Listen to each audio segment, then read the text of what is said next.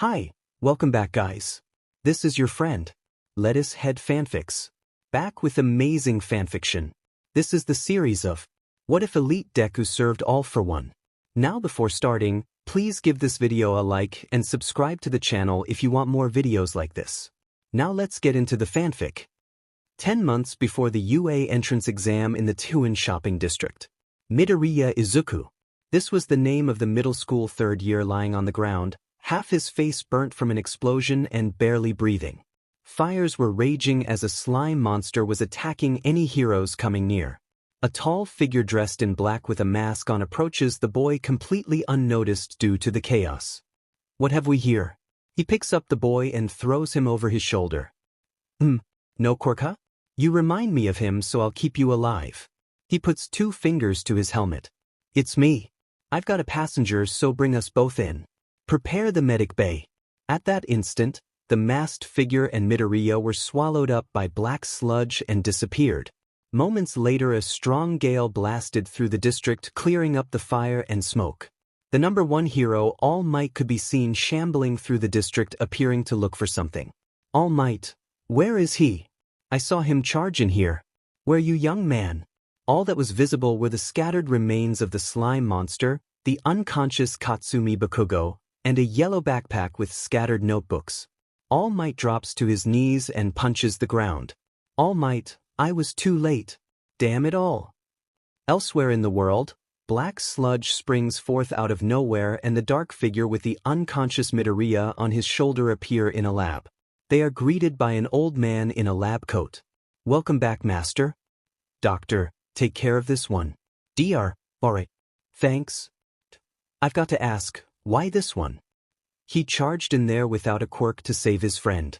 I can't help but think that he would have done the same. Yeah. So what do you plan on doing with him? He'll be of good use to Tamura after a little reprogramming. I see. Well, I better fix him up then. 2 days later, still in the lab, Midoriya awakens slowly and gets out of his bed. He calmly stands up and walks out of the room and into an empty hallway. In the hallway he sees a mirror. Looking into the mirror, he sees that his right eye and half of his face is bandaged, while his left eye is now red. He also notices that his hair is slightly singed and has red highlights instead of green. Continuing to walk down the hallway, he comes upon a metallic door. Without giving a second thought, he opens the door and sees giant tubes with humanoid creatures in them. After walking to the end of the room, he finds a chair in front of a bunch of monitors. The chair turns around, revealing someone in it. You're awake. Midoriya remains silent and just coldly stares on. Dear, let's see if the reprogramming worked. What's your name? Midoriya Izuku. Age? Midoriya, 14. Origin? Midoriya, Japan. School? Midoriya, none. Relatives? Midoriya, none. Purpose? Midoriya, to serve my master. Excellent. Now let's see if the surgery was a success. Cover your ears. Izuku did as the doctor said. The doctor spoke into the earpiece he had. 2 + 2 is? Midoriya, looks like the comm I installed in your head was a success too. Now that the tests are done, you should get back to master. Almost immediately, a black sludge swallowed up Izuku and caused him to disappear. Izuku reappears in a bar where he comes face to face with a man covered in hands, a purple mist with glowing yellow eyes, and a figure with a black mask. Is this the one sensei? Yes, he is Tamura. He will be your ultimate soldier. Can we trust him? Worry not, Kurojairi. He'll obey me without question. Tamura, does he really have to inherit it? Yes. If you inherit my power, it will only make you a larger target. Kurojairi, will he listen to Tamura? If I order him to, then yes. Turns to Izuku, who was kneeling in front of him. Hello, Izuku. Midoriya, master. I am all for one. From this day forward you will serve as the League of Villains' ultimate soldier. You are to answer to me. Shigaraki Tamura will serve as your leader. As his soldier, you are tasked with finding more members to serve under the League. Understood? Midoriya, yes, master. All for one. Do you understand what a quirk is? Midoriya, yes, master. All for one. Good. Do you know what your quirks are? Midoriya, no master. FO, your quirks are emotionless and soul fire.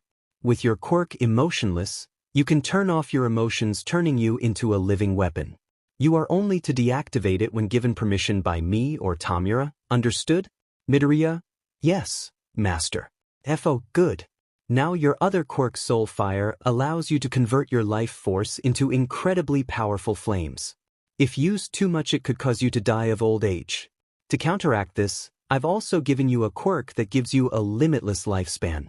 This does not mean you are immortal though. Understood? Midoriya? Yes, master. AFO, excellent. Last of all, I have given you my quirk. It will allow you to take quirks from humans and bestow them to others. Use it wisely. Midoriya? Yes, master. FO, excellent. No for some ground rules. Whenever you leave with the purpose of harvesting quirks, you are required to wear this mask. Hands Midoriya a mask. When you wear your mask, you are to respond to the codename hero. If you are captured, you are not to speak of the league. You are to hold Tamura's safety above all else. As the one person who recruits members, you must have a sharp mind. If you come across spies, you are allowed to kill. Violent acts are only allowed when given permission. Do you understand? Midoriya? Yes, master. FO, good. I expect good results from you. Now then, here is your first target for recruiting. FO hands Izuku a picture of a blonde girl holding a knife. AFO, your mission begins now. Midoriya? Yes, master. In a dark alley, a young man dressed formally and wearing a mask can be seen walking into a nearby building. Izuku, master, I have arrived at the location. AFO, excellent. Now be careful. Your target is proficient in throwing knives. If you let her get distance, then you'll be giving her an advantage. You are permitted to use your quirks as you see fit. However, you are not to use all for one to steal her quirk. You must also capture her alive and with as little damage as possible. Understood? Izuku, understood. FO, good. Contact me as soon as you've captured her. As the conversation ends, Izuku begins to search the building. Meanwhile, at the League of Villains bar. Tamura, sensei, are you sure about letting him go on this mission? He's really scrawny and doesn't look like he'll be good in a fight. Kurojiiri, I have to agree with Shigaraki, sir. He doesn't appear to have any muscle and I question whether or not he'll be able to use those quirks properly. FO, you have nothing to worry about. I have a Nomu watching him that will jump in if anything goes wrong. Also, there's another reason why I sent him besides recruiting Toga Himiko. Tamura, what reason is that, sensei? FO, I want to know if his ultimate soldier self is able to think rationally when on a mission. Tamura, what do you mean? AFO, his quirk removes all of his emotions including fear. He does not fear dying. There's a chance that he'll risk dying in order to complete a mission. I want to confirm if it's more than just a chance. Back to Izuku. Izuku is walking through the building until he notices something out of the corner of his eye. He turns around and notices a skinny creature with an exposed brain. After observing it in silence for a few minutes, he walks up to the creature and places his hand on its brain. A large purple fire emits from his hand and incinerates the creature. Izuku, irregularity exterminated. Izuku then resumes his walk until he reaches a large door. He opens the door and is met with a sight that normal people would gag at. On the ground were several people in costumes, all bleeding. Some were dead while others showed some sign of life. Izuku ignores this as his attention is at the room's end. He walks closer and sees a girl matching the photo given to him by his master. The girl appears to be drinking the blood of a human. Izuku, target found. The girl turns around and faces the masked intruder. Who are you? Izuku, I am the recruitment agent for the League of Villains, hero. League of Villains? What do they want with me? Izuku, Toga Himiko. You have been selected to join the League as one of its lead members. Toga? Why should I get involved with people like you? Go away so I can finish drinking this guy's blood. Izuku, refusing is not an option. Toga, you're annoying. Guess I'll be having another blood bag. Toga stands up and throws the knives that she hid at Izuku. Izuku blasted fire at the knives, which stopped them in their tracks. When Izuku stopped emitting fire, he noticed that Toga was nowhere in sight. Izuku calmly scans the room looking for her. He notices another knife flying towards him. Again he stops it with his fire. Izuku, ineffective. Noticing 2 more knives coming from his left, Izuku uses his other hand to blast them with fire.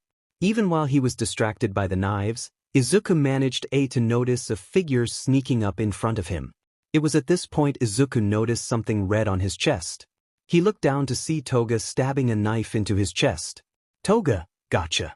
Toga expected Izuku to stumble back, giving her an opportunity to finish him off.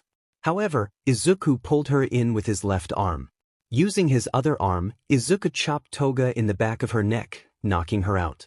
After she passed out, Izuku pulled the knife out of his chest and tied her up with some rope that he got from one of the corpses. Izuku, Master, I've captured the target.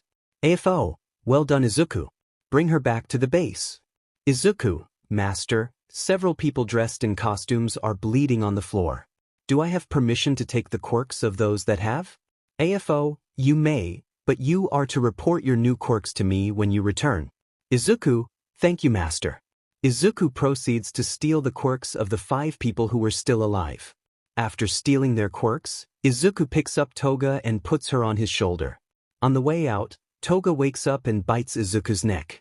Toga, you ruined my blood fest. Let me go you jerk. Izuku stops walking for a minute. He then proceeds to push Toga's head deeper into his neck. Izuku, if you need blood then I'll be your personal blood bank. Drink as much as you want. Unbeknownst to Izuku, Toga's eyes widened and she stated blushing. She stayed quiet and drank Izuku's blood as they kept walking. She stopped drinking when they reached the bar. Izuku, Master, Lord Tamura, I have returned with the target. FO, why are you covered in so much blood? Izuku, the target required blood so I gave her blood. It appeared to calm her down. I was also stabbed in the chest by the target. FO, didn't you notice her approaching you? Izuku, I noticed her. FO, why did you let yourself get stabbed? Izuku, it was an efficient way to get her close enough for capture. FO, what would you have done if there were hidden enemies and they attacked you? Izuku, I would have fended them off and eliminated them.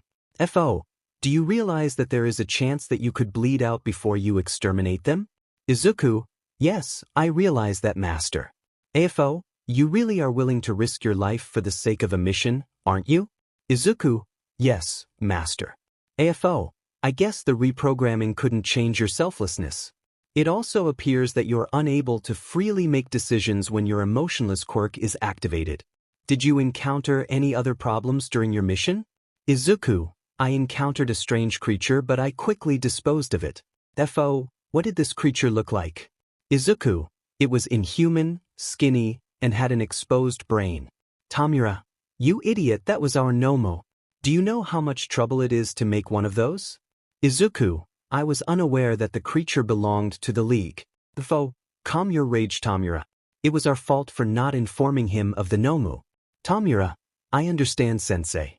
FO, good.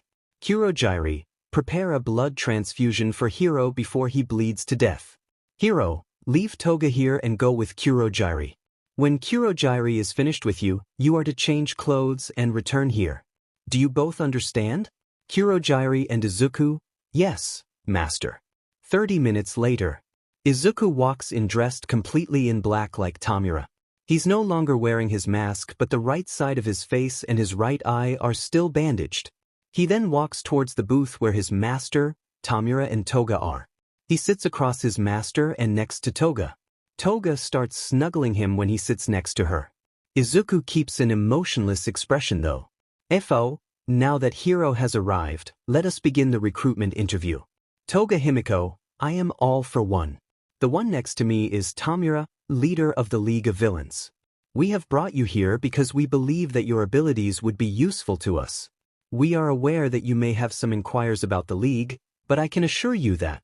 Toga, say no more, I already decided to join. FO and Tamura sat there slightly surprised at her quick acceptance.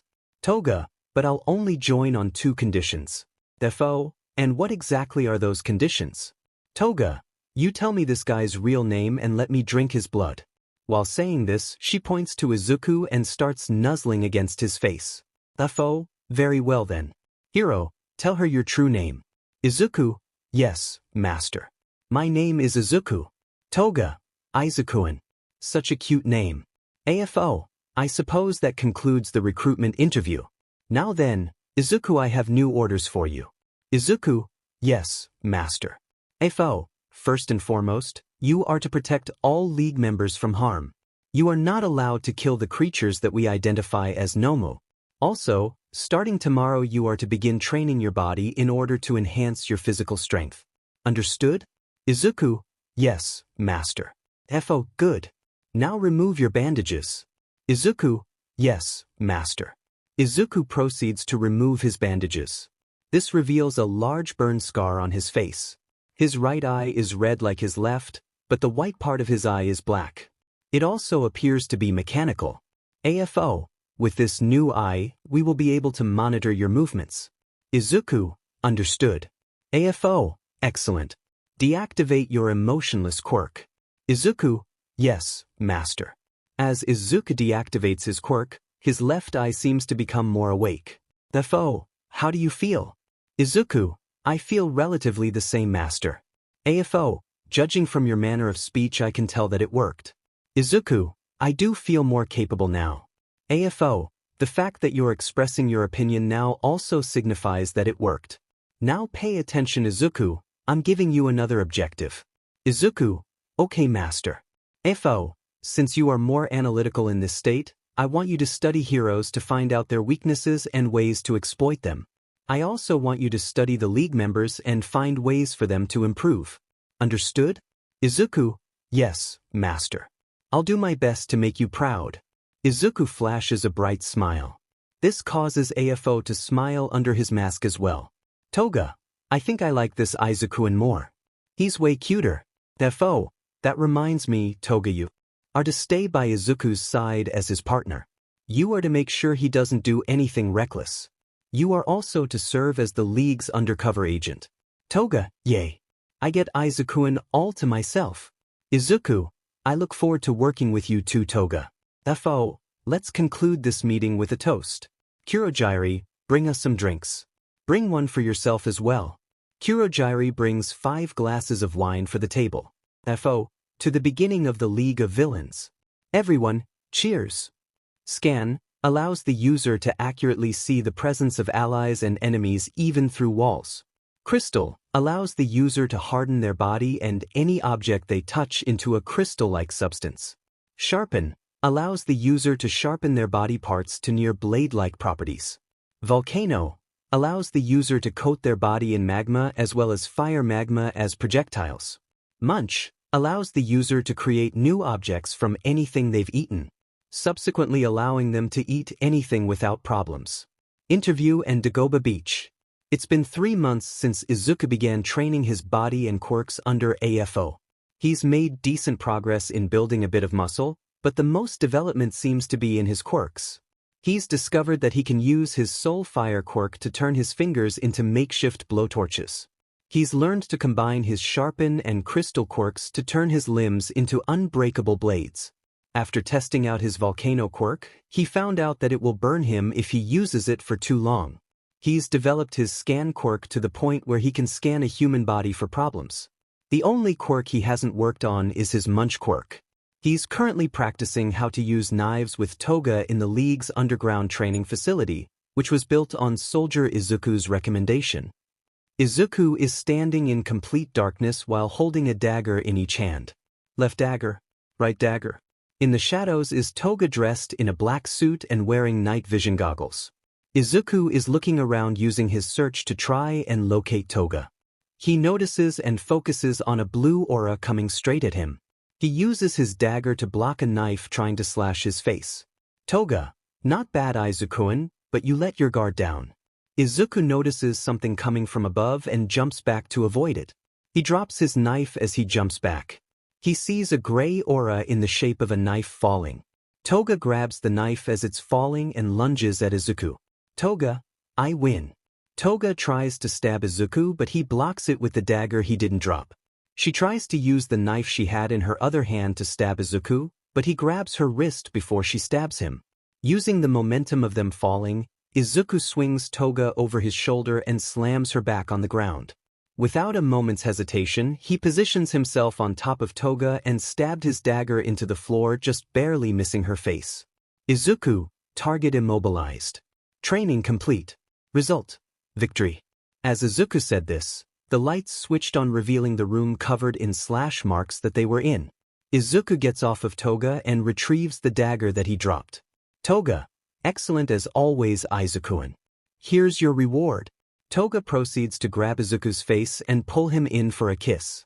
After a minute of lip lock, Toga breaks the kiss and is met with a neutral, emotionless face. This causes a frown to form on her face. Toga, geez. Could you at least show some feeling after that? Izuku, apologies. I am unable to express emotions while my quirk is active. Toga, this isn't fair. I'm your partner. I should be able to see you being flustered and excited. While Toga continues to ramble on, Izuku receives a communication via the communicator in his head. AFO, Izuku, have you completed your training? Izuku, yes, master. FO, good. Now get changed and make your way to the bar along with Toga. You are to conduct another recruitment interview with a possible new member. Izuku, understood, master. The communication ends. Izuku, Lady Toga, master has requested our presence for a recruitment interview. We are to get changed and make our way to the bar immediately. Toga, that sounds boring, but I guess if the big boss is calling me, then I have to go. Let's go, Izuku-an. Having said that, Toga and Izuku head to their room to change into their villain uniforms. After they finish dressing, they head to the bar and are met AFO, Tamura, a man with a black mask, and a shady-looking guy wearing sunglasses. FO, Hero. You've arrived just in time. Allow me to introduce you to these two. The man with the glasses is an info and villain broker named Jiren. You'll be cooperating with him a lot in the future. Jiren, nice to meet you, kid.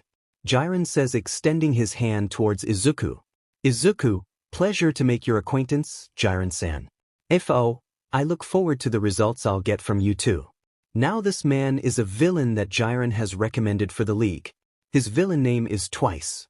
Twice, nice to meet ya, you piece of shit.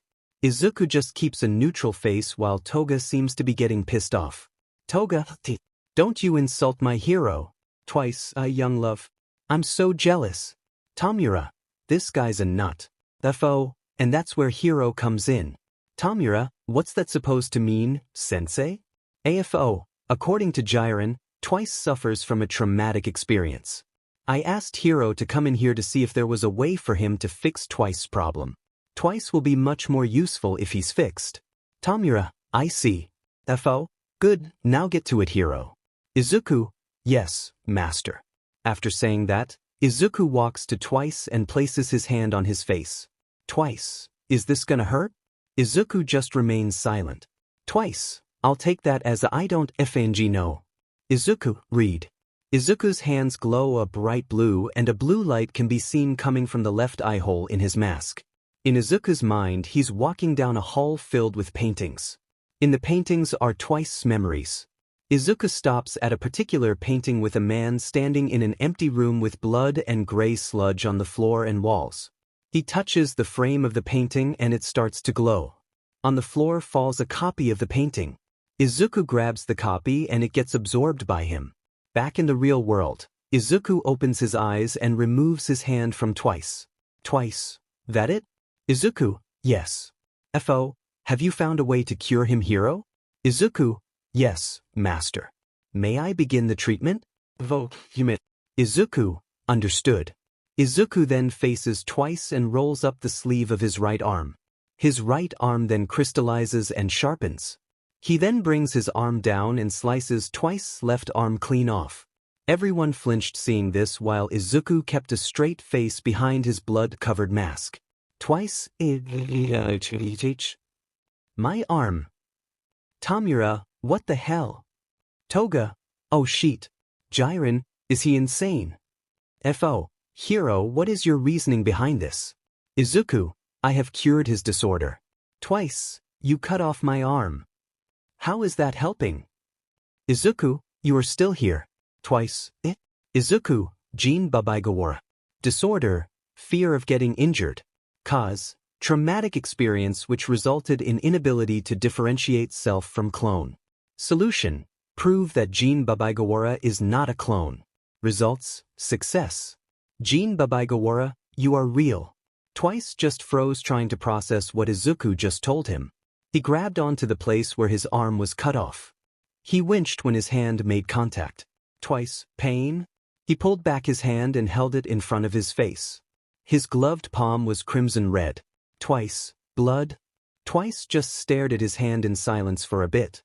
After a while, his mask started showing tear marks. Are to stay by Izuku's side as his partner. You are to make sure he doesn't do anything reckless. You are also to serve as the League's undercover agent. Toga, yay. I get Izuku all to myself. Izuku, I look forward to working with you too, Toga. FO, let's conclude this meeting with a toast. Kurojairi, bring us some drinks. Bring one for yourself as well. Kurojairi brings 5 glasses of wine for the table. FO, to the beginning of the League of Villains. Everyone, cheers. Scan, allows the user to accurately see the presence of allies and enemies even through walls. Crystal, allows the user to harden their body and any object they touch into a crystal-like substance. Sharpen, allows the user to sharpen their body parts to near blade-like properties.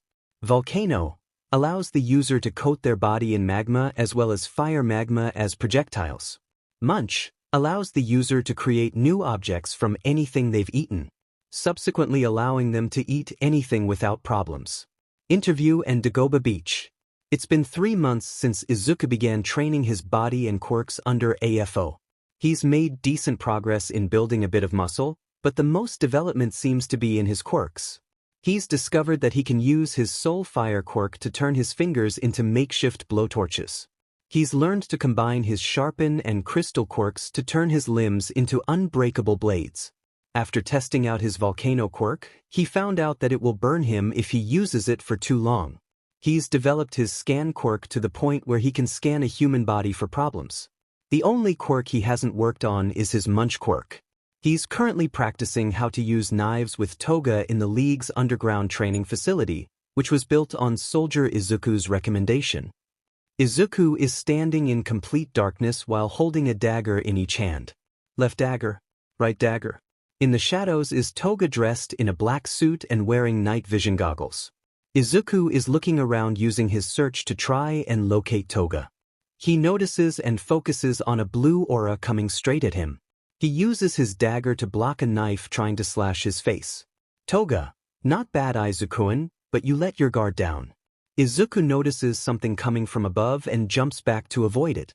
He drops his knife as he jumps back. He sees a gray aura in the shape of a knife falling. Toga grabs the knife as it's falling and lunges at Izuku. Toga, I win. Toga tries to stab Izuku, but he blocks it with the dagger he didn't drop. She tries to use the knife she had in her other hand to stab Izuku, but he grabs her wrist before she stabs him. Using the momentum of them falling, Izuku swings Toga over his shoulder and slams her back on the ground. Without a moment's hesitation, he positions himself on top of Toga and stabbed his dagger into the floor, just barely missing her face. Izuku, target immobilized. Training complete. Result, victory. As Izuku said this, the lights switched on, revealing the room covered in slash marks that they were in. Izuku gets off of Toga and retrieves the dagger that he dropped. Toga, excellent as always Izuku-kun. Here's your reward. Toga proceeds to grab Izuku's face and pull him in for a kiss. After a minute of lip lock, Toga breaks the kiss and is met with a neutral, emotionless face. This causes a frown to form on her face. Toga, geez. Could you at least show some feeling after that? Izuku, apologies. I am unable to express emotions while my quirk is active. Toga, this isn't fair. I'm your partner. I should be able to see you being flustered and excited. While Toga continues to ramble on, Izuku receives a communication via the communicator in his head. AFO, Izuku, have you completed your training? Izuku, yes, master. FO, good. Now get changed and make your way to the bar along with Toga. You are to conduct another recruitment interview with a possible new member. Izuku, understood, master. The communication ends. Izuku, Lady Toga, Master has requested our presence for a recruitment interview. We are to get changed and make our way to the bar immediately. Toga, that sounds boring, but I guess if the big boss is calling me then I have to go. Let's go, Izuku-an. Having said that, Toga and Izuku head to their room to change into their villain uniforms. After they finish dressing, they head to the bar and are met AFO, Tamura, a man with a black mask, and a shady-looking guy wearing sunglasses. FO, Hero. You've arrived just in time. Allow me to introduce you to these two. The man with the glasses is an info and villain broker named Jiren. You'll be cooperating with him a lot in the future. Jiren, nice to meet you, kid. Jiren says, extending his hand towards Izuku. Izuku, pleasure to make your acquaintance, Jiren-san. FO, I look forward to the results I'll get from you too. Now this man is a villain that Jiren has recommended for the league. His villain name is Twice. Twice, nice to meet ya, you piece of shit. Izuku just keeps a neutral face while Toga seems to be getting pissed off. Toga, don't you insult my hero. Twice, young love. I'm so jealous. Tamura, this guy's a nut. FO, and that's where hero comes in. Tamura, what's that supposed to mean, sensei? AFO, according to Jiren, Twice suffers from a traumatic experience. I asked Hero to come in here to see if there was a way for him to fix Twice's problem. Twice will be much more useful if he's fixed. Tamura, I see. FO, good, now get to it, Hero. Izuku, yes, master. After saying that, Izuku walks to Twice and places his hand on his face. Twice, is this gonna hurt? Izuku just remains silent. Twice, I'll take that as I don't FNG know. Izuku, read. Izuku's hands glow a bright blue and a blue light can be seen coming from the left eye hole in his mask. In Izuku's mind, he's walking down a hall filled with paintings. In the paintings are Twice's memories. Izuku stops at a particular painting with a man standing in an empty room with blood and gray sludge on the floor and walls. He touches the frame of the painting and it starts to glow. On the floor falls a copy of the painting. Izuku grabs the copy and it gets absorbed by him. Back in the real world, Izuku opens his eyes and removes his hand from Twice. Twice, that it? Izuku, yes. FO, have you found a way to cure him, Hero? Izuku, yes, master.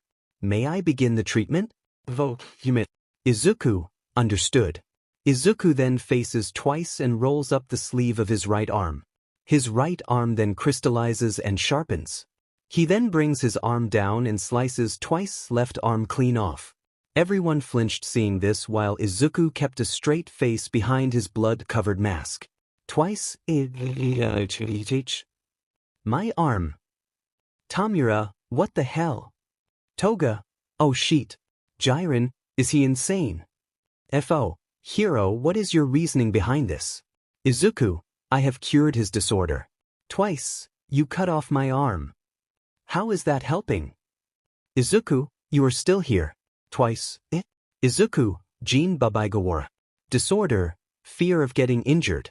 Cause, traumatic experience which resulted in inability to differentiate self from clone. Solution, prove that Jin Babaigawara is not a clone. Results, success. Jin Babaigawara, you are real. Twice just froze trying to process what Izuku just told him. He grabbed onto the place where his arm was cut off. He winched when his hand made contact. Twice, pain? He pulled back his hand and held it in front of his face. His gloved palm was crimson red. Twice, blood? Twice just stared at his hand in silence for a bit. After a while, his mask started showing tear marks on it. He took off his mask which revealed his face covered in tears with a smile. Twice, WHOOO. I'm real. Twice got up and hugged Izuku, completely ignoring the fact that he was still bleeding like crazy. Twice, thank you so much, little buddy. FO, so this is his thought process. Rather extreme, but it did get the job done and quite effectively as well. This soldier's side has the makings of a tyrannical leader. Well done, Hero. You successfully cured Twice of his PTSD. Although, was there no other way to go about doing this? It was at this moment Twice realized that he was still missing an arm and squirting blood out everywhere. Twice? That's right, You cut off my arm. I'm gonna bleed to death. Hearing this, Izuku placed his hand on Twice's stump and crystallized it, successfully stopping the blood. Twice, oh, Izuku, this was one of the only methods to guarantee success, Master. FO, I see. FO turns to face Jiren and Twice. AFO, I apologize for my subordinate's extremities. I hope this doesn't affect your enthusiasm of joining the league. Twice, are you kidding? This guy here practically just saved me from my own mind. If I can stick with this guy, then I have no complaints about joining. Sign me up, Darth Vader. Jiren, I like this kid, so I'll agree to keep informing you guys about potential members. AFO, excellent. I look forward to hearing from you in the future, Jiren. As for you Twice, welcome to the League of Villains. Twice, Woto. Tamura, so noisy. FO, Hero, take off your mask. Izuku, yes, Master. Izuku proceeds to take off his blood-soaked mask and place it on the table. FO, allow me to reintroduce him. This is Izuku, the League of Villains' ultimate soldier. He is the leader of our assault squad as well as the person who determines if a potential recruit is worthy enough to join the league. Twice, you will be placed in Izuku's squad and will serve as his right hand along with Toga. Twice, got it. Looking forward to working with you Izubro and Toga. Izuku just continues to stare silently at Twice. Twice, is he always like this? Toga, that's just his quirk. It removes all his emotions. Twice, can he turn it off? FO, unless he is ordered to by me or Tamura, then no. Toga, that reminds me, hey boss. FO, what is it Toga? Toga, I think I should have control over Izuku's quirk. FO, and what exactly is your reasoning behind that? Toga, you yourself stated that my duty is to prevent Izuku from doing anything reckless. Since I have no means of stopping him when he's like this, the only other option is to stop him from using his quirk. And while you're at it, letting me give him orders would also help prevent disasters. FO, I see. That's a surprisingly rational point coming from someone like you. Very well then. Izuku, from this point onward you are to recognize Toga as a supplementary master beneath myself and Tamura. You are to answer any orders you receive from her as long as they do not conflict with any pre-existing orders created by myself or Tamura. Understood? Izuku, understood, Master. FO, good. You should be able to give him orders now, Toga. Toga, yay. Can I test it? FO, go ahead. Toga, Izuku, turn off your quirk. Izuku, yes, Toga-san. Izuku's left eye regains its lively glow and his face seems to regain a bit of emotion. AFO, looks like it was a success. Izuku, it worked. Toga-san, it worked. Izuku is interrupted by Toga grabbing his cheeks and pulling him closer until Izuku's face starts heating up and becomes redder than his eyes. After pushing himself away, he starts jittering and stuttering as if he doesn't know what to do or say. Izuku, I shitwa what I is tig this? Toga, that face is so adorable. I want to see more of it. I want to see it get even cuter. FO, I should have known. Tamura, gross. Twice, wolf whistle. Toga, come here Izuku, I want to do something even better to you. Izuku tries to move away but his legs are going towards her. Izuku, what's going on? AFO, it appears to be a side effect from your soldier quirk. It looks like any orders given to you are still in effect even after you deactivate it. Toga, good news for me then. AFO, Izuku, stop. Izuku stops walking immediately and seems to regain control of his body. Izuku, I stopped. Toga, why? AFO, my orders are top priority. He'll obey them even if he has to disobey other orders. Izuku, I'd kill myself if it meant Master could benefit from it. Twice, talk about loyalty. Jiren, this is interesting and all, but I've gotta go. I've got other clients waiting. I'll see ya later, Jean. Twice, okay, see ya, Jiren. Jiren then proceeds to walk out the door while lighting a cigarette. AFO, know that business has been taken care of, it's time for a report. Izuku, I assume you finished your task. Izuku, yes, Master, I finished it last night. Izuku then proceeds to hand AFO a college notebook. On the book was written pro heroes 50 to 100. Twice. De fuck is dat? AFO, part of Izuku's duties. He is to gather intel on various heroes and their weaknesses as well as come up with strategies to counteract their quirks and fighting styles. His incredibly strategic mind combined with his soldier self's ability to complete any task without any hesitation is what makes him the ultimate soldier. Twice. Cool wasn't really paying attention, but cool. FO, by the way Izuku, how's your quirk training coming along? Izuku, I've managed to make progress with all of my quirks except Fort Munch. FO, that quirk requires you to ingest materials, right? Izuku, yes, it does master. AFO, I can see why you haven't been able to train it then. I may have a way for you to do so though. Izuku, what is it? AFO proceeded to give Izuku a small GPS device and show him a picture of a garbage-covered beach. AFO, this is Dagoba Beach. There are tons of materials there for you to consume. That GPS will guide you to the beach. I'm going to allow you to go as your regular self, due to your soldier personality's one-track mind. I'm also trusting you to go alone because now I have to speak to Toga about abusing her privileges. Toga, gulp. AFO, as for Twice, he's need here so we can conduct experiments without fear of running out of test subjects. Twice, sounds fun yet frightening. AFO, remember Izuku, you are not to mention anything about the League or its members. Understood? Izuku, understood master. FO, good. Return here before sunset. When you return, we'll be testing out that quirk so make sure to eat a lot of mechanical and electrical objects. Izuku, okay master. I'll change clothes now and leave when I'm done. Just as he said it, Izuku goes to his room and changes into casual clothes given to him by Kurojiri. After getting dressed, Izuku immediately embarks for Dagoba Beach. He's covering his face's right side with bandages so he doesn't give away any discerning characteristics. After a bit of walking, Izuku arrives at Dagoba Beach. Izuku, it's even messier than in the picture. Izuku proceeds to walk onto the beach and pick up an old radio. Izuku, let's get started. Izuku somehow manages to fit the radio in his mouth and swallow it whole.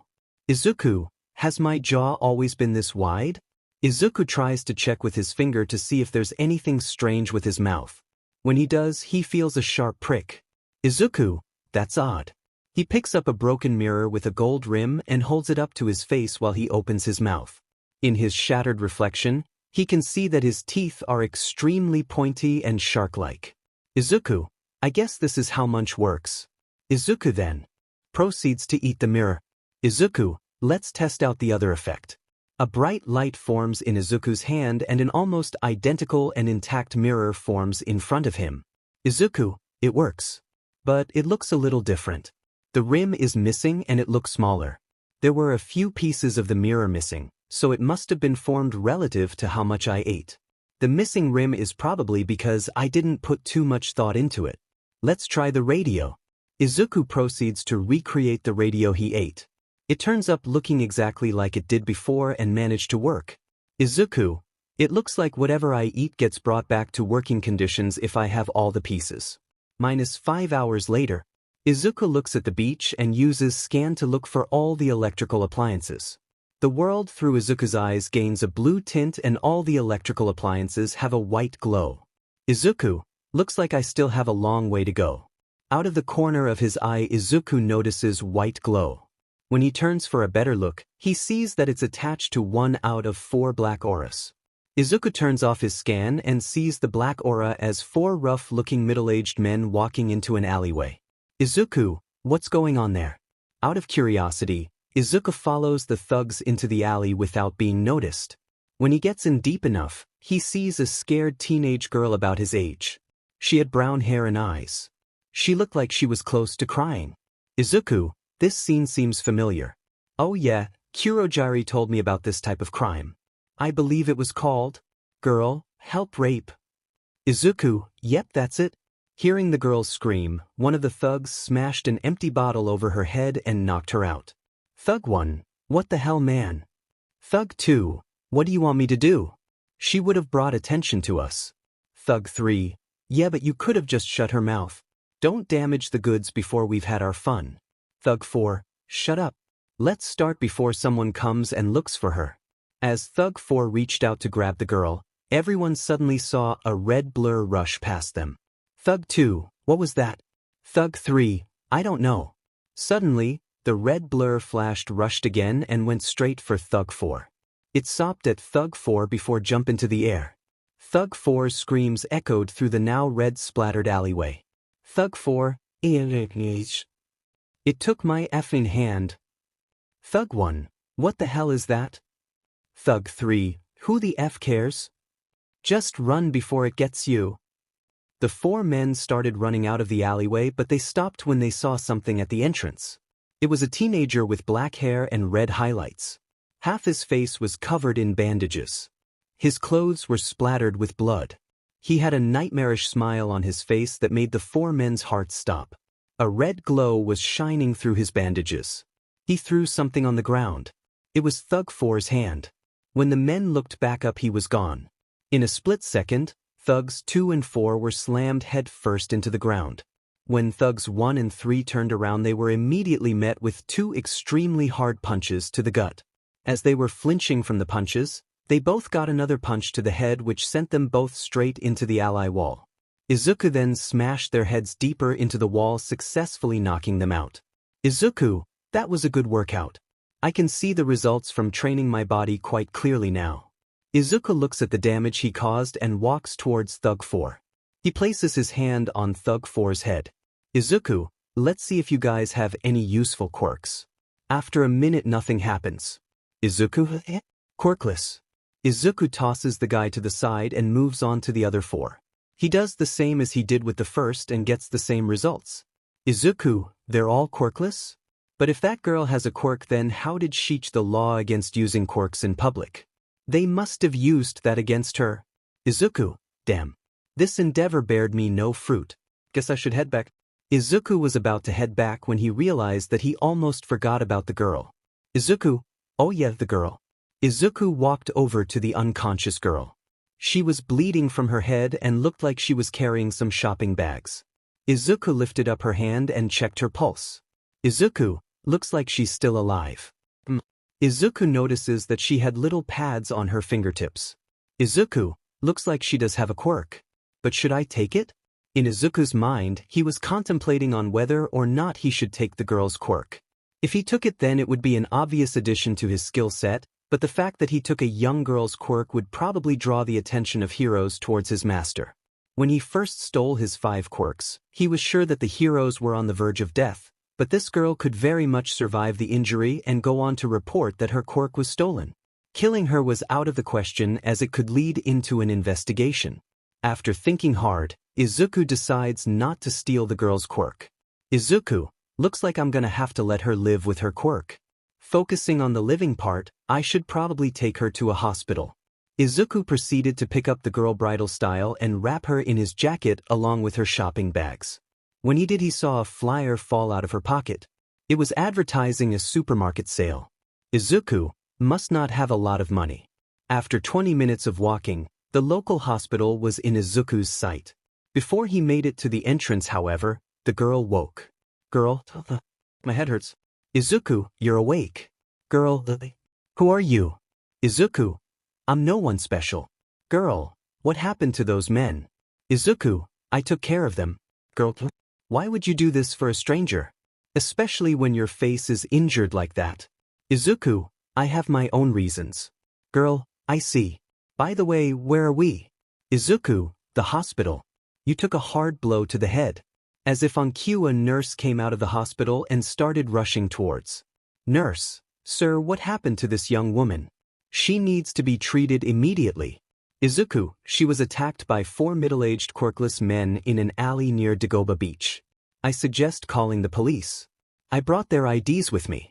Nurse, I'll make sure to do that. Now come with us, we'll treat your and the girl's wounds inside. Izuku, you only need to treat her, I didn't get injured. Nurse, sir, but your face. Izuku, has already been taken care of. I'm giving the girl and IDs to you and leaving. As Izuku said this, he placed the girl on a gurney that some paramedics brought. He then went in close to the girl's face and whispered, Izuku, You can use what's under my jacket to cover your medical bills. And take what's in the pocket as a present. Izuku then turned around and proceeded to leave. Girl, thank you. You're my hero. Izuku stopped when he heard those words. Something inside him seemed to flare up when she spoke those words. Izuku chose to shake the feeling off and simply walk away. When he was out of sight, the girl checked underneath the jacket and found a solid gold brick. Her eyes widened at the sight. When she dug in the pocket, she found a golden necklace. She was almost crying because of the boy's generosity. Izuku, I wonder why I gave her that stuff. And what was that feeling I got? It felt warm. I'll have to ask Master about it when I get back. Izuku, having said that, I should probably head back since the sun has nearly set. Meanwhile, at the League of Villains bar, AFO was paging through Izuku's hero notebook analyzing all the hero's weaknesses until he stopped at the hero ranked number 67. Jade Dragon, Hisashi Midoriya. Interesting. When we last left Izuku, he was on his way back to the hideout. Right now he's right outside the hideout entrance, clutching his stomach and trying not to barf. Izuku, my stomach is killing me. I should have offloaded more gold back there. Still clutching his stomach, Izuku manages to knock on the door. "Da fuck? Izuku, it's me Twice." The door immediately opened and revealed Twice covered in gray goop from all the experiments. "Twice, Izabro. Welcome back. How was the Toga, Twice got interrupted by Toga shoving him out of the way and leaping onto Izuku with tears in her eyes. "Izuku, Toga-san? Toga, Izuku-an. It was so horrible. He scolded me." "Izuku? Huh?" "Twice. She was yelled at and lectured about what orders were appropriate for the whole time you were gone. Toga, it was so horrible and boring. My ears are still ringing too. Twice, it's your own fault. You shouldn't have acted out a line back there and you shouldn't have given Izabro that sketchy order. Toga, it's not fair. I just wanted Izuku-an all to myself. Twice, Psy Kids today. Anyways, Izabro the boss wants to see us." "Izuku, okay. Toga-san, do you mind getting off of me?" "Toga, no. There's no way I'm letting you go." Toga proceeds to squeeze Izuku tighter while he somehow manages to get on his feet. As soon as Izuku stands up, Toga's eyes widen. All of a sudden she starts sniffing Izuku's torso. Twice, she's letting her inner beach run loose. "Izuku, Toga-san?" Toga stops sniffing and shoots Izuku a sharp, rage-filled glare. "Toga, you smell of a female." "Izuku, I guess that girl's scent must have rubbed off on me. That's because I carried some girl to the hospital before heading back here." The second he said this, Izuku got bit hard in the neck. Blood splattered everywhere as Toga just kept digging her canines deeper in Izuku's neck. "Izuku, Toga-san, what are you doing?"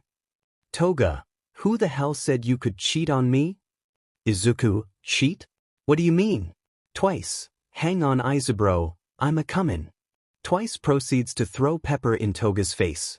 This causes her to sneeze and let go of Izuku. Toga, Twice then immediately duct tapes Toga's arms, legs, and mouth shut. He then quickly bandages up Izuku's neck. "Izuku, not bad for a guy with one arm." "Twice, thanks, now let's get going. We can leave her here." Izuku and Twice then left for the underground training facility. "Izuku, Twice, what did Toga-san mean by cheating?" "Twice, I'll explain it later." Soon enough, they reach the training facility. Inside they see AFO standing in the middle with a table in front of him. On the table were several metallic-looking cubes as well as a blueprint for something. "AFO, Izuku, I assume you've stockpiled on electrical devices, correct?" "Izuku, yes, I have master." "AFO, good. Take a look at those blueprints." Izuku proceeds to pick up the blueprints. They appear to blueprints for a mechanical arm. "AFO, Izuku, I want to see how useful your quirk is to the League. As a means of doing that, I want you to build this device as depicted on the blueprints. The materials needed as well as the amount of them necessary are written on it. If you are missing any materials, feel free to devour what's on the table and use it." "Izuku, okay master."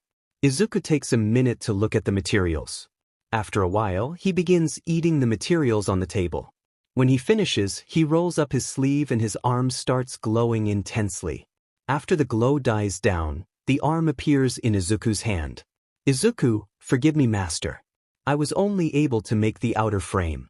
I lacked the necessary materials for the inner components and power source.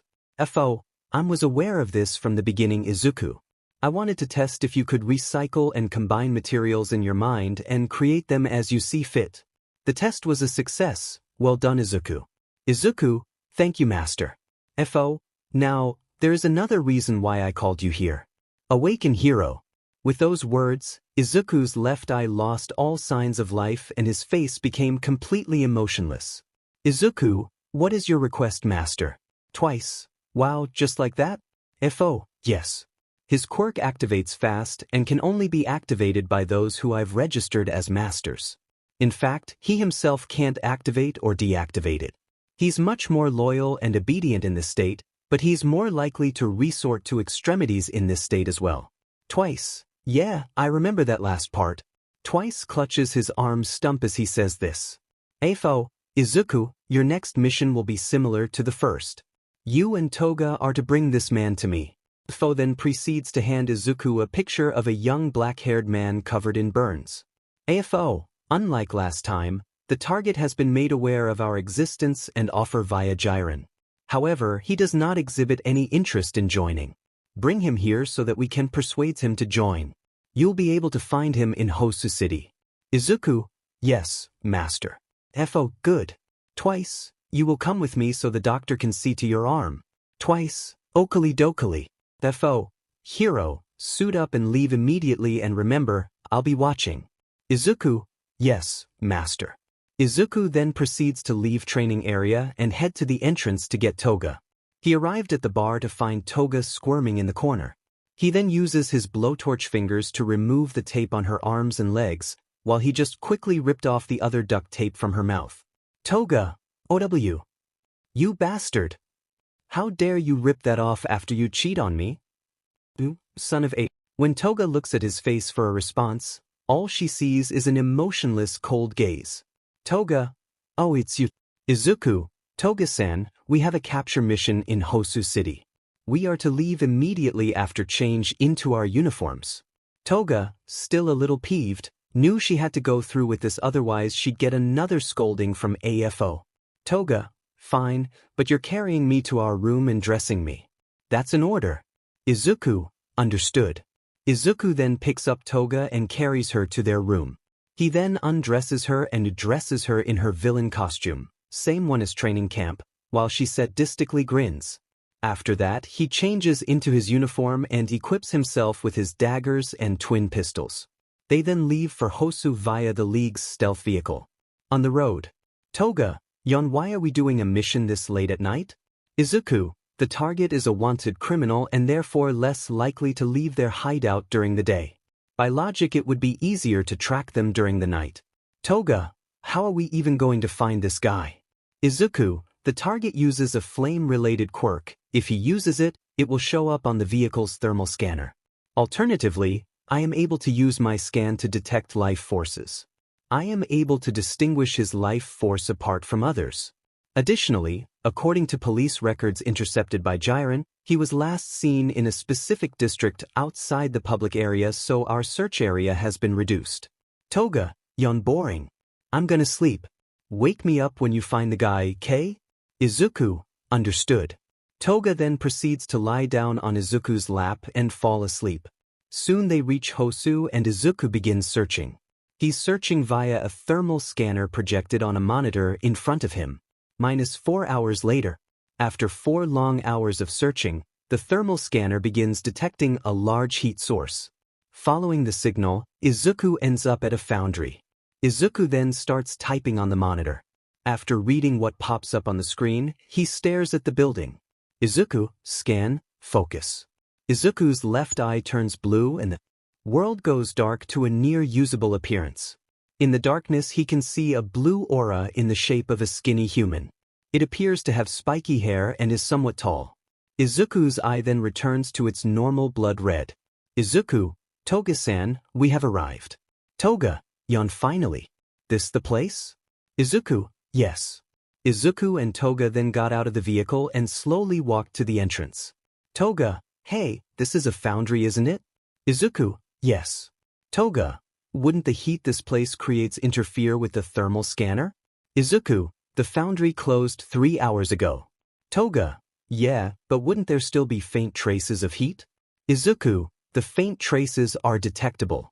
They are being used in an attempt to disguise one's body heat rather than any remaining heat caused by a quirk. Toga, how do you know that? Izuku, my scan has shown a person still inside. There should be no one left at this hour. The figure also matches our target's description. Izuku and Toga then reach the entrance. Izuku opens the door and takes a step forward, but suddenly stops and pushes Toga back. Suddenly Izuku's top half is blasted and engulfed in blue flames. Toga, hero. Not bad, kid. You've got sharp eyes. Anyone else would have been dead from that. When the fire dies, Izuku is revealed with the top of his outfit, minus his mask, completely burned off. His torso and head appear to be fully crystallized. Izuku, target found. Toga, hero, are you okay? Izuku, no injuries sustained. Toga-san. Hero? So you're the recruitment agent Jiren told me about. Izuku, yes. I thought I made it clear that I'm not interested in joining. Izuku, refusing is not an option. Toga, nostalgia. Persistent, eh? That's normally a trait I consider good, but in this situation it's quite annoying. Looks like I'm gonna have to take a more straightforward approach to this situation. Oi, you with the teeth. After I kill this guy, tell your boss that the villain known as Dabi isn't interested in his league.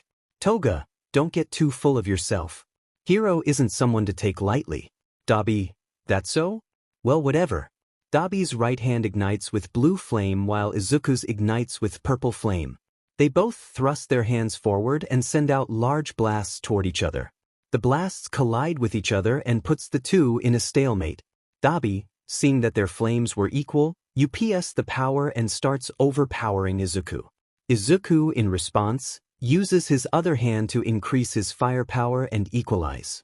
Dabi does the same and starts overpowering Izuku again. To counter this, Izuku's arms fully ignite and more flame is emitted. Before this can go on, Dabi cuts off his flames and jumps to the side to avoid some sort of needle thing coming straight towards him.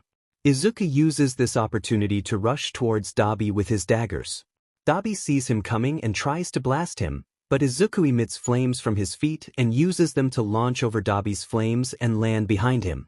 He then tries to rush Dabi, only to have him launch himself up with flames as well.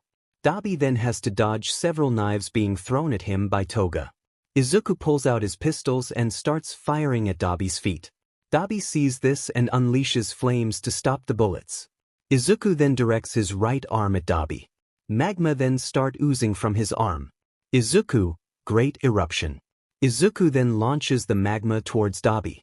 Dabi, knowing he can't block the attack, moves out of the way. This causes him to not notice Izuku in the air right next to him.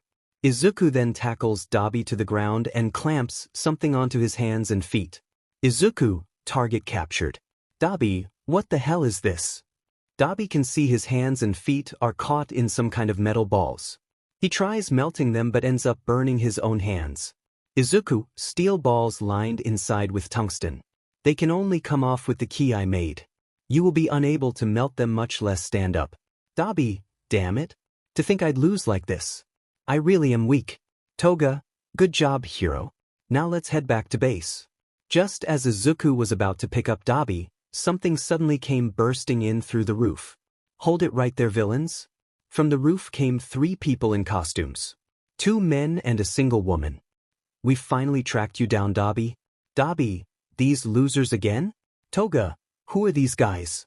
Izuku, water pressure hero, flood. Electric hero, electric man. Temperature heroine, therma. Ranks 104, 117 and 118. Flood, oh, so you've heard of us. That makes things easier. Therma, you're all under arrest. You with the mask, you're being charged with illegal use of your quirk. Toga Himiko, you're wanted for the assault and murder of various heroes and civilians. The same charges apply to you, Dabi. Toga, just our luck. Electric Man, surrender peacefully and you won't get hurt. Toga, oi hot hands, do something. It's your fault they're here, isn't it? Dabi, I'm captured either way so I don't really care. Toga, screw you. Hiro, what do we do? Before Hiro can say something, he hears a voice in his head. AFO, switch out Hiro. Izuku then deactivates his quirk and his eye livens back up. Izuku, Master, what are your orders? Toga, he's here. Dabi, the hell are you talking about? FO, Izuku, kill all of them and steal their quirks. Make sure none of them escape alive. Izuku, understood. Izuku then starts walking towards the heroes and fires up his blowtorch fingers. Electric Man, looks like we've got a challenger. Therma, what a shame. He's got a nice body. Electric Man, you in heat or something? Therma, what was that punk? Flood, hey, fight the villain, not each other. Flood blasts Izuku with a large stream of water, to which Izuku defends by using his blowtorch fingers to stop it from reaching him. Flood, I lost to flames? How about this then? Water bullets. Flood then shoots Izuku with a barrage of fast-flying water bullets. Izuku defends against this by crystallizing his body. The bullets don't do any damage to Izuku but break a part of his mask and reveal his mechanical eye and burn scar. Electric Man, keep distracting him and blasting him with water. I'm about to spark things up. Electric Man then electrocutes the water on the ground that leads towards Izuku. This, however, has no effect on Izuku. Electric Man, what? Why isn't it working? Therma, his body is made of what looks like diamond. Of course electricity wouldn't work on him, but freezing might. Therma proceeds to slam her hands on the ground. The ground suddenly gets colder and Izuku's feet get stuck to the now frozen water on the ground. Therma, now, cuff him with the anti-quirk cuffs. Flood then rushes to cuff Izuku, but he didn't expect Izuku's feet to ignite and launch him in the air. Flood, what the dash? Izuku, thermal regulation, a quirk that allows the user to manipulate their own body temperature as well as the temperature of anything they touch. Electrify, the user is able to emit electricity from their body but cannot discharge it for a long-distance attack. Flash flooding allows its user to emit and control large amounts of water. Out of the three of these, the one I have to get rid of first is... Izuku then jets downwards and grabs Flood's head while keeping his body in the air. Izuku, is you... Flood, you damn punk, get off of me. Flood then points his hands towards Izuku and tries to use his quirk, but nothing happens. Flood, what? Izuku, you really should have learned to use quirk more effectively, it might have helped you live longer. Don't worry though, I'll make good use of it. Flood, asterisk gasp. Izuku's hands then start shining a bright purple and he emits high-temperature flames that completely engulf Flood's head. Izuku, cremation. Electric Man and Therma. Flood. When flames stopped, it was revealed that Flood's head had been completely incinerated with not even ashes remaining. Electric Man, he just killed Flood. Therma, you can't be serious. Just like that? Toga, way to go hero. Dabi, this kid, he targeted the water guy first because he knew he was the biggest threat. This strategic battle plan, it's like he's a different person. Izuku starts walking towards the other two but notices that he's breathing faster. Izuku, I'm tired? It must be my flames. They're probably draining my life force. It shouldn't be a problem though, since I've got a limitless lifespan. Electric Man, we've got to retreat. We can't beat this guy on our own. Therma, yeah, let's go. Just when the two turn around to run, they both feel multiple sharp pains in their legs and fall to the ground in pain. Electric Man, ew. My legs. Therma, ouch. What is this? Therma pulls a star-shaped object out of her leg. She then brings it to her face, unaware of what's right behind them. Therma, a mirror? Izuku, yes it is. Both heroes turn around and see Hiro standing right behind them, his mechanical eye giving them a terrifying glare all the while. Electric Man rushes to try and electrocute him, but Izuku punches him in the stomach with a crystallized fist that knocks the wind out of him and causes him to flinch. Electric Man, you little brat. Why can't I activate my... Electric Man didn't get to finish his question because his head had been sliced clean off by Izuku's blade arm. His blood sprayed everywhere and covered Izuku and Therma. Therma began shaking and had tears forming in her eyes. Therma, please don't kill me.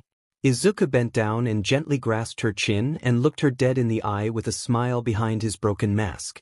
Izuku, no survivors. Suddenly, water sprung forth from Izuku's hand and formed around Therma's head. She started suffocating and couldn't free herself. She covered her mouth and nose to stop herself from taking in water. She then felt a finger touch her forehead. She looked up to see Izuku with his mask lifted up and showing a terrifying grin. Izuku then emitted a large surge of electricity, successfully frying the heroine's brain. Izuku, heroes killed. Mission complete. Toga then ran up to Izuku and jumped on his back and started hugging him. Toga, great job, hero. You killed them spectacularly. Izuku, thanks, Toga-san. Now let's grab Dabi and head back to the base. Dabi was completely in awe of what he just saw and couldn't help but smile at the sight. Dabi, this guy, with him it may be possible. Dabi, oi hero right? I want to make a deal. Izuku, oh, and what exactly are your demands? And I hope I don't have to remind you of the situation you're currently in. Dabi, you're a smart kid. You took down all those based on threat level. You went for the long-range one first because the other two depended on his quirk. After him, you killed the electric one because his quirk was the most dangerous out of the remaining two. Finally, you killed the last one by using the other two's quirks. Not only that, you managed to use that water bastard's quirk to manipulate the water instead of shooting. You're strategic, talented, and to top it all off, you're a powerhouse. I know I probably couldn't beat you in a fight even though my firepower is greater. You could probably kill anyone if you wanted to. Izuku, what's your point? Dabi, I'll join your League of Villains, but in exchange I want you to help me kill the number 2 hero Endeavor. Izuku, that's quite a big demand. But it's a goal I can get behind. I can see your hatred of Endeavor in your flames. What are your thoughts, Master? AFO, accept his demands, Izuku. They shouldn't be too big a problem for the both of you. And give him your name while you're at it. Izuku, we accept. Izuku then removes Dabi's shackles and extends his hand out for him. Izuku, welcome to the League of Villains, Dabi. I am Izuku, the League's recruitment agent and ultimate soldier. Toga, and I'm Toga, the League's undercover agent. Dabi, looking forward to working with you bastards. Dabi slaps Izuku's hand and gives him a smirk as he says this. AFO, Izuku, return to base immediately. And make sure to stay out of sight. Izuku, understood, Master. Everyone, we are to return to base immediately. Dabi, who are you talking to? Izuku, Master. Toga, he has a communication device in his head. Dabi, FO, one more thing, Izuku, when you get back head straight to my office. I want to speak with you. Izuku, okay, Master. The three then exit the building and walk towards the stealth vehicle. They get in and start heading back to base. On the road. Dabi, this is a really smooth ride. The person who built this thing must have been a genius. Izuku, indeed, I was told that the doctor is a highly intelligent scientist. He apparently built my eye and communication device as well. Dabi, that's pretty impressive. By the way, Dabi then points to Toga, who's currently sitting on Izuku's lap and drinking his blood via a plastic tube. Dabi, what the hell are you doing? Toga, I got hungry so I decided to have a snack. Dabi, what? Izuku, Toga-san's favorite snack is my blood. Dabi, okay, but why are you sitting on his lap? Toga, because I ordered him to let me. Dabi. Eventually they make it to the base. They're now on the outside with Izuku knocking on the door. Bing bong. Izuku, open the door twice. The door then opens to reveal Twice with his new arm attached. Twice, Izaburo, Toga, whoever the F you are, welcome home. Dabi, the F is this thing? Izuku, this is Twice, Dabi. He's a member of our assault squad. I should tell you that you're also a member along with me and Toga-san. Dabi, seriously? With this guy? Twice. Feels bad, doesn't it? Anyways, Izuku the boss wants to see you. Izuku, I'm aware of that. Izuku starts walking but stops and gives Twice his broken mask. Izuku, could you possibly fix this for me? I'd be fine with a replacement if you can't fix it. Twice. Leave it to me. Izuku, thanks. Kurogiri. Kurogiri, I know. Kurogiri then morphs into a portal and Izuku walks in. Izuku reappears in a what appears to be a study room. He walks towards a desk, behind which his master sits. AFO, Izuku, have a seat. Izuku proceeds to sit down in a chair in front of the desk while AFO pours 2 glasses of brandy. He then places 1 glass in front of Izuku. AFO, have a drink. Accepting the offer, Izuku takes a sip. AFO removes his mask and does the same.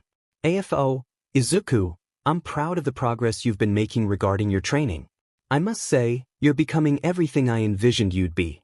Good work. Izuku, thank you so much, master.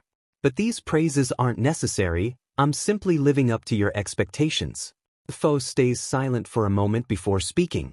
AFO, Izuku, what do you think of me? Izuku, I think Master is an amazing person. Master raised me, someone with no potential, someone abandoned by the world. Master has given me everything I could ever need and more. Master's quirks, a home and a purpose for living. I owe my life to Master. AFO, Izuku, what was your original quirk? Izuku, I had no quirk before Master granted me one. AFO, you're wrong, Izuku. You were not born quirkless. Izuku, Master? AFO, you didn't notice this because you could never use it on your own. In fact, I too thought you were quirkless before I gave you a quirk. Izuku, you were born with a quirk I called Soul Battery. From what I can tell, that quirk would increase the power of another's quirk at the cost of your life force. If I had never found you, you would probably have been used as a tool until you died. Izuku could only continue to listen to AFO's words because he was still processing everything. AFO, the first quirk I had given you was a simple flame-emitting quirk. When I gave it to you, it combined with your soul battery and became your soul fire quirk. I saw this when I force-activated your quirk. The flames were a miraculous purple instead of a simple red. Of course I noticed your life force seemed to be getting drained because of this, so I gave you my limitless lifespan quirk. Izuku, why? Without that quirk, Master will die someday. AFO, I have faith in you, Izuku. AFO stood up from his chair and walked around his desk so that he was in front of Izuku. AFO, Izuku, I believe you will surpass me. You showed me that you can earlier. You used that hero's quirk which you had only moments earlier without flaw. You yourself recognized that the hero was using it poorly and you improved upon it by using in a completely different and more efficient manner. Izuku, you saw the true nature of the quirk. AFO then got down on one knee and put his hand on Izuku's shoulder. He saw an image of his brother in Izuku. AFO, Izuku, the quirks you have are your own. By cultivating your mind, you can unlock their true potentials and rise to power. You will defeat those that stand atop the pinnacle of power among both heroes and villains. As my successor, you will take my place as the strongest. You will become a symbol. I myself don't know what kind of symbol you'll become, but I'll be proud regardless. It was at this point that tears began streaming down Izuku's face. There was no sadness on his face though. It was just a regular face. Izuku, Master? I promise to make you proud. I will live up to your expectations and become the strongest. I will make my name heard. And I make sure the whole world will come to fear all for one. AFO could only smile hearing these words. AFO, I know you will. AFO then brings Izuku in for a hug and Izuku just embraces it and continues to cry. Unbeknownst to the two of them, however, someone had been listening to their conversation via a stolen communication device. I won't stand for this. I can't allow him to take the place meant for me. I will become the strongest. Then breaks the communicator in their hand by turning it into dust. I'll get rid of him myself if I have to. It's been almost a year since Izuku joined the League of Villains and he's made quite a name for himself. Hero has been recognized as a threat to the entire hero society. He's known as one of the top villains and is responsible for the deaths of all the heroes ranked between 100 and 210. Countless villains have tried to kill him for fame, but ended up getting killed themselves. Izuku's training has strengthened not only his body but also his mastery over his weapons and his quirks. With 30 quirks in his arsenal, he's become a force to be reckoned with. He's currently still in bed. -10 a.m., League of Villains hideout, living quarters Izuku's room. Alarm clock. Fing ring, ring, rin. Izuku sits up in bed before blasting the alarm clock with purple fire. Izuku, ugh, I've got to learn to stop accepting gifts from Twice. Izuku proceeds to climb over Toga, get out of the bed, brush his teeth, and get dressed in his villain uniform, minus the mask. He then moves to a stove in the room and begins cooking something. Once he's done cooking, he moves back to the bed. Izuku, Himiko-sama, it's time to wake up. Toga, ugh. 5 more minutes. Izuku, it's time to get ready. Izuku pulls Toga out of bed, brushes her teeth for her, and proceeds to dress her in her villain uniform, the same as before but with a hood instead of sweater and an electronic black mask. He then sits her on a chair next to a table. He proceeds to pour her some coffee and set down a plate of omelette rice for her. He then bites into his thumb and pours his blood on the omelette rice. Izuku, breakfast is served. Toga, itadakimasu. Toga takes off her mask and proceeds to dig in. While Toga is busy eating, Izuku proceeds to equip his weapons and eat a few metal bricks. He finishes by sharpening and equipping his sword gun onto his back. He's done getting ready as Toga finishes her meal. Toga, that was just what I needed.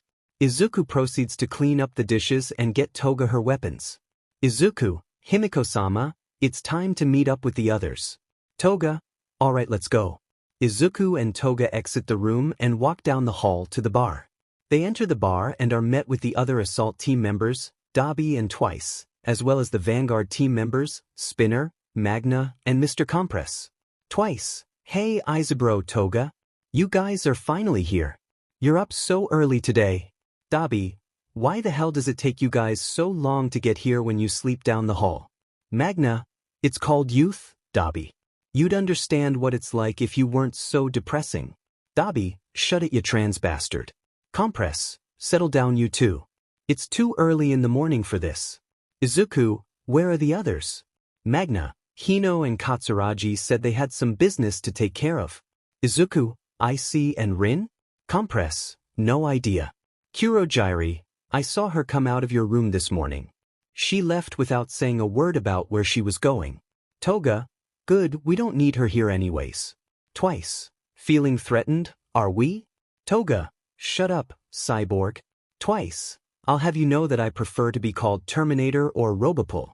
Dabi, you're like bloody children. Magna, and you're an old man. Dabi, piss off. Compress, Sai, why do I even think there's any point in trying to talk some sense into you guys? Spinner, hey boss, what's the schedule for today? Izuku, do not call me boss, that title is meant for Tamura-sama. As for today's plan, I still need to meet with Master. Kurogyri, say no more. Kurogyri proceeds to turn himself into a large portal behind Izuku. Izuku, I will return shortly with today's tasks. Izuku walks through the portal, leaving the others behind in the bar. Toga, by the way, where is Tamura? Dabi, beats me. Twice. He said he was going out for a walk or something. Compress, since when does he take walks? Twice. Who the hell cares? Spinner, yeah, I don't really see any need to pay attention to that guy. Izahiro is more of a boss than him. Dabi, don't underestimate him. He's not someone you should take lightly. Twice, and why is that? Dabi, I've got a feeling. Twice, really? A feeling? Magna, you're overreacting. Besides, Iza seems to trust him, so he can't be that bad. Dabi, whatever. Izio was ordered to be obedient to Tamura, so of course he'd trust him. I can't though. He's up to something, I can feel it. Meanwhile, Izuku had just teleported into a dark room. Kurogyri, I'll wait for you here.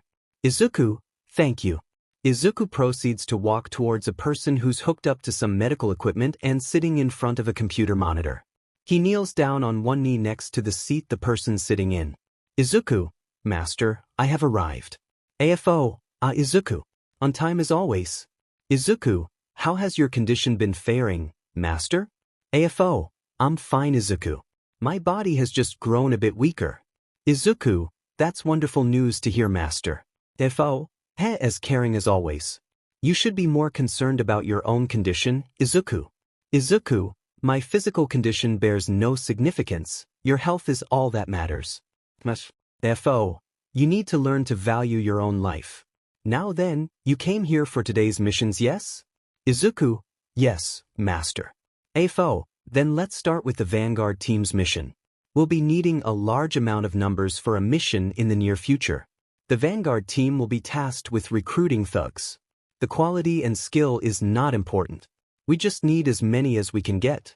Have them teleported to the training area. Izuku, understood, I will inform them of their task. What of my assault team? AFO, I have a special mission for your team. You see, a certain high-ranking hero has returned from his outpost in Qingqing City, China.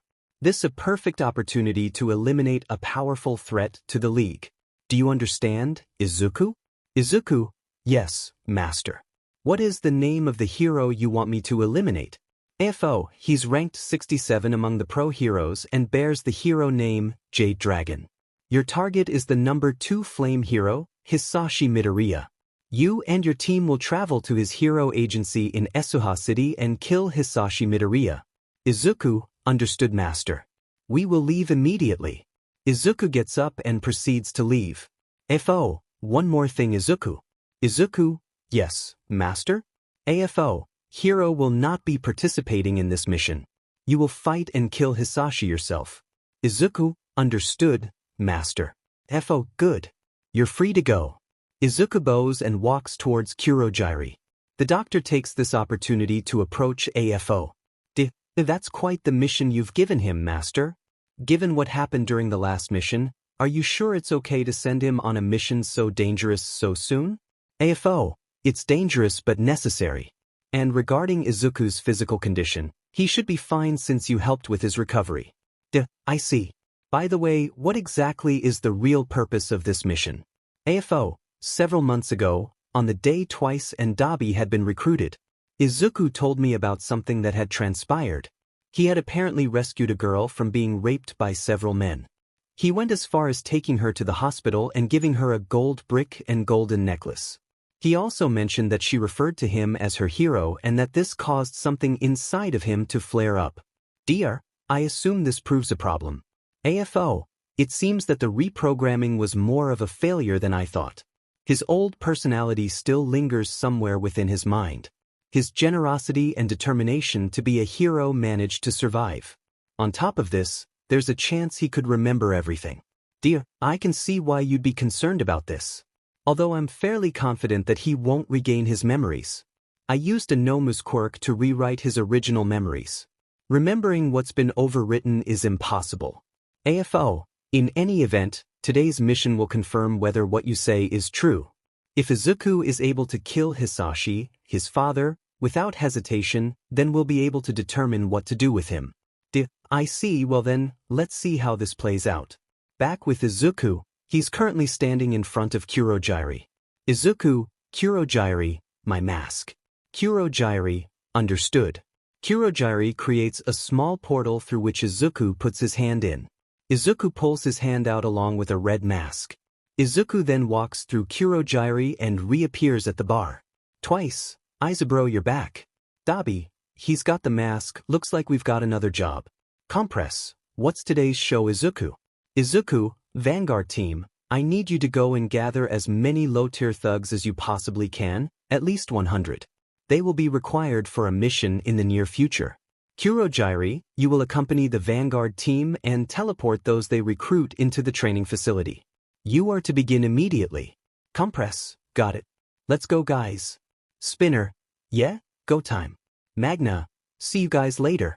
Kurogiri, we will return once the mission is complete.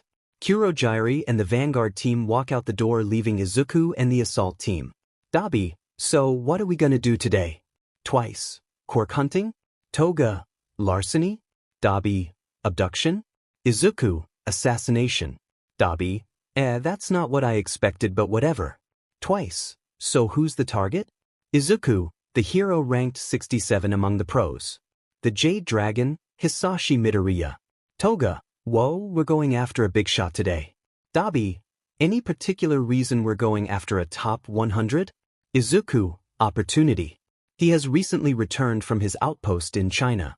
As a potential threat, it is in the League's best interest to eliminate him. Dabi, I guess I can kind of see the reasoning behind this mission, but I still don't really have any motivation for this. But it's not like I can turn down the mission. So where is he? Izuku, according to Master, he's currently in his hero agency in Esuha City. We are to travel there immediately. Toga, in bright daylight? Is that really the best idea?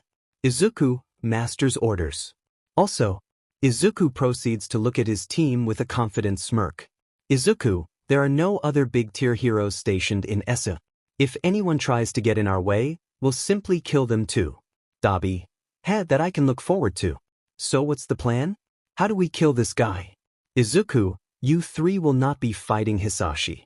I will fight him myself. Twice. Now hold on a minute, why would you want to fight this guy yourself? Toga, yeah, isn't that a bit much for you? Izuku, Master's orders. I will fight Hisashi Midoriya myself and without the use of hero. Dabi, something's off here, Master's orders, huh? Guess that's how it is. Izuku, yes, that's how it is. Toga, let's get going then. Twice. To the Batmobile. Dab, stop doing that. Twice, I shan't. Izuku, enough. Dabi and Twice get interrupted by a burst of blue fire coming in between them. They both turn to look at Izuku, who's holding his hand in front of him. They can see a ball of blue fire floating in his hand. The ball then turns purple before it disappears as Izuku forms a fist with his hand. Izuku, honestly, I wish you two wouldn't bicker, especially before a mission as important as this. Dabi, it's only natural since I don't like this clown. Twice. Besides, the mission hasn't started yet. We're still waiting on the signal phrase. Izuku, sigh, of course you are. Izuku walks between the two with Toga following behind. He puts on his mask before uttering. Izuku, mission, start. Assault team, roger that. -12:30 a.m., Esuha City, front of the J-Dragon Agency. A large group of people wearing costumes can be seen standing in front of the entrance and facing a man with carrying a suitcase. Several of the men were shedding a few tears as one of them walked up to the man. Bowing, thank you for all you've done for us, sir. I'll do my best to ensure that the agency will live up to the standards you established. Don't bow down to me, Crust. You're the new leader of this agency, so stand tall. Crust stands back up as the man turns around and begins walking away. He lifts his free hand up to wave goodbye. See ya, 68. Crust begins crying and quickly bows again in the direction the man is walking in. Crust, thank you. We wish you luck on your retirement. The man simply walks on hearing this without turning around. After half an hour of walking, the man pulls out a cigarette and lights it using a green flame he emitted from his mouth. Now where was the terminal? It's been about a year since I've been here. I should have asked Crust to give me directions. The man keeps walking on as people begin staring at him in awe. He ignores their stares and pulls out his phone to look up the train station location. Before he can though, his phone starts ringing. He lets out a sigh before answering the call. Hello? Hey Hisashi, it's Jack. Hisashi, Tojik. It's been a while, how've you been? Jack, oh, I've been doing fine. Being able to help heroes like you is quite fulfilling and all. Hisashi, that reminds me, thanks for those goggles you sent me, they really help. Jack, it's no problem, you did pay for them after all. So, how's your retirement been going? Hisashi, how did you know I was retiring? Jack, how did I know? It's all over the news. From China to here in less than a day, the media's been all over the case of your retirement. Hisashi, you've got to be kidding me. I tell one hero in China about my retirement and they send it to the FING media. Hell, I haven't even fully resigned yet. Jack, well, what do you expect? You are a top 100. Of course the news would make any information about you big in less than a day. Hisashi, you know, I've got to learn to not trust rookie heroes to keep a secret. Anyways, what warrants the call? Jack, I just wanted to know if you were all right. You cut off your 3-year contract 2 years early just so you could return home and you just decided to retire out of nowhere. I can't help but feel that this is, Hisashi, about Izuku, right? Jack, oh my god, Hisashi, I didn't mean to. Hisashi, it's alright Jack.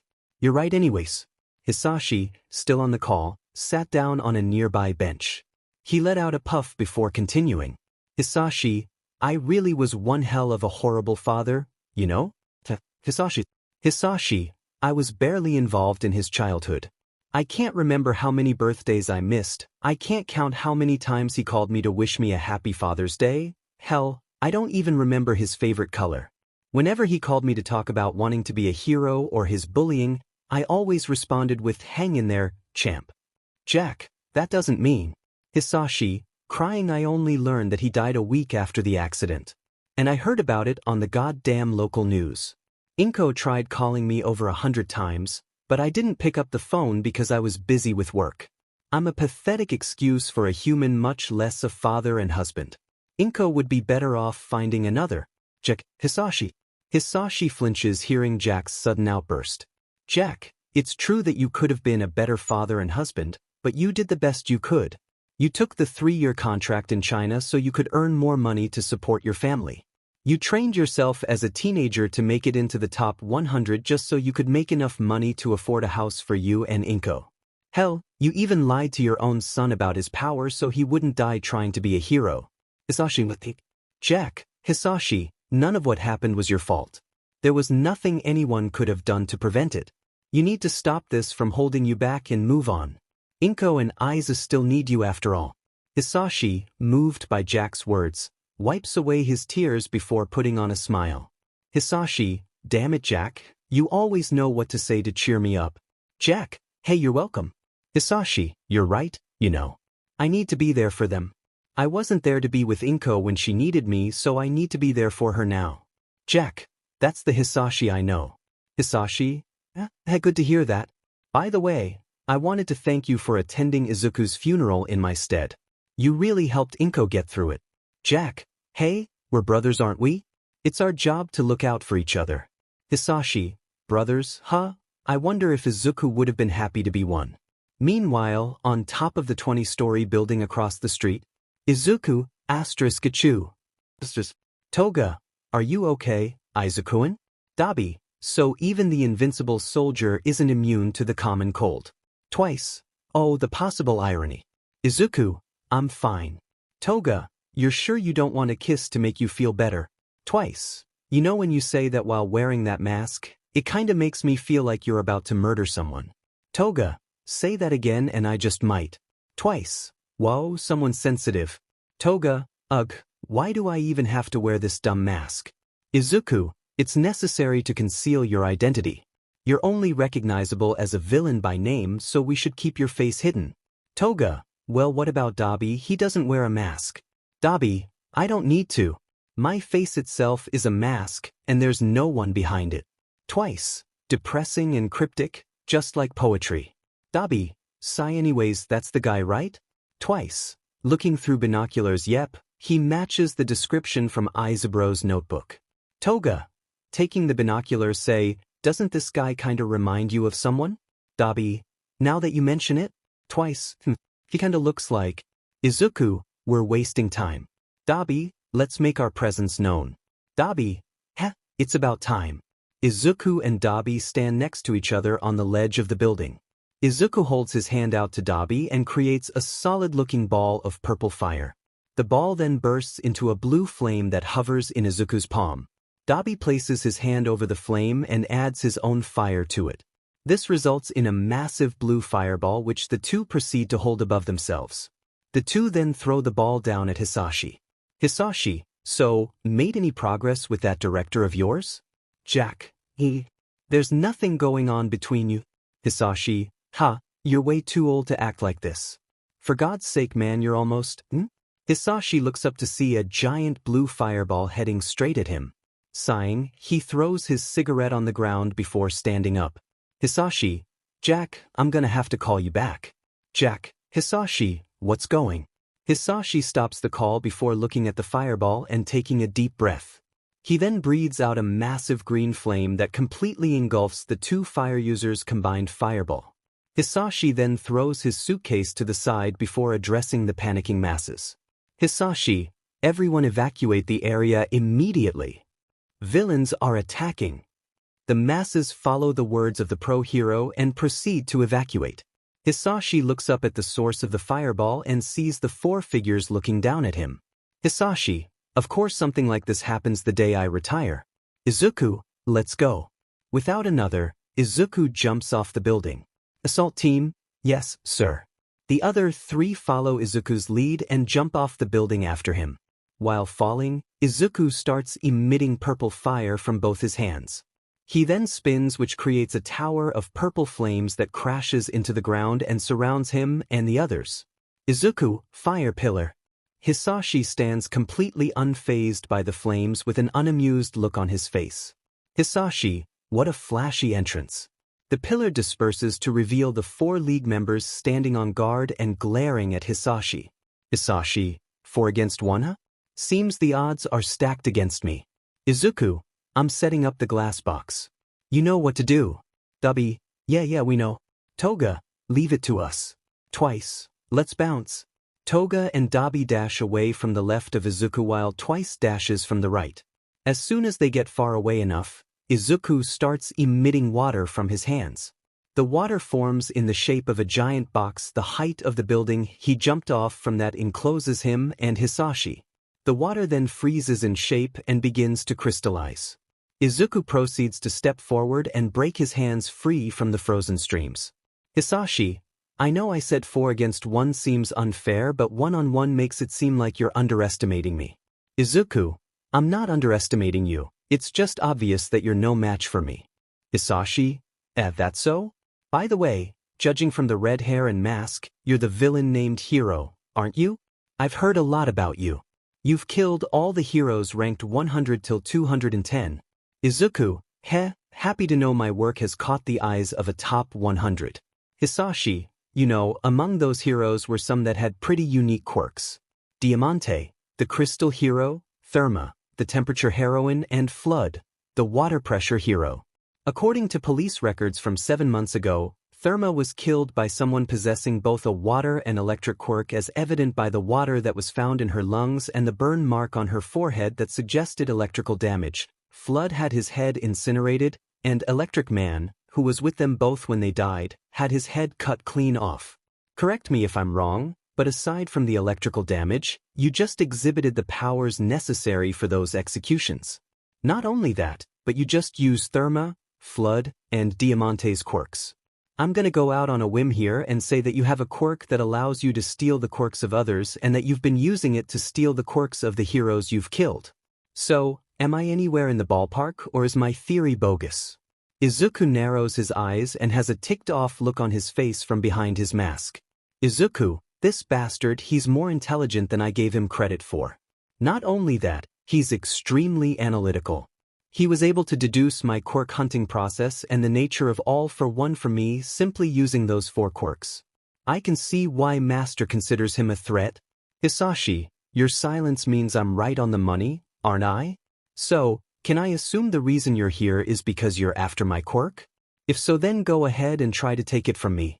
Izuku, believe me, even if I could, I wouldn't need it. We interrupt this fanfic to bring you a message from the creator. Greetings, I'm Tora Tetsuya KingJoka. Don't worry, this'll be quick. I'm just here to explain a little bit about All for One. In order for Izuku to steal someone's quirk, certain conditions have to be met. 1. Izuku can only steal a quirk when in direct contact with the target. 2. In order for the target's quirk to be stolen, the target has to be either scared, caught off guard, willing to lose their quirk, or close to death. 3. The target has to be alive. 4. That's about it. Tora, you may be wondering why I'm thinning out All for One so much.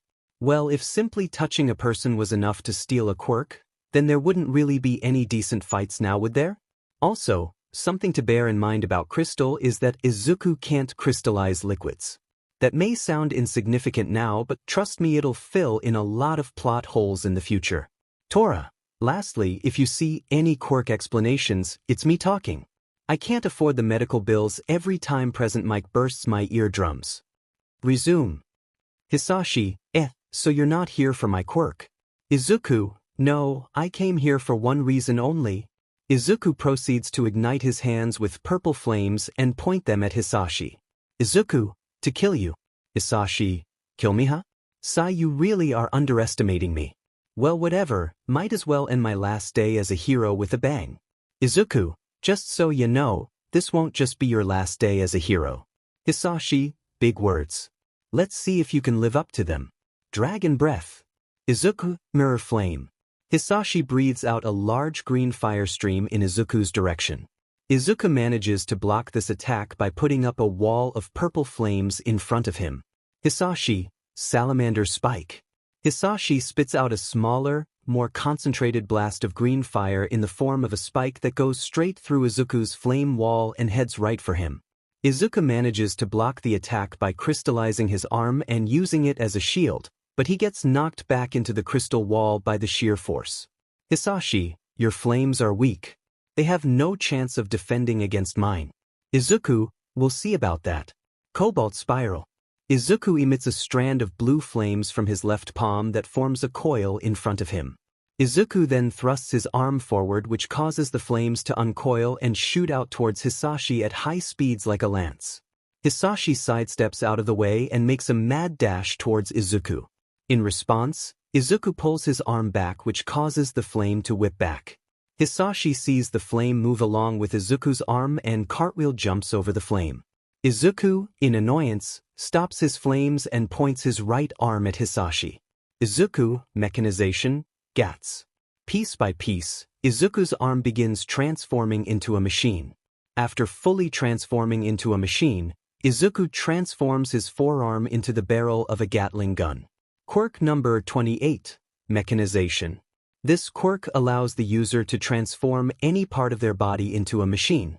By making use of the materials stored in him via Munch, Izuku can add on to and alter the mechanized parts of his body. Izuku, eat lead.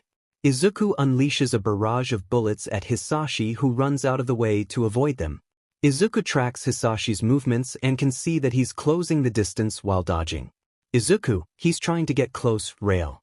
Izuku holds his left arm out with his palm open and facing forward. His forearm mechanizes before turning into a railgun. Sparks fly as he then fires a shot at Hisashi, who defies logic and avoids it by jumping up. While in the air, Hisashi breathes emerald flames down on Izuku. To defend from the flames, Izuku shoots a stream of water out from his left eye, which blocks off the flames. Hisashi cuts off his flame stream and lands in front of Izuku with his arm cocked back. Looking to block the incoming attack, Izuku changes his arms back to normal before crossing and crystallizing them. Unfortunately for Izuku, Hisashi instead swept at his legs, which caused Izuku to lose his footing. Hisashi then elbows Izuku in the throat, which sends him flying back into a car that got caught in the glass box. Hisashi, what's the matter? Arms too stiff to try and block? I thought you would have realized the drawback of Diamante's quirk. You know, how the body parts stay fixed while they're crystallized. Out of the car bursts several objects that hover in the air. Upon closer inspection, Hisashi can see that they appear to be a type of drone.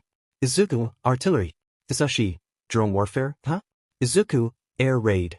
The center of the drones begins to start glowing. One of the drones then fires a laser from its glowing center.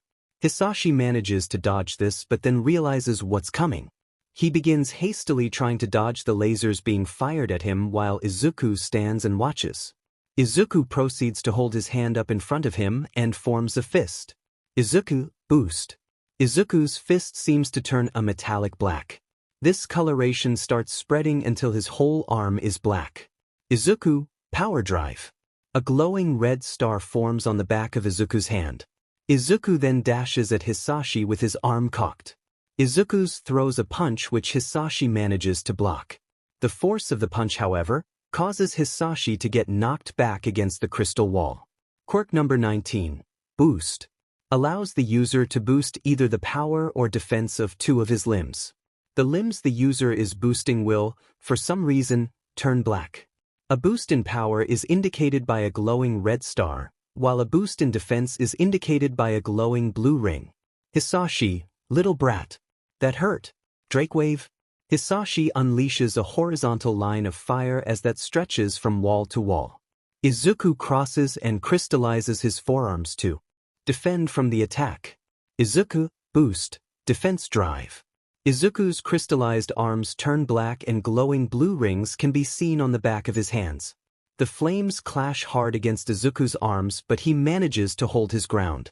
Using Izuku's distraction as an opening, Hisashi rushes in with his fist ready. Hisashi throws a punch aimed at Izuku's face, but Izuku dodges by bending his torso backwards at a perfect 90° angle. Hisashi looks down as Izuku gives off a smile behind his mask. Izuku, gotcha. Hisashi raises an eyebrow before his eyes widen from feeling a sharp pain pierce his torso. He looks down to see a laser coming from Izuku's torso and going straight through his. Izuku, looks like you fell for that laser trick of mine. Quirk number 29. Laser. This quirk lets the user emit a laser from the surface of their skin. Only one laser of about 5 centimeters in diameter can be fired at a time though. Quirk number 16. Bone shift. Lets the user freely manipulate the bones in their body. This allows for incredible flexibility and is useful for avoiding the breaking of bones. Izuku, those drones of mine have pieces of my skin implanted in them. That's how they fire their lasers. Now you better brace yourself cause I'm not done yet. Izuku's shirt bursts open to reveal several arms coming out of his back that hold Hisashi in place. 2 more arms spring forth and stab Hisashi in the sides using Izuku's daggers. Quirk number 13. Clay skin. Allows the user to stretch their skin into pseudolimbs. These limbs however don't have bones so they can't make decent attacks or take a hit. Izuku, smiling power drive black rush. Izuku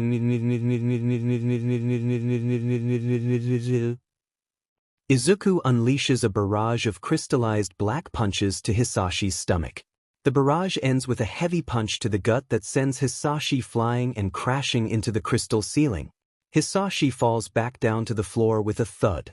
Meanwhile, on the outside of the ceiling, Twice. Did you guys hear that?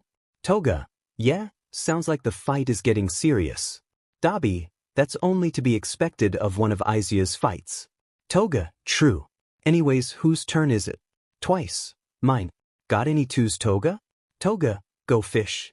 Twice. Draws a card H21. That's blackjack. Dabi. We're supposed to be playing poker. Hisashi San. Dabi. Twice. What in F's name was that? Toga. I'll go check. Toga walks over to the edge of the glass box and sees an unknown man, Crust, punching against the crystal with giant shields on his arms. Toga. Looks like we've got company. Dabi. Well, who is it? Twice walks next to Toga and peers over the edge. He holds his arm in front of him, which produces a holographic screen. After scrolling through the virtual screen for a few minutes, Twice grunts in confusion. Twice. He's not in Aizuburo's top 100 virtual hero book. He's not in any of the other books either. Toga. He's probably an up-and-coming hero. Dabi. A hero, huh? Twice. You deal with him. Twice. It shall be done, sire. Twice proceeds to dive off the glass box head first. His head clashes with Crust's, which causes both of them to fall down. Crust stands back up to see Twice already back on his feet. Twice. Good evening. Crust. Where is Hisashi-san?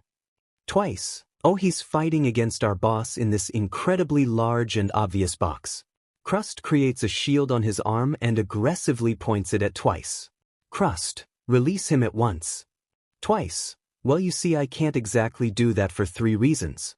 1. My boss is busy fighting in there and he doesn't want any help. 2. That box behind me is made of a crystal that only my boss can break.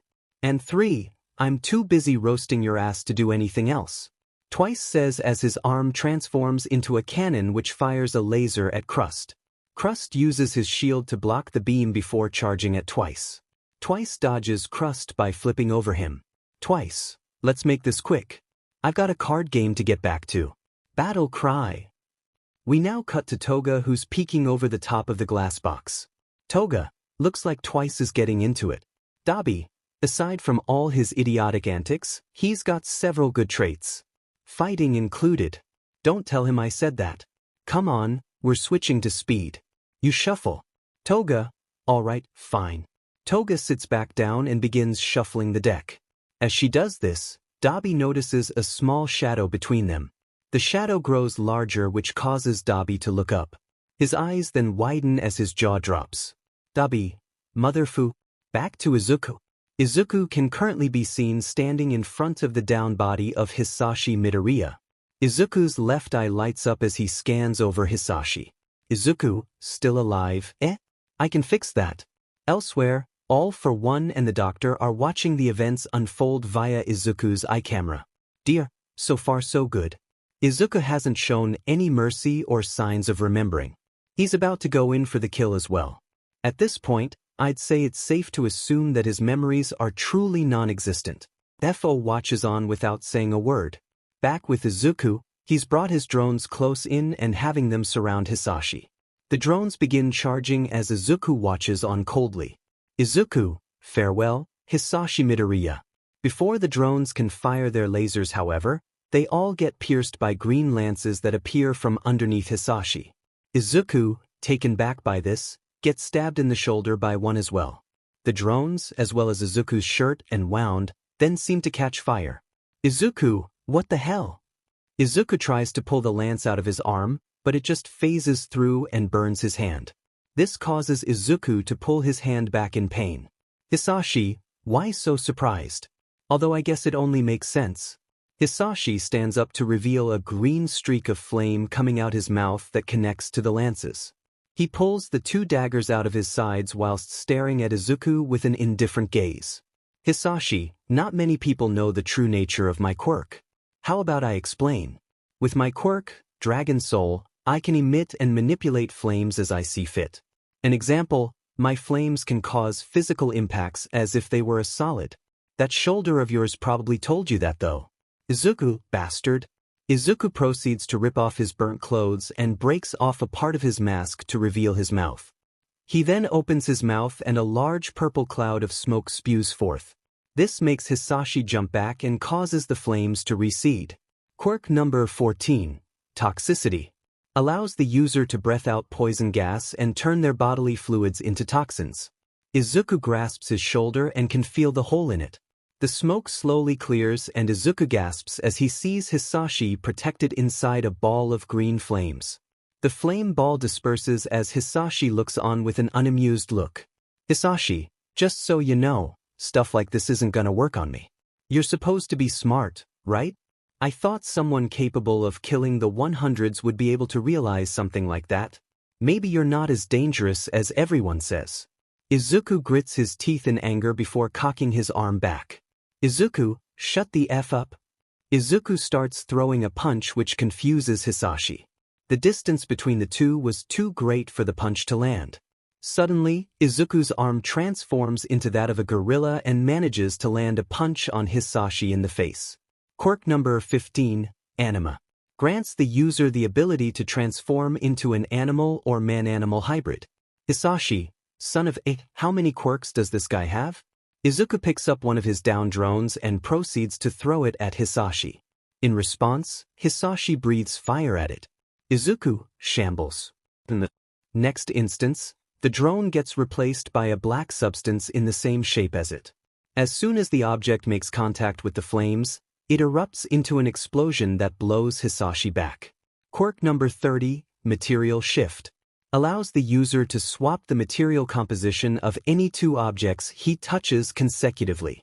If one object consists of less materials than the other, then it will only get replaced by the amount it takes up.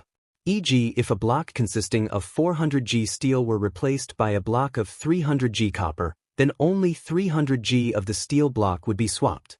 By combining this quirk with Munch, Izuku can swap the materials of any object he touches with the materials he has stored with Munch. Hisashi, Water's quirk, huh? So he steals villain quirks too. Firefly. Hisashi breathes out a stream of flames that transforms into several small green fireballs. The fireballs fly up close to Izuku's face. In the next split second, the fireballs explode as Izuku manages to crystallize his face and mask just in time. Izuku wipes the smoke away from his face only to reveal Hisashi right in front of him. Izuku's eyes widen and before he can do anything, Hisashi lands a kick on him in the gut.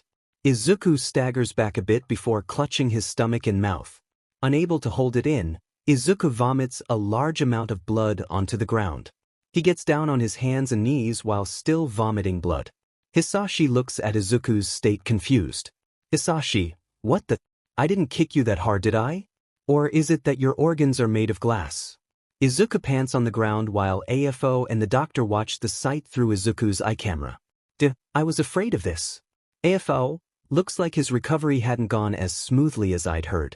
Dear, I warned him about this. I warned him to take rest for several days so his body could successfully recover. Should we call him back? FO, no, the others are still there and he's anyways out of our warp range. Besides, he won't lose to Hisashi. Even if he can't move after killing him, Bates will make sure he makes it back here alive. Prepare the Nomu and one of the capsules. Dear, right away, Master. The DR proceeds to go do his task as AFO remains to watch the fight. We now cut to Twice, who's still fighting Crust. Twice blasts Crust several times, but they got blocked by his shields. Twice, hey guys, this hombre is tougher than I thought. I could use a hand here. Dabi, piss off. We've got our own problem to deal with. Up on the roof, Dabi and Toga were fighting against what appeared to be a giant dragon. Dabi blasts the beast with his flames, but it gets overpowered by the beast's own flames. Toga attacks with her needles, but they bounce off the beast's scales. Toga, her scales are too tough to break through. Dabi, and her flames are on the same level as mine. Little sheets, release Hisashi immediately. Toga, what the hell is a top 10 doing here anyways? I heard about Hisashi's retirement and was on my way to celebrate with him. Now you better release him before I eat you both. Dabi, retirement? Back with Twice. He's currently backed up against the wall of the glass box. Crust was a few feet away and charging at him with his shield. Twice, so this is how I die. I always thought it would have been because of rectal trauma. Twice closes his eyes and braces for the inevitable. Sand coffin? Crust stops in place as he gets covered in a huge mountain of sand. Sand burial? The sand flattens and Twice stares completely confused by the sight in front of him. Quite the mess you've gotten yourself into, Twice. Twice looks to his right to see a tall teenager wearing a medical mask and a hoodie. Twice. Hino, you giraffe bastard, I'm so glad you're here. Hino, the hell are you calling a giraffe bastard? Twice. The hell have you been all day? Hino, I took Katsuragi to the hospital before heading into town for a supply run. I saw what you guys were doing on a TV in town and figured you'd need some help. Twice. Oh. Wait, why did Katsuragi have to go to the hospital? Hino, anemia. Twice, Manumana. Hino, damn it, I walked right into that one. Twice, yes, you did. As the two continue to conversate, Crust bursts out from the sand which scares Twice into Hino's arms. Hino looks down at Twice while Twice looks up at Hino. Twice, you're supposed to say zoinks. Hino, and you're supposed to be a man. Crust, give Hisashi-san back. Twice, do something. Hino, don't worry, he's on it. The sand around Crust starts coming together and forms a giant humanoid sand golem. The golem slaps Crust and sends him crashing into a nearby building. The golem then turns to look at Twice and Hino. Twice, Sandman? It's me, Twice. Twice, Katsuragi. You glorious amalgamation of dried earth, you've saved us. Katsuragi, glad to help. Where's Big Bro? Twice. He's in the crystal cube behind us. Wait, that reminds me, the others are up there fighting Ryukyu. We gotta go help him. Katsuragi, let's not. That guy will probably come back soon. Hino, besides, they've got backup. Twice. What do you mean? Hino, we ran into her at the hospital. Twice. Her? Oh, I see what you mean. Back with Dabi and Toga. The two were still busy fighting against the dragon heroine. Dabi was caught in a power struggle with his flames going up against hers. The two are evenly matched and caught in a stalemate.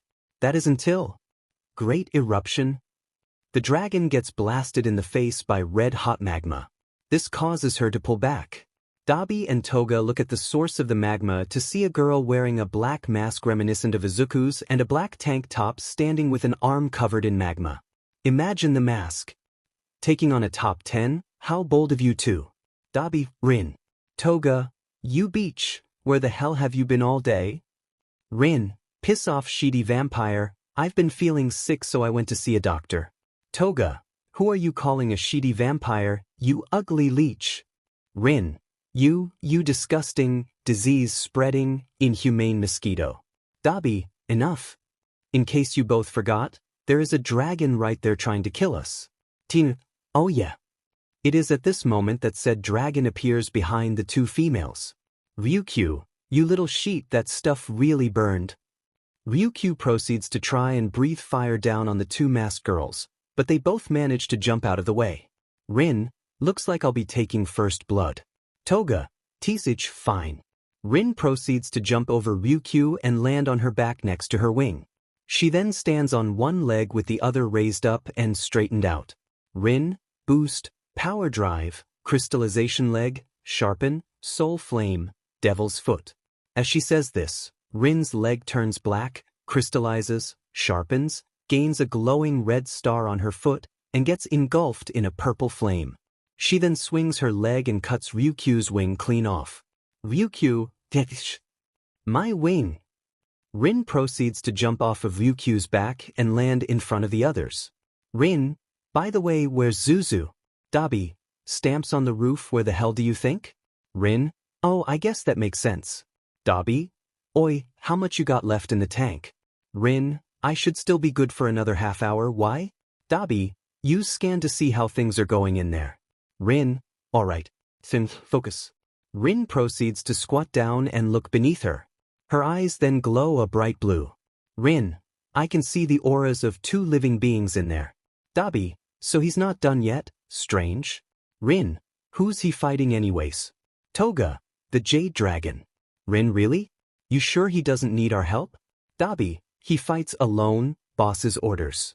Toga, to last against Aizu for so. Is this guy really only a top 100? Rin, can't I just break into this thing and check up on him? Dabi, like I said, he fights alone. Besides, we're not done here. Ryukyu, asterisk roar. Rin, well then it's time to get real. Toga, let's roast this overgrown gecko. Dabi, hell yeah. Back to Izuku. Izuku can be seen crouching and clutching his gut while Hisashi watches the sight before him. Hisashi, I don't know what's going on with you here, but it seems like our little skirmish here has come to an end. Guess I'll knock you out and take you in. Hisashi moves in to strike Izuku, who hasn't moved at all. Just as he's about to strike, Izuku grabs his arm without looking up. Izuku, don't underestimate me. Hisashi looks down at Izuku unimpressed. Out of the corner of his eye, Hisashi notices something coming at him from above. He jumps back, narrowly avoiding the object that crashes into the ground. Hisashi looks up to see what tried to attack him and can see what appears to be a purple skeletal arm connected to half a purple ribcage that's surrounding Izuku. The fist of the arm rises from the ground to reveal a scorched, fist-shaped crater. Hisashi, that's just like my flame lances? Izuku proceeds to slowly stand back up from the ground with his eyes shadowed. As he's standing back up, purple flames begin surrounding Izuku and form the full ribcage and other arm. The flames spread even more to become an upper skeletal body. The right arm and shoulder seem to sprout muscle fibers and the skull grows horns. The right forearm then gets covered by skin and the skull gains two glowing yellow eyes. Izuku then proceeds to look up, which reveals him smiling a twisted smile with his eyes looking insane. Izuku, I've never felt this much rage before. Hisashi, it's like looking at another person. And these flames, they're so intense. Izuku, boost, power overdrive. Izuku's right arm turns black and a glowing red star forms on the back of his hand. His fingertips and fingers then turn blood red with a flame pattern at the bases of the fingers. Red cracks also form all over Izuku's arm, which appears to have bulked up. Izuku then lunges forward at an incredible speed. Hisashi, rapid fire. Hisashi lets out a barrage bullet-like fire shots. Izuku, however, manages to either swiftly dodge them or deflect them by using the skeleton. Hisashi, what's going on? His movements are different than before and he's much faster. In a split second, Izuku appears right in front of Hisashi. Izuku then punches Hisashi, who proceeds to try and block it. Without any resistance at all, Hisashi gets sent flying into the crystal wall and manages to create a crater by crashing into it. Izuku, still smiling, looks at Hisashi, who's now coughing up blood. Izuku, They won't last much longer. I've got to finish this. Now, quirk number 17, Adrenaline. Temporarily boosts the user's combat capabilities, but also increases the user's love for fighting, which sends them into a sort of high state. It also dulls the user's sense of pain. Quirk number 18, Rage. Increases the power of others who are in contact with the user. Quirks when the user is enraged. Due to Izuku having multiple quirks, he is able to boost the power of his own quirks. This also increases the drawbacks of the quirks too. Tora. It should go without saying that rage doesn't work on Hero. Same goes for Adrenaline's drawbacks. Quirk number 20, Overclock. Allows the user to temporarily increase their speed of thought, consequently, letting the user see the world as if it were in slow motion. Izuku, I'll give you my respect, Dragon. You're the first person to drive me to this point. Hisashi, panting thanks, you're a petty tough brat yourself. Izuku, this fight has been quite enjoyable. You've gotten my blood pumping more than any other hero has. I wish I could fight against you forever, but unfortunately, this is the end. Izuku holds his left arm in front of him. He stares at his arm for a few seconds before opening his mouth. He then bites into and rips the skin off of the back of his hand. Hisashi covers his mouth in disgust and shock. Hisashi, what the F dash? Izuku then devours the skin and starts eating from the flesh of his arm. After almost a minute, he finishes eating. The bones of his arms can be seen clearly. Hisashi, what the F are you doing? Izuku, watch and see. Izuku proceeds to hold his half-eaten arm out to the side. From the eaten parts of his arm, a black substance comes out and forms a giant lance in Izuku's right palm. Izuku's arm then turns into its overdrive state. Izuku, my strongest fire, the black flames. In order to use them, I have to devour my own flesh, which acts as fuel. These flames burn over 1,000 times hotter than the flames of hell. Let me show you their destructive power. Before Hisashi can react, Izuku throws the lance at a speed faster than the human eye can see. Hisashi feels an immense pain and looks at his left side to see that the lance had gone through his bicep and separated his arm. Hisashi, Izuku, these flames have the destructive power to burn through anything and everything. The only drawbacks being that they don't spread and stay in a fixed shape. They also only last as long as the amount of my flesh I've consumed. Hisashi, these flames are ridiculously powerful. They even cauterized my wound. Izuku proceeds to create a small ball made of dark flames around his fist. He then lunges at Hisashi with his arm cocked back. Izuku, die dragon. Just as Izuku's fist is about to reach Hisashi's face, Izuku feels a sudden pain and starts falling. He then gets kicked in the face and sent a good distance back. Izuku tries to land on his feet but lands on one leg and stumbles before falling back onto his butt. Izuku looks at his right leg to see that it had been severed from above the knee downwards. Izuku, Hisashi, you, shitty little brat. You actually made me use my hands. They use up a lot of energy, you know? Izuku looks up to see fire in the form of a blade being emitted from Hisashi's right hand. Fire in the form of an arm can be seen being emitted from Hisashi's stump. Hisashi, Dragon Flame, Dragon's Gauntlet and Gladius. Hisashi then kicks Izuku's dismembered leg away from him. Hisashi, I might not be able to move after this, but I'm going to make sure you get taken down. Hisashi begins emitting a large amount of jade-green flames from his arms and mouth. The flames begin accumulating behind him. The flames combine and form into the shape of a dragon. Hisashi, Dragon Soul, Jade Heart. The dragon roars as the fires spread across the glass box. Hisashi lifts up his right hand as a ball of dazzling green flames forms in the mouth of the dragon. The dragon lowers its head so the fireball is right above Hisashi's hand. Izuku manages to stand up on his remaining leg. His leg stump then emits flames that take the form of his missing leg. Izuku, am the ultimate soldier. I have lived my life ready to die to fulfill my master's wishes. Even if it costs me my life, I swear I will kill you. Izuku creates a pseudo-limb from the skin of his arm that he uses to grab his cut-off leg. Izuku then proceeds to devour his own leg. He then raises his right hand up above his head. Blackish-purple flames burst forth from Izuku's hand and spread throughout the room as well. The flames form into a gigantic ball that rests in Izuku's palm and between the skeleton's hands. Izuku, Soul Flame, Dark Emperor. Hisashi, so it all comes down to a clash of flames, eh? I told you before that my flames are superior. You will fall, hero. Izuku, long live the Dark King. Izuku, with his skeleton trailing behind, dashes towards Hisashi who, with his dragon, dashes at Izuku. Hisashi, R-I-H. Izuku, H-A.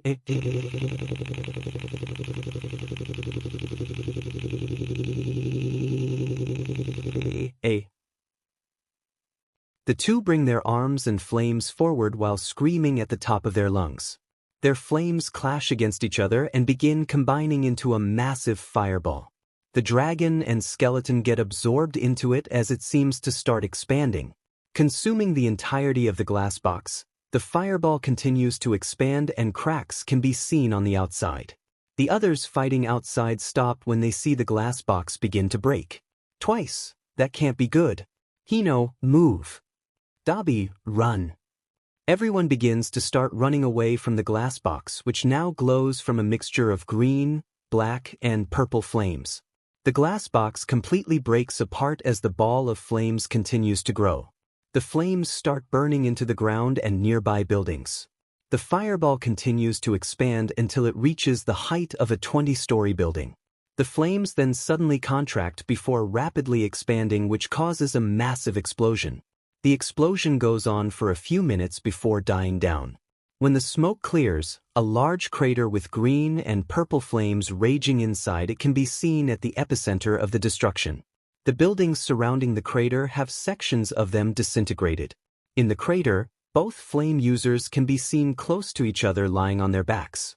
Both their right arms are completely burned from finger to shoulder. After a few moments of silence, the first one to stand up is Izuku. He struggles to remain on his feet for a few seconds before shambling his way towards Hisashi. Hisashi opens his eyes to see a panting Izuku standing right above him. Izuku, I've coughed one. This cough is the end. Izuku proceeds to point his left index finger down at Hisashi's head. His finger then starts glowing. Izuku, sayonara, hero. Hisashi proceeds to look up at Izuku. He then spits out a flame bullet at Izuku's face. Unable to react because of exhaustion, the bullet lands a direct hit on Izuku's mask. Hisashi, burn in hell, you little? Izuku's mask, now broken, falls off to reveal his full face. Hisashi's eyes widen as he immediately recognizes the face. Tears start forming from his eyes and his mouth trembles as if in disbelief. Hisashi, Izuku. Izuku's eyes widen from the shock of hearing Hisashi utter his name. He immediately gains an angered expression. He then gets down on one knee and grabs Hisashi by the shirt. His finger stops glowing before emitting a black flame in the form of a needle that he points at Hisashi. Izuku, how do you know my name? Who told it to you? The thought of a traitor being in the league was unpleasant even for Izuku. He didn't wish to kill his own allies. While he was caught in his own thoughts, Izuku failed to react to Hisashi, who suddenly hugged him. Hisashi, I'm sorry, Izuku. Izuku feels a sudden pain in his head from hearing those words. The words echo throughout his mind. The words play back over and over in his head and it begins to sound as if two voices are being spoken. I'm sorry, Izuku. Hisashi, I have absolutely no right to feel this way. I thought you were dead, but here I find you a villain. The child whose face lit up every time they spoke about being a hero, a villain. The child who grew up in front of me without me even noticing. Is it my fault? You tried to kill me after all. I hurt you. What kind of a father does that to their own child? Izuku can't move as he hears Hisashi's words. He can only listen confused at what the man is saying. All the while, someone else was watching them in silence. Hisashi, I understand why you would hate me. After all the lies I told you, after all the times I've let you down. I'm fine with dying here if it'll actually make you feel happier. So go ahead and kill me, but at least know that. Hisashi squeezes Izuku even tighter as his tears soak into Izuku's shoulder. Hisashi, crying, "I'm so happy that you're alive. I'm so glad to see that you've grown to be so strong, even if you are a villain. And I'm grateful that I can die knowing my son will be okay. Thank you so much for being alive, Izuku." Izuku can feel his heart start beating faster. He knows that he's hyperventilating but can't understand why. He can feel tears dripping down from his face as well.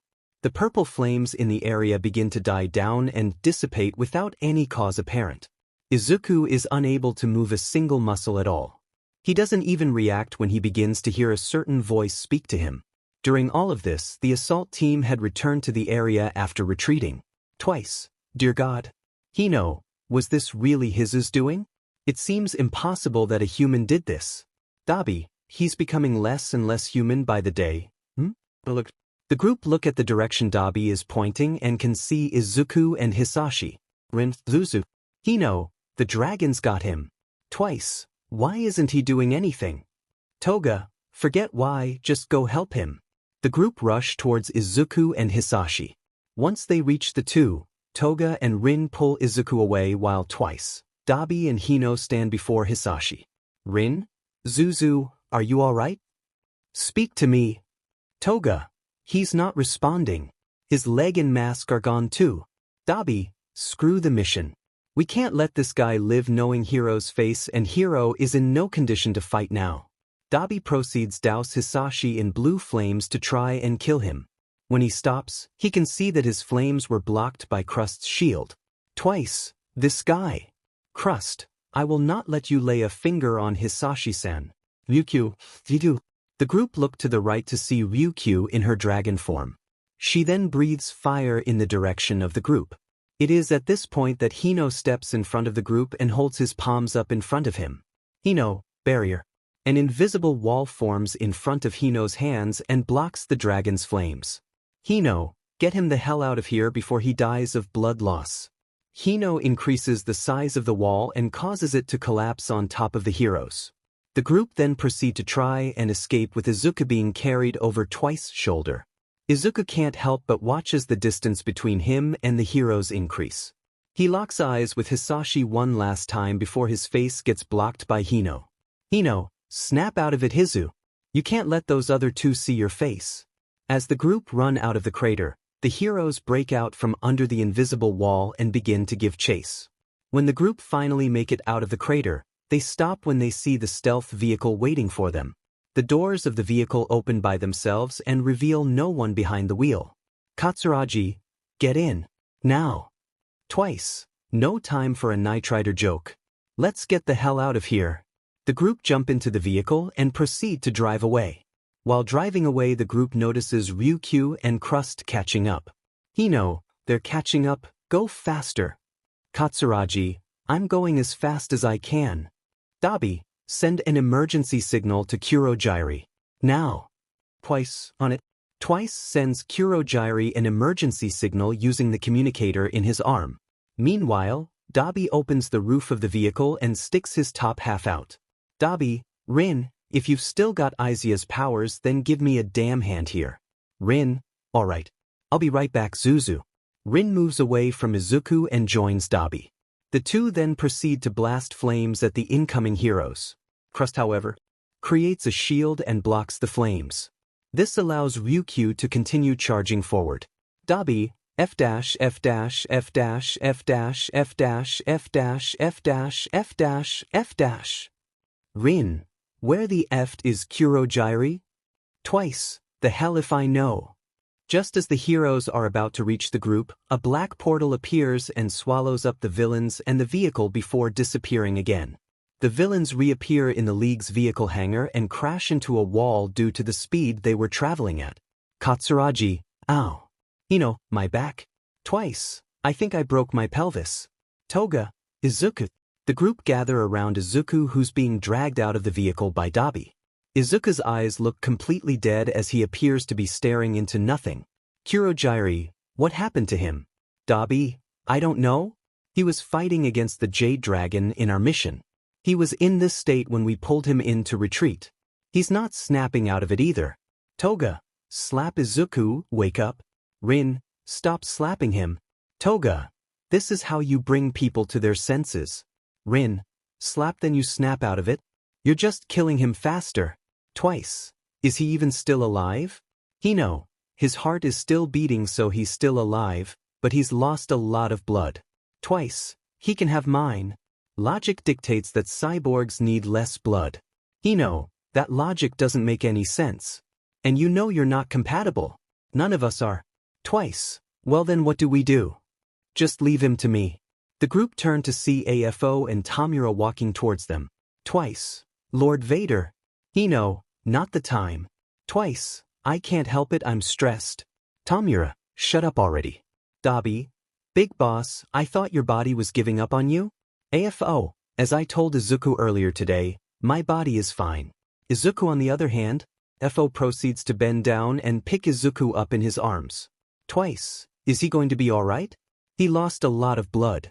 AFO, he has taken major damage, mainly because he hadn't fully recovered from his last mission yet. Fret not though, he should be brought back to peak condition in a few hours. Hino, what do you mean? How the hell do you plan on healing his injuries in just a few hours? For God's sake, he lost his damn leg. FO, we have prepared something if such a case were to come into fruition. He will be in peak physical condition once we're finished with him. So you have no reason to be worried. AFO proceeds to turn around and begins to walk away. However, he stops when he hears a certain individual raise his voice. AFO, Dabi, why the hell did you put him through all this? AFO, whatever do you mean? Dabi, there's no way you actually thought Izuo was fully recovered from the last mission. There's also no way you didn't know about the Jade Dragon retiring. What was the point of all of this? Why would you make him fight against someone like this alone?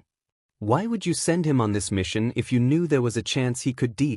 Before Dabi can continue his rant, he gets interrupted by the bony hand of the League's leader blocking his face. Dabi looks at Tamura to see him coldly staring back. Tamura narrows his eyes as if to give off a warning. Tamura, Sensei has no obligation to explain his reasoning to you. To die for the sake of the League, that is the brat's ultimate duty as the League's ultimate soldier. Fo, well said Tamura. And Dabi. Fo turns looks back to face Dabi. He speaks in an ominous tone that sends a chill down Dabi's spine. AFO, Izuku will never die. I will never purposely send Izuku on a mission that he won't return from. Now, I'll be going to take care of Izuku. Be in the bar by 8, I've got an announcement to make. Fo and Izuku then get swallowed up by a black slime and disappear. At this point, Tamura takes the time to face the assault team. Tamura, so, did he kill the dragon? Dabi, no, why do you care? Tamura, I may not seem like it, but I'm the League's boss. It only makes sense for me to want to know how my team's mission went. It's also my duty to make sure the team is in perfect shape for their mission. Dabi, glaring then why didn't you make sure Izuo was fine for today's mission? Tamura, today was an exception. It would not have mattered if he was okay for the mission or not. And like I said, if he dies for the sake of the League then he's fulfilled his duty. Dabi, you heartless bastard. Tamura, call me what you will, but I'm only thinking rationally. It's an aspect necessary for being a leader. Tamura turns around and begins walking in the direction of the stairs. Tamura, the Vanguard squad are already at the bar. You better get moving too. The group watches him walk on before turning to look at each other. Rin, what did he mean when he said it would not have mattered? Toga, no idea. Was killing the Jade Dragon really important enough to risk Izuku's health? Dabi, there has to have been another reason for this mission. I just don't know what it could be. Twice. Another reason? Hino, you think it had something to do with that state he was in?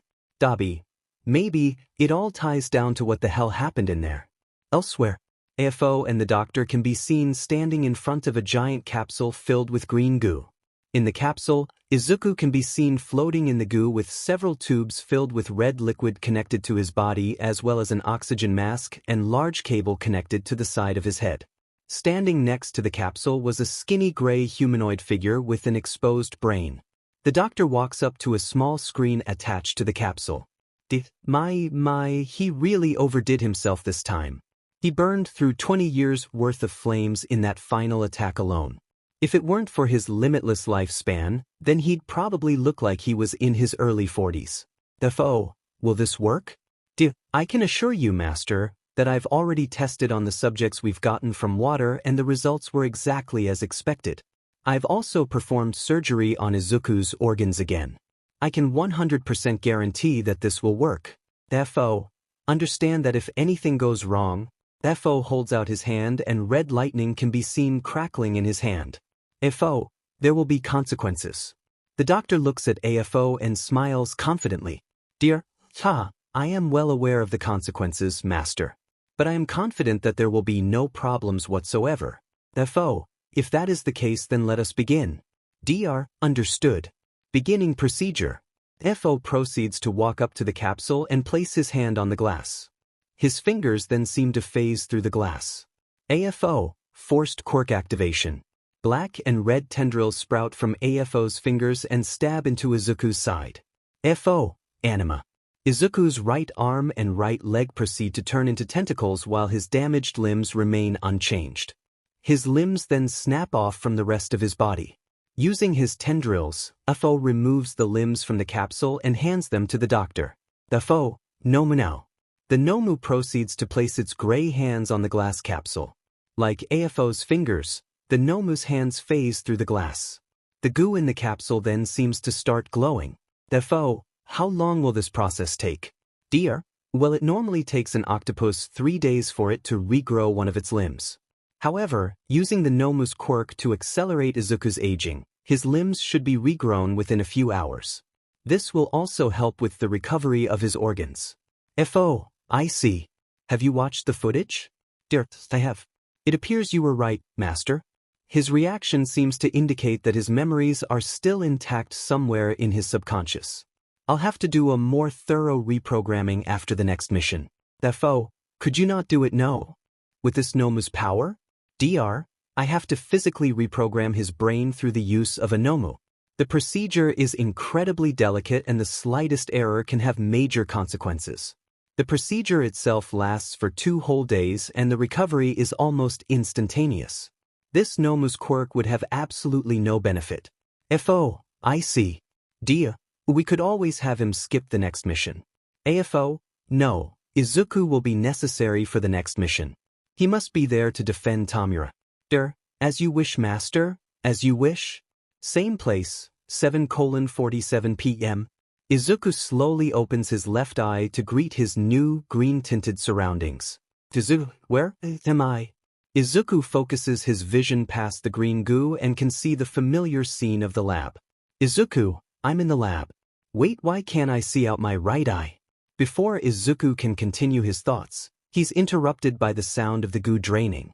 He slowly descends to the bottom of capsule and can feel the tubes being pulled out from his back as well as the cable detaching from his head. He lands on his feet but stumbles a bit. Izuku looks down to see that his missing leg had healed with a burn scar at the point it was separated. He then looks at his left arm to see that it too was fully healed. The parts that he had eaten were a little darker compared to the rest of it. Finally, he looks to his right arm to see that it was completely burned, covered from fingertip to shoulder in a massive burn scar. Dr.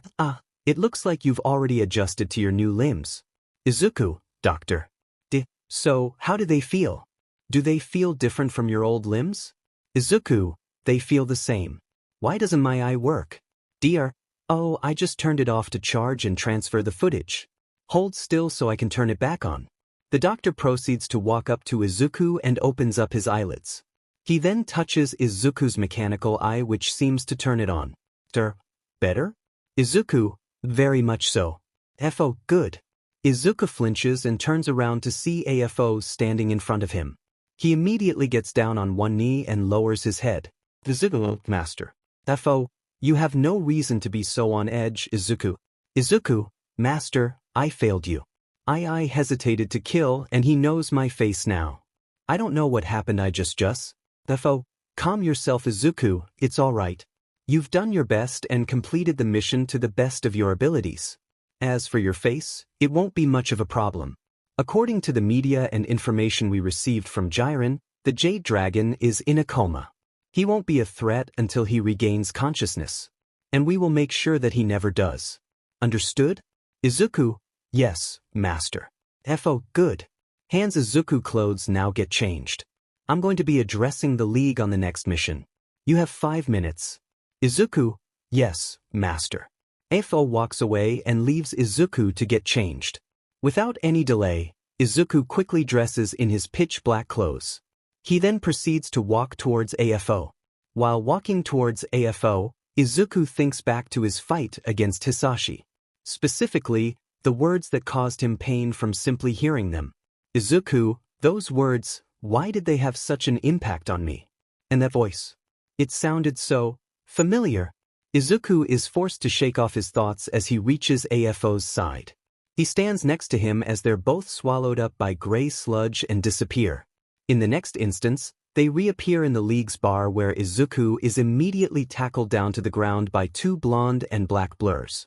Tian'er, Ayun/Zuzu. Izuku, Himiko Rin. Toga, crying I'm so glad you're okay. Rin, crying you had us really worried. The two continue to cry on and squeeze Izuku until they get pulled off by Hino. Hino, give him some damn space you two. Toga, crying in oh. Rin, crying Zuzu. Izuku, sweat drop good to see you guys are alright. Need a hand, big bro? Izuku looks up to see a well-dressed younger boy offering him a hand. Izuku takes the boy's hand, stands up, and proceeds to rustle his hair. Izuku, thanks Katsuragi. Katsuragi, no problem big bro. Dabi, you alright Izuya? Izuku, yeah, I feel as good as new. Twice. So you've gone the way of the cyborg and gotten a robotic leg, eh? Wait, how come yours looks so lifelike? Afo, that's because it's a real leg. Instead of the way of the cyborg, you could say he went the way of the octopus and regrew his leg and arm. Twice. That sounds ridiculous, so I'll believe it. Izuku, somehow I still have scars. Spinner, hey, you should be glad to have scars. They make the man you know? Compress, he had enough scars before, this is just worrisome. Magna, you really have to learn to take better care yourself. Izuku, yeah, I guess I should. Tamura, sensei, can we get to the point? Afo, very well then. Listen everyone, the next mission is at hand. Tomorrow, we will make the existence of the league known to the world. Twice, we're hitting the big leagues, eh? Katsuragi and Spinner, boo. Dabi, and how exactly do you plan on doing that? AFO, using the thugs the Vanguard squad gathered for us, we will invade UA, a high school that trains talented youths to become heroes. Twice. A high school, eh? Say aren't you round about that age Izubro? Izuku, yeah, but I already learned everything I need to know from the doctor. Dabi, why exactly are we targeting some hero high school? AFO, UA is a highly respected high school that has given rise to several of the top-ranking heroes of today. Invading them is an easy way for the league to make a name for itself. Also there's a certain someone that works at UA. Killing him will cause everyone to fear the league's power. Katsuragi, certain someone? Dabi, who is this certain person that you're so keen on killing? Afo, you could say he's the bane of my existence. He's the man who put me in this mask. His presence brings fear to the hearts of any lesser villains. He is known around the world as the symbol of peace. The so-called #1 hero, All Might. This caused everyone except Izuku, Tamura, and Kurojari to either gasp loudly or choke on the drink they were drinking. Spinner, All Might? Hino, no way. Dabi, you can't be serious. You want us to go up against that monster. Twice. Might as well start writing my will.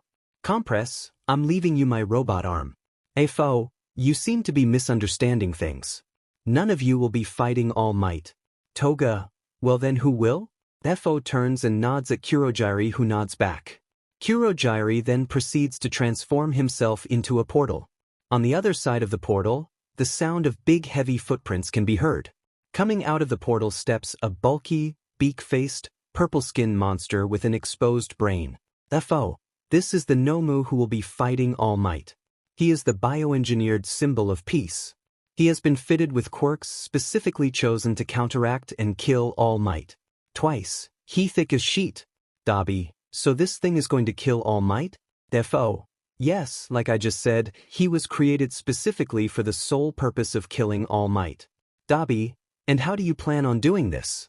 Are you just gonna charge through UA's front gate with an army of thugs and pray that All Might'll be in that day? FO, I've no reason to base it all on chance, Dabi. Thanks to Tamura, we know All Might's location at all times. This allows us to determine the perfect time and place to strike. Dabi, what? Twice? Tamura, really? When did you do that? Tamura, this morning. Do I look like the kind of person who likes to go on walks? Rin, through a cemetery, yes. Hino, so this Nomu is the one going on the mission? At least we don't have to do anything. AFO, actually, there are 3 of you who will go on this mission along with the Nomu. Spinner, what why? FO, while Nomu is powerful enough to take on All Might, it lacks intelligence. He needs to be given orders to have his potential used efficiently. Also, a member of the League is necessary for it to make its name known. Compress. Alright, that makes sense. Though, the question is, Dabi, who's going? AFO, the 3 most impactful members of the League will be taking part in tomorrow's mission. The leader of the League, Shigaraki Tamura. The League's first member, Kurojairi. And the ultimate soldier, Izuku. Toga, hold up. Rin, what? Dabi, you're making Izuya participate in tomorrow's mission, even after what happened today. AFO, Izuku will be going to maintain the safety of Tamura here. Nothing more, nothing less. Dabi, you can't be serious, you're pushing his body too much. Izuku, Dabi, I'm fine. My body has healed perfectly. Dabi, you have a choice in this, Izuya. You can't keep jumping into dangerous mission like this. Izuku, I'm fine, Dabi. I want to do this. It is my duty. Dabi, if something goes wrong, you could get killed by All Might. What if what happened earlier with the Jade Dragon happened again? You might just freeze up again and… Izuku, I said I'm fine too. Dabi, as well as everyone else, is taken back by Izuku's sudden outburst. They all stare at him while and can see that he is visibly agitated. He stares Dabi down angrily before AFO grabs his shoulder. Izuku looks at AFO before looking at the others and breathing out and calming down. Izuku, like I said, I'm fine, Dabi. What happened today was a fluke. Nothing more, nothing less. And I can assure you that what happened today won't happen again, ever. Dabi. Okay, whatever you say, Aizu. Katsuragi. To Hino, I've never seen big bros snap like that before. Hino, same here. AFO, getting back to the mission, Tamura will be providing the Nomu with orders. Kurojairi will serve as our means of infiltration and escape. Hiro will be going as an extra line of defense to ensure Tamura's safety. The rest of you will remain at the bar on standby. Izuku, the DR and I will be monitoring the events through your eye camera. Be alert for any new orders. Izuku, yes, Master. AFO, Tamura, Kurojairi, Izuku, you 3 are to be in training facility early tomorrow morning. From there we will launch the invasion. I'll explain the final details to you then as well. Tamura, Kurojairi and Izuku, understood. FO, good. That's it for the debriefing. You may all leave to your rooms, but be sure to be at the bar at the normal time. Everyone, yes sir. FO, you're all dismissed. After saying this, AFO gets swallowed up by the black sludge and disappears. Katsuragi, guess we should probably call it a night then. Hino, white. Twice, see you guys tomorrow morning. Everyone proceeds to exit quietly without saying a word to each other. While walking to his room, Dabi stops when he feels a hand on his shoulder. He turns around to see Izuku. Izuku, Dabi, I'm sorry about my outburst there. I know you dislike that name of yours. Understand that I only said it out of frustration. Frustration from not being able to complete the mission and frustration caused from me freezing up like that. I honestly have no idea what happened. Dabi, no need to apologize. I stepped out of line there and poked at what I'm guessing is a sensitive subject. Just be sure to watch yourself tomorrow. Dabi shakes of Izuku's hand and proceeds to walk in the direction of his room. Unbeknownst to the two of them, a certain masked cyborg was watching from behind a corner. Twice, looks like they managed to sort things out between the two of them. Thank goodness, I was worried they'd end up having a falling out. Twice jumps a bit hearing a familiar voice coming from behind him. He turns around to find his hand-covered leader. Tamura, I want to have a word with you. 10:22 p.m., Izuku's room. Izuku can be seen lying in his bed and staring at the ceiling. He looks at nothing in particular but is merely lost in his thoughts. He can't help but wonder whose voice it was that he heard and where he heard it before. He holds his right arm up and looks at his palm. After a few seconds of staring, he places his palm on his face. Izuku, read. Izuku's palm and left eye glow blue as his vision begins to distort. Once Izuku's vision clears up, he can see himself in a dark red hallway filled with paintings. Izuku walks down the hallway and passes by several paintings depicting his recent memories. After a while of walking, Izuku reaches the end of the hallway. On the end wall is a painting depicting Izuku as a child. He's wearing bandages like an eye patch and sitting against a wall in the rain in an alley. Izuku, this is my earliest memory. If it's anywhere, then it's here. Izuku proceeds to grab onto the frame of the painting with both his hands. The picture seems to enlarge until it's the size of a door. Izuku then walks through the painting and appears in the alley. Izuku proceeds to sit down next to his past self. After a moment of listening for a voice, both Izukus can feel the rain stop falling on them. The younger Izuku looks up to see a man in a black mask looking down at him while holding an umbrella. Why are you out here in the rain? Young Izuku, I live here. Where is your family? Young Izuku, don't have. And your eye? Young Izuku, hero, burned it? This causes Izuku to place his hand on his scared face while his younger self buries his face into his knees. The masked man bends down to look younger Izuku in the eye. Tell me, what is your quirk? Young Izuku, don't have one. I see, and your name? Young Izuku, Izuku. Well then Izuku, I'm feeling generous today, so I'm willing to offer you a proposition. But first I need to know something. How do you feel about dying? Izuku looks at his younger self who has the same emotionless as him.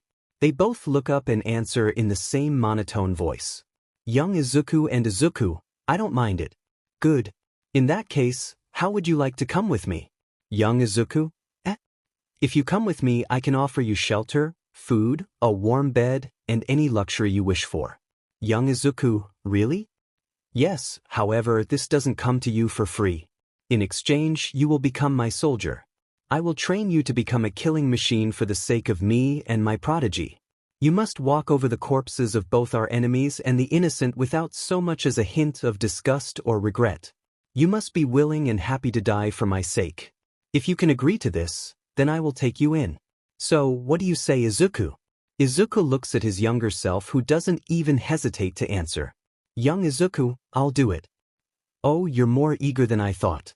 Young Izuku, I have no reason to live. I have nothing to lose if I accept, and I can only gain if I do. Heh, I like the way you think. The figure proceeds to pick up and carry the young Izuku with his one arm while still holding the umbrella. He then starts walking out of the alley. Izuku, what's your name? Oh, I suppose I forgot to tell you. I am AFO, the world's greatest villain. Izuku, faster. Tfo, master. That works too. AFO continues to walk away with the younger Izuku as the area begins turning to white. The area turns completely white before turning into the hallway. Izuku can be seen sitting against the wall of the hall. Izuku, nothing, damn. Izuku stands up and proceeds to walk down the hall while clutching his chin and mumbling to himself. Izuku, I don't get it. The voice I heard sounded feminine, but from that point forward I'd never had any interaction with any females outside the league. And even if I had, only the league members know my name and only because I told them. Does that voice lie beyond my furthest memory? If so, how do I get to it? And what about Hisashi? How does he know me? I don't have any memories of encountering him either. What is going on with me? Am I hallucinating or? Izuku stops walking as he reaches a certain painting depicting the events of Izuku's first mission. Underneath the painting, Izuku can see what appears to be a crack in the wall through which a dark substance appears to be seeping through. Confused by the sight, Izuku bends down in front of the crack. Izuku proceeds to touch the crack with his index finger. Bright light then bursts forth from the crack and engulfs the whole area before turning to darkness. Izuku looks around him only to see complete darkness. He then feels a sudden pain and covers his ears as a sea of voices floods in. I'm sorry, Izuku. Hang in there, champ. You should probably give it up. You looked like you were asking for help. Useless Deku. It's my fault.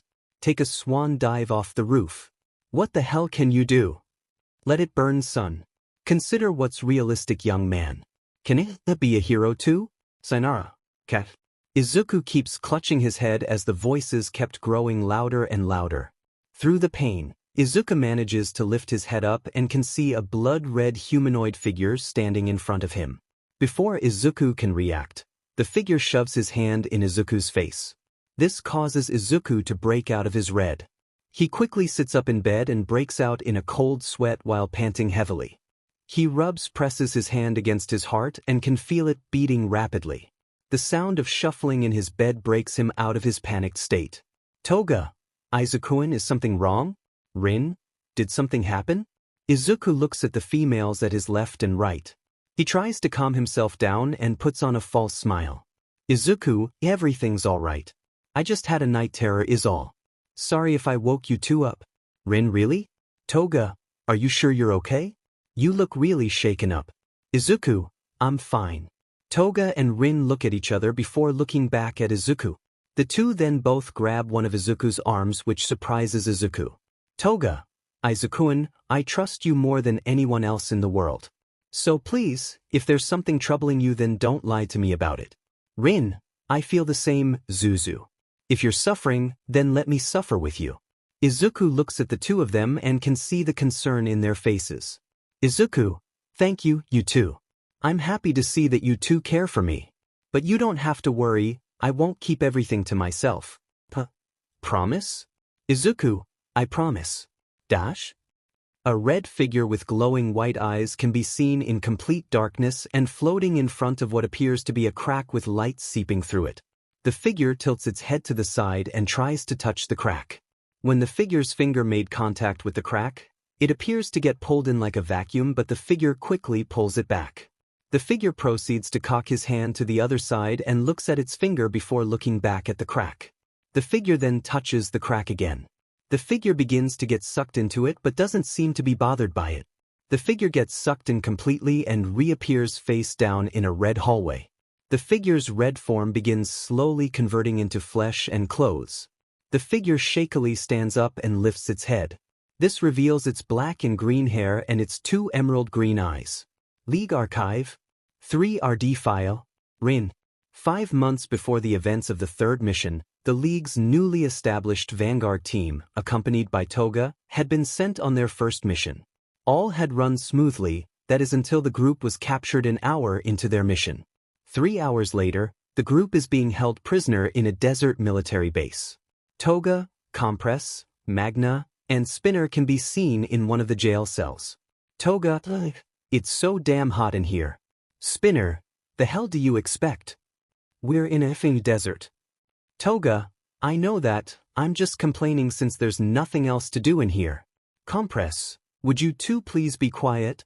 Toga, hey, it's her fault we got caught. Toga, how is it my fault? You're the one who just sunbathed in the middle of the base. Spinner, I can't help myself, it's biology. Magna, you're our vanguard here, you can't just give in to nature like that. Toga, God, why did I have to get stuck with you guys? I could be back at home nuzzling in bed with my Izuku-kun. Compress, in case you forgot, you're the head honcho when it comes to stealth. You oversee all the stealth missions. Toga, oh yeah, but it's still not fair. I had to miss my morning blood smoothie for this. Quiet down in there. The 4 villains look out their jail cell and see a black-haired woman in a military nurse uniform with a medical table. At least try to wait quietly while we decide what to do with you. Toga, well, excuse us if we don't like being held prisoner by a bunch of military douchebags. One more word from you and I'll lock you up in solitary. Toga, Teasich Beach. I heard that. Toga, I hope you did. Spinner, what do you want from us now? Our pride. I'm here to collect blood samples. Magna, what, why? We need them for identification purposes. Now either give it up peacefully or get tranquilized so we can get it. Compress, Not really giving us an option, are you? Fine, we'll cooperate, right? Toga. D. After getting their blood samples, the female soldier leaves them to themselves. Spinner. Ow, I hate needles. Magna. Yet you carry so many swords. Compress. Toga, did you get it? Toga. Smile, yeah, got it. Work your magic. Toga says before tossing Compress a military communication device. Compress pulls out a pearl of his and decompresses it to reveal some sort of data chip. Compress plugs the chip into the device, which causes the chip to turn red. Compress. Alright, the signal's being sent. All we need to do now is wait. Toga. Knowing my Izukuin, he'll be here within the minute. Magna. I sure hope so. After about 30 seconds since the transmission, a black portal opens up about 2 kilometers away from the base. From out of the portal walks Izuku, Twice, Dabi, and Katsuragi. The portal then transforms into the human shape of Kurogiri. Kurogiri. Alright, we should be nearby the base. Twice. Geez, this heat is unreal. And to think back home it's snowing. Izuku, let's hurry and get this started. We need to complete the mission and rescue the others. Dabi, if I remember right, their mission was abduction, wasn't it? Katsuragi. Yes, they were meant to abduct the soldier with the regeneration quirk, right? Izuku, the commander, yes. Dabi, so on top of having to locate and rescue the others, we have to also locate and capture the commander. For God's sake, these idiots need a hell of a lot more training. Izuku, agreed. Twice, so, how do we go about this? Izuku, simple. Kurogiri, Katsuragi, you two go rescue the others. Kurogiri, understood. Katsuragi, Izuku, Dabi, Twice, I'll leave getting the target to you two. Dabi, got it. Twice, alright, but what about you? Izuku, I'll stay here. I'm the one taking care of the cleanup. Dabi, sarcastically, no fair, you get the easiest job. Izuku, heh, it's only natural when you've got the strongest abilities. Now go. Sir. The 4 League members make a mad dash in the direction of the base. Izuku, on the other hand, creates a chair, sits back, and watches the proceedings. The 4 run up to and stand against the base wall. Kurogiri, I don't have the exact coordinates of Togasama and the others, so you'll need to do a bit of moving around. Katsuragi. Katsuragi, no problem. Just try and keep the portal open. Kurogiri nods before transforming into a portal. Katsuragi smiles and jumps through the portal. Once through, he finds himself in a military tent. His body turns transparent as he steps through the wall. Meanwhile, Twice and Dabi were walking in the shadows and looking for the commander. Twice. Now if I was an important commander, where would I be? Strange, usually you spot the target's location when you say something like that out loud. Dabi, shut up, you're gonna give away our location. Twice. Well then help me look. Dabi, I'm the lookout, I'm busy making sure we don't get shot in the back. Anyways, look for the most important looking building. The commander's probably in there. Twice. Of course, that makes no sense, but I'll do it. Back with Katsuragi, after searching through the various buildings of the base, he comes across the others in the cell. Katsuragi, there they are. I just need to take care of the guard now. Spotting a metal thermos on the nearby table, Katsuragi smirks and puts his plan in action. He grabs the thermos and holds it up in front of the guard's face. Guard, what? My thermos is floating? Katsuragi takes advantage of the guard's dumbfoundedness and knocks him unconscious by slamming the thermos against his head. Spinner. Dang, he just got clocked. Toga. Katsuragi, is that you? Katsuragi, at your service. Katsuragi walks into the cell gate and seemingly merges with it. He opens the cell gate and walks out of it before becoming visible once more. Katsuragi, still, to be captured on your very first mission. Big Bro really isn't happy about this. Compress, I can imagine so. Katsuragi reaches into his pocket and pulls out what seems to be a button. He presses the button and Kurogiri immediately appears as a portal behind him. Katsuragi, let's get going, shall we? Twice and Dabi can take care of the rest. The rescued group follow Katsuragi through the portal and find Izuku sitting in his chair. Izuku, you're all getting extra training as soon as we get home. Spinner, geez, you really weren't kidding about him not being happy. Toga, come on, Izukun. At least overlook me just this once. I'll make it worth your while. Izuku, I'm afraid that if I do that, it'll only result in punishment from Master for you. Toga. Fair enough. Kurogyri, Twice and Dabi are taking their time. Do you think they need help? Right as Kurogyri says this, a massive blue tower of flames erupts from the center of the base. Izuku, I'd say no. Kurogyri, they just sent their coordinates. Izuku, bring them here then. It's about time we wrap things up. Kurogyri, understood. Kurogyri opens the portal and immediately Dabi and Twice jump through while restraining a gray-haired old man. Twice, it's a hit and stun, geezer. Twice yells as he uses his mechanical arm to tase the old man. This successfully renders the old man unconscious. Izuku, that's quite the entrance you two made. Dabi, what can we say? The old man didn't want to go down without a fight. Twice, so we had to calmly apprehend him. Izuku, and by doing so, you've alerted the entire base. Although, I suppose it doesn't matter now, since it's time for the cleanup. Izuku says as he stands up from his chair. He walks in front of the group and places his hand on the sand. The wind around him starts picking up and the sand beneath Izuku flattens. Izuku, sand tsunami. The sand in front of Izuku rises and forms a massive tidal wave made of sand. The tidal wave flows over and completely covers the desert base. Izuku, giant sand burial. The massive sand mountain flattens with Izuku's yell and completely crushes the base and those inside it. Izuku, mission complete. Search the old man's pockets for communication devices. If you find one, destroy it. I don't want us being tracked. Twice, yes boss. Spinner, no matter how many times I see it, I still can't get over how you can kill so many people in a split second. Izuku, it's not every day I can perform a move like that.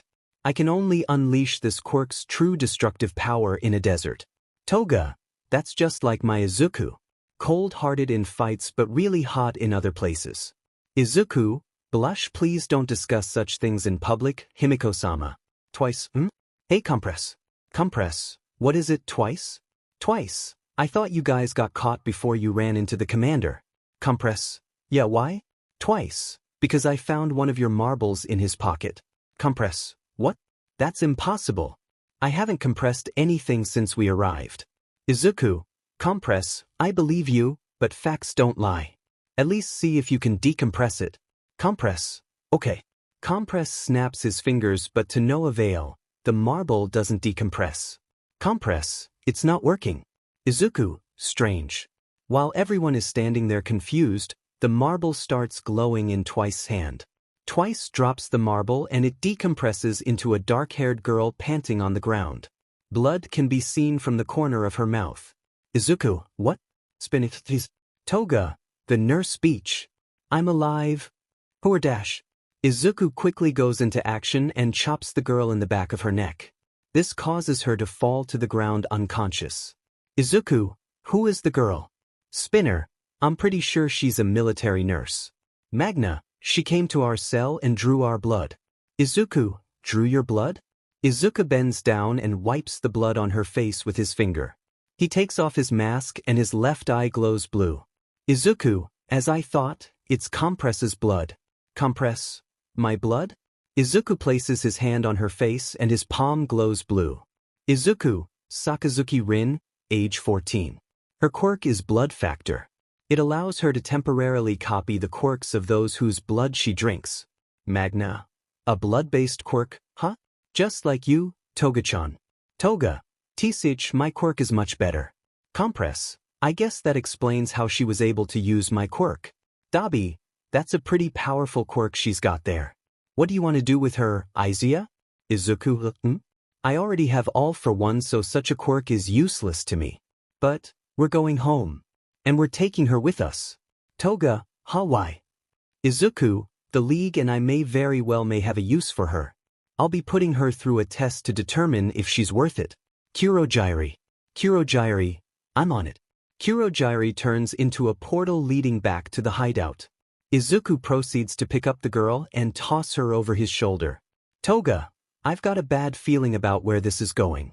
Later, unknown area. The woman now known as Sakazuki Rin wakes up in a snow-covered forest.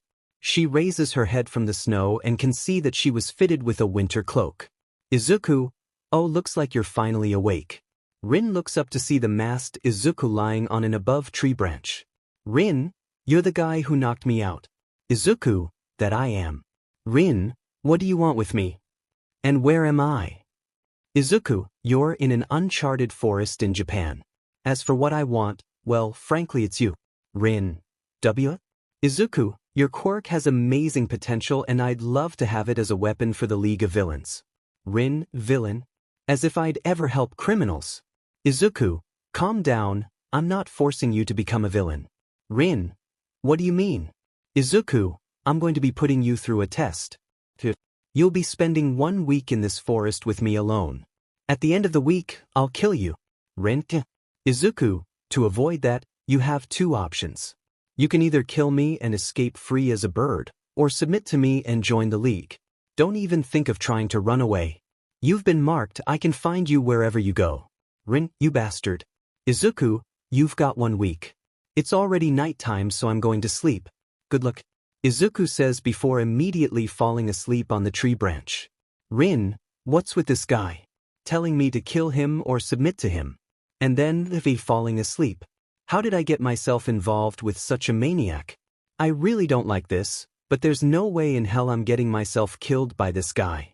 Rin stands up on her feet and walks around the forest. She comes back to Izuku's tree with a bunch of fallen sticks. She places the sticks around the tree and starts carving up 2 of them. She starts rubbing the sharpened stick on the other one. After rubbing for a while, the sticks catch a flame. She uses some discarded animal fur as kindle for the fire. Just as the tree starts to catch fire, however, water comes down from above and puts out the fire. Izuku, nice try. Rin, bastard. You were awake. Izuku, what? You think the smell of smoke wouldn't wake me up? Izuku says before standing up and jumping onto a branch of another tree. The tree then seems to freeze and get covered in ice. Izuku, you'll have to do better than that. Good night. Izuku says before once more falling asleep. Rin, he's good. I need to think carefully about how to kill him. For now though, I need to make a new fire and build a shelter. Putting her words into action, Rin scours the forest for more fallen branches. She makes herself a small campfire and creates a little shelter from large tree branches. She falls asleep in the snow next to the fire. She wakes up the next morning to a delicious smell. She opens her eyes to find that her tree branch shelter was now a proper one-man tent. She exits the tent to see Izuku holding a frying pan over a purple flame. Izuku, a heavy sleeper, are you? Well, whatever, come and dig in. Rin cautiously approaches Izuku with a rock behind her back. She sits down on a log as Izuku approaches her. He proceeds to hand her a plate with bacon and eggs on it. Izuku, eat up. It's not poisoned. Skeptical, she hesitantly takes a bite of a piece of bacon. Her eyes widen from the taste of the meat. Rin, it's delicious. Izuku, you've been in the military for 10 years, right?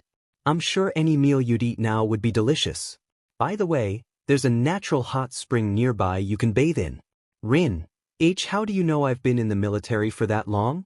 Izuku, I saw into your memories while you were unconscious. I know a lot about you now. Rin, why would you do that? That's my personal life you're invading. Izuku, why? I have my reasons for doing so. You'll find out what they are soon enough. Rin, okay, but why are you doing this? You gave me this cloak, that tent, and the breakfast. I don't see the point in doing that if you're just going to kill me. Izuku, I have to keep you alive and healthy. You're a potential new recruit for the League after all. Rin, I'm not going to join your League.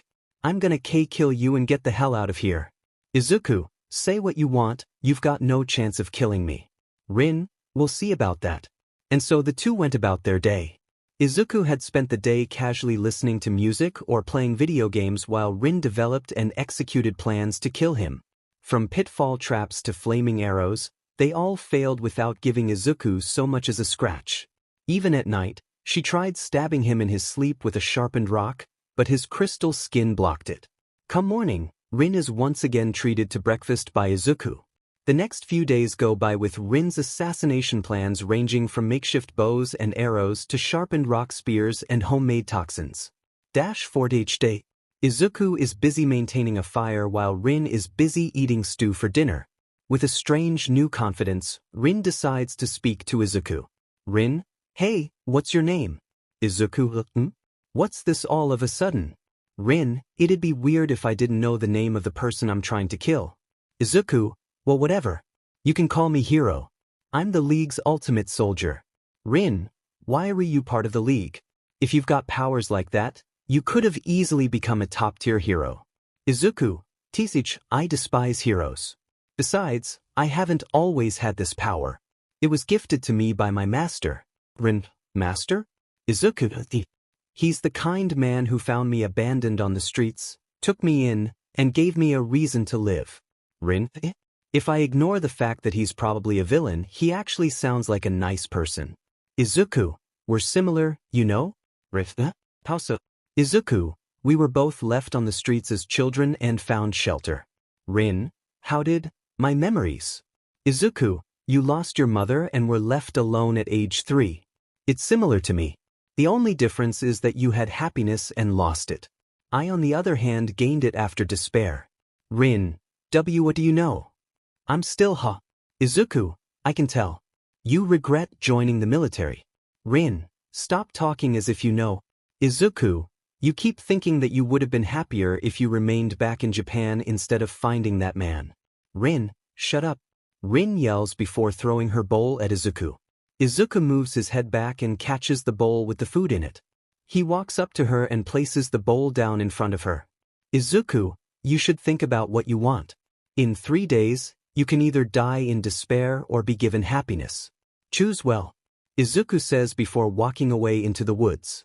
Rin simply watches Izuku walk away before looking down at her food.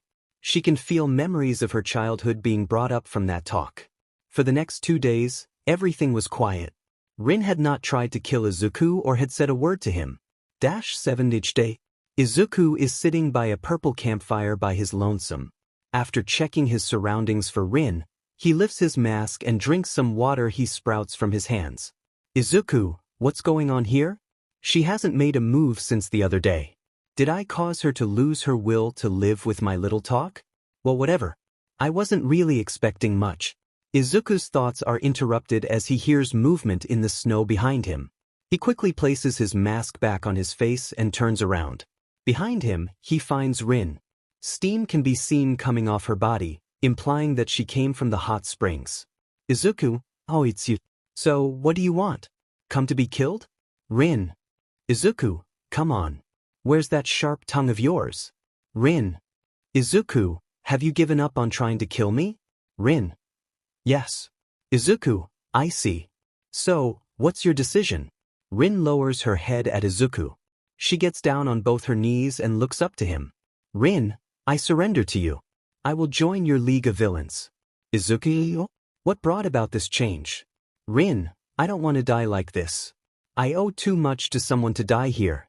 Izuku looks at Rin silently for a moment before turning his head to the side and placing 2 fingers to the side of his head. Izuku, Kurogyri, take us to the room. Immediately after he says this, a dark portal opens in front of the 2 of them. Izuku turns his head slightly to Rin. Izuku, come with me. Izuku says before walking through the portal. Rin hesitates for a moment, before following Izuku through the portal. Once she crosses over, she finds herself and Izuku in a dark room.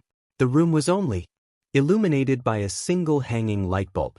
Her eyes widen as she sees, sitting tied to a chair, her military commander. Rin, Ichi's. Izuku, your military commander, Sakazuki Rentaro. Your blood father if I'm not mistaken. Rentaro, Rin. What the hell were you doing with that villain? Rin, a father. What's going on? Izuku, if you really want to join, then you need to truly prove yourself. Izuku says while rolling up his sleeve. A bright glow emanates from his arm and a handle sticks out of it. He grabs the handle and pulls out a revolver. He then takes the revolver by the barrel and holds it out to her. Izuku, take it. This is your final test. Rin takes the revolver with shaky hands. Izuku then grabs the gun in her hand and holds it against his heart.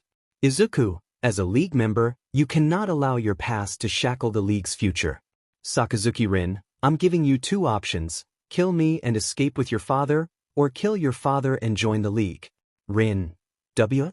Izuku, I swear on my name as a soldier, that if you kill me, you too will be able to safely escape from here and have normal lives. Rintaro, do you hear that, Rin? We can go home and be free from all of this? All you have to do is pull the trigger. Rin, Izuku, steady your trigger. You have already killed before. What is the difference now? Pull the trigger and kill me, the person who killed your comrades, kidnapped you and held you hostage for a week. Rintaro, you hear that, sweetie? He killed everyone. Get revenge on their behalf. Do it and we can start again. Izuku, you heard him. Do what he tells you. Do what the man who made you a killer tells you to do. Kill me. It's your choice after all. Rin's hand shakes as her entire body starts shaking as well. Sweat forms on her face and her eyes start twitching slightly. Rintaro, what are you waiting for? Stop being a coward and kill him. Just pull the damn trigger. Rin struggles for a moment with the gun in her hand before letting out a yell. She turns and points the gun at Rintaro with tears in her eyes. Rintaro's eyes widen while Rin's close as her fingers pull back on the trigger. A loud bang is heard, but Rin opens her eyes to see her father still alive. Rin, Eicha? Izuku, I'm sorry, those were blanks. Izuku says while taking the gun from Rin and throwing it to the side. He walks in front of her and pats her head.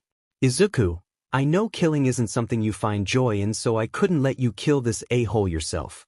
But congratulations, you passed my test. Welcome to the League.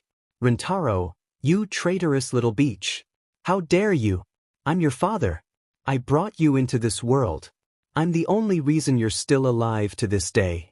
I could have just left you on the streets to— Izuku, shut up. The old man freezes up as he feels an aura of intimidation coming off Izuku. Izuku removes his hand from Rin's head and walks in front of Rintaro. Rintaro, what are you doing? Izuku, my duty. Izuku holds his palm up to the old man's face. Rintaro starts sweating nervously as Izuku's palm glows a deep purple before turning into a light blue. Izuku, as the ultimate soldier, I am tasked with protecting all League members from harm. You, who left her on the streets for a year, who only took her in for her power, who turned an innocent child who only wanted her father into a murderer, cannot be allowed to live. Rintaro, wait please. Rentaro's pleads are ignored by Izuku and he's blasted by and consumed in blue flames.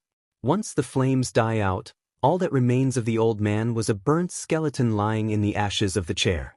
Izuku turns back to look at the frightened Rin and walks towards her. Izuku, Rin, you are now officially a member of the League. From this point onwards, you will encounter situations where you will kill. If you cannot handle it, I will train you so you can. Tell me, do you think you can manage? Rin, Weiss, I've already killed in the past, so at this point I shouldn't be afraid. I did try to kill you after all. Izuku looks at her for a moment before grabbing hold of his mask. He takes it off to reveal his face and smile to Rin. Izuku, you asked me my name earlier.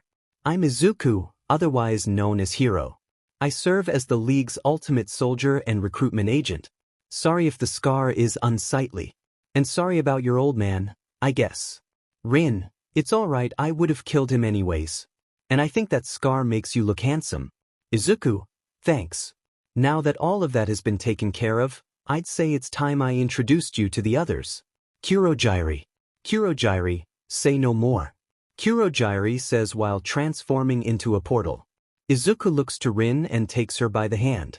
Izuku, shall we go? Rin, Weiss. Izuku walks through Kurogyri with Rin close behind him. The two appear in the middle of the bar where everyone was. Tamura, well, look who's back. Twice. My cyborg brother, you're home. Toga, Izukuin. Izuku looks to see Toga running up to him. She jumps at him, wraps her arms around his neck, and wraps her legs around his waist while nuzzling against his face. Toga, I missed you so much, Izukuin. A week without you has been so boring. I've been craving your blood like crazy. Come on, let's go back to our room and huh? It is at this point that Toga notices a shocked Rin standing behind Izuku. Toga, the nurse speech?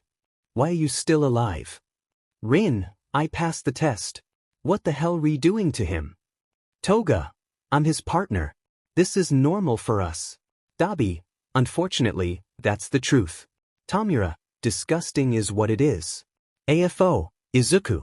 Izuku, Toga, and Rin look behind them to see AFO standing right there. Toga quickly lets go of Izuku out of fear of getting punished. Izuku gets down on one knee in front of his master. Rin follows suit and does the same. Izuku, it is good to see you still in good health, master. FO, a week won't turn me into a weak old man.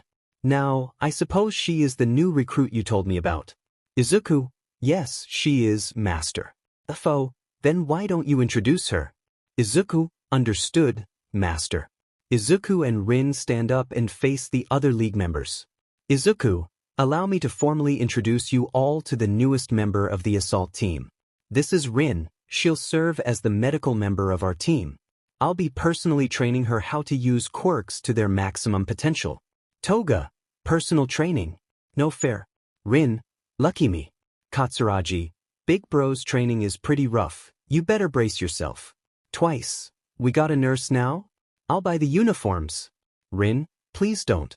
Dabi, you can try and stop him, but he'll do it. Izuku, it may be intense at times, but you'll see that life in the league can be pretty fun. Rin, if I'm with you, then I'm sure it will be. Izuku, smile, that's good to hear. Kurogiri, pour some drinks. Tonight we celebrate. Third file. Concluded. 10:03 a.m. League of Villains hideout. In the League of Villains underground training facility, Shigaraki, Kurogiri, and the Nomu are at the center of a group of thugs. Shigaraki scratches his neck as he grows impatient from waiting. Tamura, oi Kurogiri. What's taking the brat so long? He already missed Sensei's final briefing. Kurogiri, he was called by Rin-san earlier. I'm sure he'll be back soon. Tamura, for God's sake, I'm getting impatient. What about the Nomu? You sure he's ready for battle? Kurogiri, rest assured, Nomu is ready to kill at your command. Tamura, and what about you? Are you ready, Kurogiri? Kurogiri, yes, I am ready for today's mission. Just then, the training facility's door opens and reveals Izuku walking in with his mask on. His suit replaced green with red.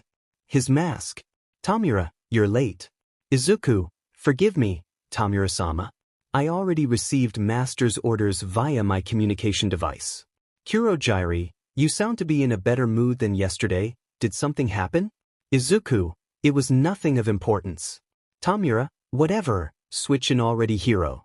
Izuku's eye loses its signs of life behind his mask and he switches into his emotionless state. Izuku, awaiting orders, Tamura-sama. Tamura, go and address the troops. Izuku, understood. Following Tamura's orders, Izuku stands in front of the group of thugs. Izuku, you have all been given your orders. You will all be teleported to your designated areas. Stick to the plan laid out before you. Failure or insubordination will not be tolerated. Any questions? Random thug. Yeah, who gets the credit for taking down All Might? Izuku, the League and only the League. Random thug. And what do we get? Izuku, you are entitled to nothing. You were only chosen by chance. Random thug. Huh? So you're telling me we put our necks on the line and walk away with nothing? That's unfair. Tamura, unfair you say? Hero, how about you show them what kind of reward they'd receive for a job well done? Izuku, understood. Understanding Tamura's order, Izuku walks up to the thug who spoke up. He then grabs the thug by the throat and holds him up in the air. Gasping for air, the thug tries his hardest to break free, but to no avail. Using his free hand, Izuku presses a hidden switch on his mask which activates a mechanism that opens up a slot for his mouth. Purple gas then spews forth from his mouth and surrounds the thug's head. Izuku then lets go and the thug drops to the floor dead. Tamura, how's this for a reward?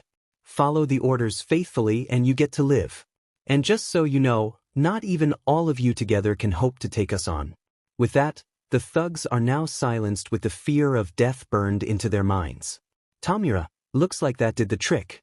Let's get this show on the road already. Toga, wait. Tamura looks back to the door to see Toga running up to them. Izuku, Himiko-sama, what are you doing here? Toga, I'm going with you on this mission. Izuku, that is not part of Master's plan. Toga, I don't care. I'm your partner and I'm not letting you go through this by yourself. So I order you to let me go with you. Izuku, I will not. This mission is too dangerous for you. Toga, what are you talking about? You're supposed to obey my orders. And it's not like it's directly violating the big boss's orders, so why? Izuku, it's because. Tamura, well, isn't this interesting? Let her come, hero. That's an order from your leader. Izuku, understood, Tamura-sama. Toga, thanks, Tamura. Just like Dabi said. 7:53 a.m., League of Villains hideout, Dabi's room. Toga, Yon, what's the deal, pulling me away from my Izuku-in so early in the morning? Dabi, I'll make this quick so pay attention. You have to go on today's mission. Toga, what why? Dabi, things won't go as the master planned today. And I can tell that Tamura is up to something. Toga, there you go again with those weird suspicions of yours. Dabi, believe me or don't, it's up to you. But I know you don't want to be away from him after yesterday. Toga, yeah, you're right. But how am I supposed to go on the mission? It's not like I can just join it. Dabi, if Tamura is planning what I think he's planning, he'd be happy to give Hiro a weakness. Bringing you along would definitely create a weakness. Toga, but it sounds like we'd be helping Tamura in his plan. Dabi, that's the only way we can help Izuya. Trust me, I'd come and help if I could, but Tamura would be suspicious and weary of me if I decided to join for no reason. Just let them know you want to help Izuya. Tamuro'll probably think you won't have any ulterior motives. Present time. Toga, what are you planning to do with my Izuku-in, Tamura? Tamura, so let's begin. Tamura says as he snaps his fingers. Kurogiri snaps into action and transforms into multiple portals. The thugs walk through one by one until the 3 league members and the Nomu remain. Tamura takes the first step through with Nomu and Izuku walking behind him and Toga walking behind them. They cross the portal into what appears to be a dome-shaped building. Far ahead of them at the top of the stairs at the entrance were a group of kids Izuku and Toga's age, as well as 2 older people. Izuku's eye glows blue behind his mask as he uses scan to identify all of them. Izuku, Pro Hero, Eraserhead, identified. Pro Hero, 13, identified. 11 unknown male students identified. 9 female students identified. Target, All Might, not located. Tamura, after all the trouble we went through to gather all these thugs, he decides to bail on us? Maybe he'll show up if we kill some kids. Just then, Eraserhead jumps from the top of the stairs and launches himself into the mob of thugs. Tamura, Eraserhead's making moves, huh? These low-tier thugs won't be able to take him down. He's good at close combat and those goggles make it hard to tell whose quirk he's erasing. Izuku, Tamura-sama, your orders? Tamura, let's just let him wear himself down for now. Kurogiri, go make sure the kids don't try to escape. Kurogiri, yes, Tamura. Kurogiri says as he warps to the entrance. Tamura, hero, make yourself useful and give me a drink. Izuku, yes, Tamura-sama. Izuku says as he creates a little table and a few bottles of alcohol and glasses. He then proceeds to mix together the drinks for Tamura. Toga, you're pretty laid back for a mission this serious. Tamura, I've no reason to be stressed. This isn't my first mission, you know? I know for a fact that everything will go exactly as I planned. Tamura says as he grabs the drink Izuku made for him. Tamura places his father's hand on the table and takes a sip of his drink. Izuku goes back to standing by the Nomo while Toga concentrates on Tamura. Toga, what the hell is he planning? What move is he going to make? I can't see through his expression. After standing motionless next to Nomo for a while, Izuku receives a transmission in his head. AFO, Hero, status report. Izuku, yes, master. Contrary to the schedule obtained by Tamura-sama, All Might was not found here. Pro Heroes 13 and Eraserhead are here. 13 and the students are being taken care of by Kurogiri. Eraserhead is currently in combat with the forces we gathered. Tamura-sama is taking focus of the fighting and Himiko-sama is taking focus of Tamura-sama. Nomo remains inactive and I detect no signs of All Might arriving. FO, I see. Knowing All Might, he'll arrive soon enough to protect his students. I expect you to protect the others until All Might arrives. Izuku, yes, Master. The transmission ends with that. AFO and the doctor are currently watching the events through Izuku's eye camera. It's strange though. I wonder what Shigaraki is thinking, bringing Toga along like that. AFO, perhaps he's grown overconfident. He could also be planning on swapping her out with one of the students. Independent thinking is fine, but he should be discussing his plans with me. Well, I'm sure we'll be able to see how his plan unfolds. Back at Yi, Izuku is still standing motionless next to Nomu. He continues to remain motionless until he notices something at the water area. He uses his mechanical eye to zoom in on the water and can see a whirlpool forming out of nowhere. Izuku uses overclock to slow down his perspective. This lets him see that a girl running on the surface of the water is causing the whirlpool. He lifts his finger and is about to blast her. That is until Tamura lifts 4 fingers up to stop him. Tamura, stand down, hero. You attack when I tell you to. Understood? Izuku, yes, Tamura-sama. Tamura, still, it might be time I make my move against Eraserhead. Tamura said while placing the hand back on his face. He stands up and throws his glass on the ground. He then dashes towards Eraserhead. Eraserhead, the final boss. Eraserhead yells while raising his hair and extending his scarf to Tamura. Tamura reacts quick enough and grabs the scarf. Eraserhead uses the opening and runs towards him. He pulls on the scarf and attempts to elbow Tamura. His elbow, however, is caught in Tamura's palm. Eraserhead grits his teeth as his hair falls. His elbow then starts to decay. Tamura, it's not exactly easy to notice, but there's an instance when your hair drops. That's when you reach the limit on your quirk. The more you use it, the shorter the time in between those instances get.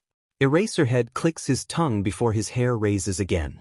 He then attempts to punch Tamura, but is met with Izuku's boot in his face. Tamura, I thought I said. Izuku, Master's order. Protection of League members take priority. Tamura, of course. I almost forgot about that. Well, whatever. I've got to give you credit, Eraserhead. You're not a hero who's suited for long fights and mobs, yet you jumped straight in. Was it to put your students at ease? Tamura says as the villains around Eraserhead start attacking. He barely manages to deal with them and turns to Tamura and Izuku while raising his hair. Tamura, not bad. By the way, hero, I'm not the final boss. Eraserhead looks behind him as he feels a heavy presence. Behind him stands the towering figure of the Nomu. Before Eraserhead can move, he's knocked down to the ground hard. Nomu proceeds to slam his fist onto his back a few times before just sitting on him and pulling his arm back hard enough to break it. Tamura, meet the bioengineered anti-symbol of peace, Nom. Nomu twists Eraserhead's broken arm even further and causes him to yell out in pain. Tamura, being able to erase quirks is wonderful, but not impressive. When faced with overwhelming power, you may as well be quirkless. Eraserhead weakly turns his head to look at Nomu and tries to erase his quirk. Nomu simply steps on and crushes his unbroken arm. Tamura, erasing his quirk won't get you anywhere. His strength is beyond that. Nomu pulls Eraserhead's head up and slams his face into the floor, creating a crater. Tamura smiles behind his hand mask as Kurogyri materializes next to him. Tamura, Kurogyri, did you manage to kill 13? Kurogyri, I put 13 out of action, but was unable to disperse some of the students. One of them managed to escape. Tamura, Kurogyri, you're lucky you're a warp gate. Otherwise you'd be dead where you stand. Anyways, we're in trouble here. Even for us, taking on a bunch of pros might be trouble. I guess we should make our leave. But before we do, let's injure the symbol of peace's pride. Tamura says before dashing towards the water area faster than the eye can see. He places his hand on one of the students hiding in the water. Nothing, however, happens to the green-haired girl. Tamura, damn it. You're really cool, you know, Eraserhead? Tamura looks over his shoulder to see Eraserhead looking at him with his red eyes. Nomu slams Eraserhead's face back into the ground. In the next instance, the purple-haired girl next to her quickly jumps out of the water, tries to kick Tamura. Purple girl, get your hands off of her. In the split second she blinks, her foot and leg are grabbed by Izuku and Nomu. Izuku, deaf to those who threaten the young master. Tamura, you're fast, but not fast enough to beat these two. Send her to hell, hero. Izuku, yes, Tamura-sama. Izuku says as he sharpens his free arm. The girl in the water slaps Tamura's hand away and sticks her tongue out to stop Izuku. Tamura reaches both his hands to touch the two water-bound students. He's about to turn them to dust, but stops at the sound of the entrance doors being blown off their hinges. Everyone turns their attention to the entrance and the students smile with hope as they see the angered face of the symbol of peace. All Might, it's fine now. I'm here. Purple Grapist, All Might.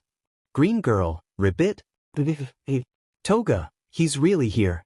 Tamura, seems the fun finally gets to start. The foe, the true fight finally begins. Thug 1, that's All Might. Thug 2, it's my first time seeing him in person. Thug 3, he's so intimidating. Thug 4, idiots, don't hesitate. If you do, we're all gonna get killed. Just try and... Before the thug can finish speaking, he, along with all the other thugs, is knocked unconscious by All Might. Izuku reacts quickly enough, dashes towards Toga, and guards her from the attack. All Might reappears holding Aizawa in his hands. All Might, sorry, Aizawa. He turns around and faces Nomu and Tamura. He dashes behind them and grabs the three students while also managing to kick Tamura in the back of the head. Toga, Tamura, Izuku, Tamura-sama. All Might drops the three kids and Aizawa down on the ground.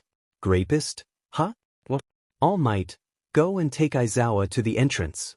But, Purple Girl, why sir? Green Girl, Ribbit? Tamura, he struck me while saving them. Tamura says as he picks up the hand that got knocked off his face. Tamura, I couldn't follow him with my eyes. But, he's not as fast as I thought he'd be. I guess it's true. Asterisk smile asterisk he's gotten weaker. All Might lunges towards Tamura with his arms crossed. All Might, Carolina, Tamura, Nomu. Nomu hears Tamura's call and jumps in front of him. All Might, smash. All Might uncrosses his arms and cross-chops Nomu in the chest. He looks up to see Nomu completely unfazed. Nomu tries to grab him, but All Might leans back and avoids him. All Might, no effect. All Might yells as he punches Nomu in the gut. Yet again, there's no effect. All Might, in that case, All Might proceeds to deliver two hard blows to Nomu's face. Still, absolutely no effect. All Might, not on the face either. Tamura, your punches won't do anything against Nomu's shock absorption. It'd be more effective to gouge out his flesh slowly. Not that he'd let you. All Might, if that's true, then it's a lot easier for me. All Might says as he circles around Nomu and grabs him by the waist. He performs a suplex on Nomu that causes an explosive dust cloud. The dust cloud clears to reveal Nomu's upper torso being sent through a portal that leads directly under All Might. Nomu's fingers are digging into All Might's sides. Blood can be seen dripping from All Might's mouth. Tamura, were you trying to implant him in the concrete? You can't stop him like that. He's as strong as you after all. Nomu squeezes on All Might's sides even harder, which causes more blood to leak out. All Might lets go of Nomu's waist and tries to free himself. All Might, you better prepare yourselves. I'm not gonna go easy on you after this. Tamura, Kurogyri. Kurogyri, normally I don't like guts and blood overflowing within me. But for someone as great as you, I can make an exception. Nomu's job was restraining you. Tearing you in half is mine. Purple Girl, All Might.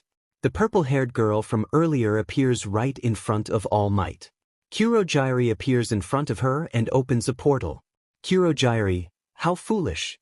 Before she can get warped away though, Kurogyri gets blasted by an explosion from a blonde girl coming out of nowhere. Blonde, out of the way, Mary. The blonde girl grabs Kurogyri by his metal neckpiece and slams him into the ground. Blonde, ate this. The ground starts freezing and the majority of Nomu's body gets covered in ice. The ice can be seen coming from a girl with half red, half white hair. Dual Girl, I heard you were here to kill All Might. Mary, you guys? With Nomu's grip loosened because of the freezing, All Might breaks free. A red-haired boy jumps into the scene and tries to attack Tamura. Tamura, however, manages to easily dodge. Redhead, damn, I didn't get to show off.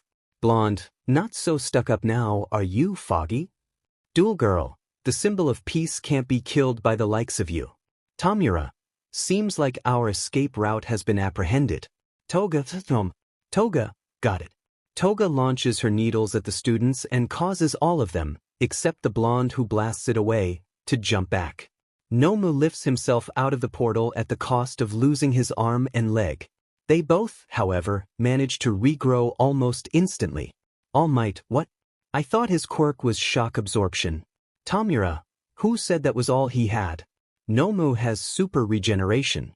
Modified to take you on at 100%, Nomu is a super efficient human sandbag. How about we get our escape route back? Nomu dashes at the blonde holding Kurogiri hostage and throws a heavy punch. This causes a massive backdraft and sends a figure flying into a wall. Once the smoke clears, it is revealed that the blonde was with the other students, and All Might was the one being knocked back. Tamura, protecting the kid, how heroic of you. Blonde, All Might, not holding back, are you? Tamura, I didn't have a choice. It was to rescue my comrade. Besides, that purple one was about to kick me with all she had. Violence for the sake of others is admirable. It makes me mad that the world categorizes the same violent acts as heroic or villainous. Some symbol of peace you are. You're just a tool used to repress violence. Violence will bring about more violence. This will be known by the world once you die. All Might, don't mess with me. I know you just want to enjoy this yourself. Tamura? He already figured me out, have you? Dual Girl, it's 5v5. Redhead, these guys are nuts, but if we back up All Might we can push them back. All Might, no. Run away. Dual Girl, you would have been in trouble if I hadn't done anything back there, right? All Might, that was a different story, young Todoroki. Thanks. But it's fine now. Just watch as this pro gives it everything he's got. Tamura, Nomu, Kurogiri, get him. Hero, Toga, help me deal with the kids.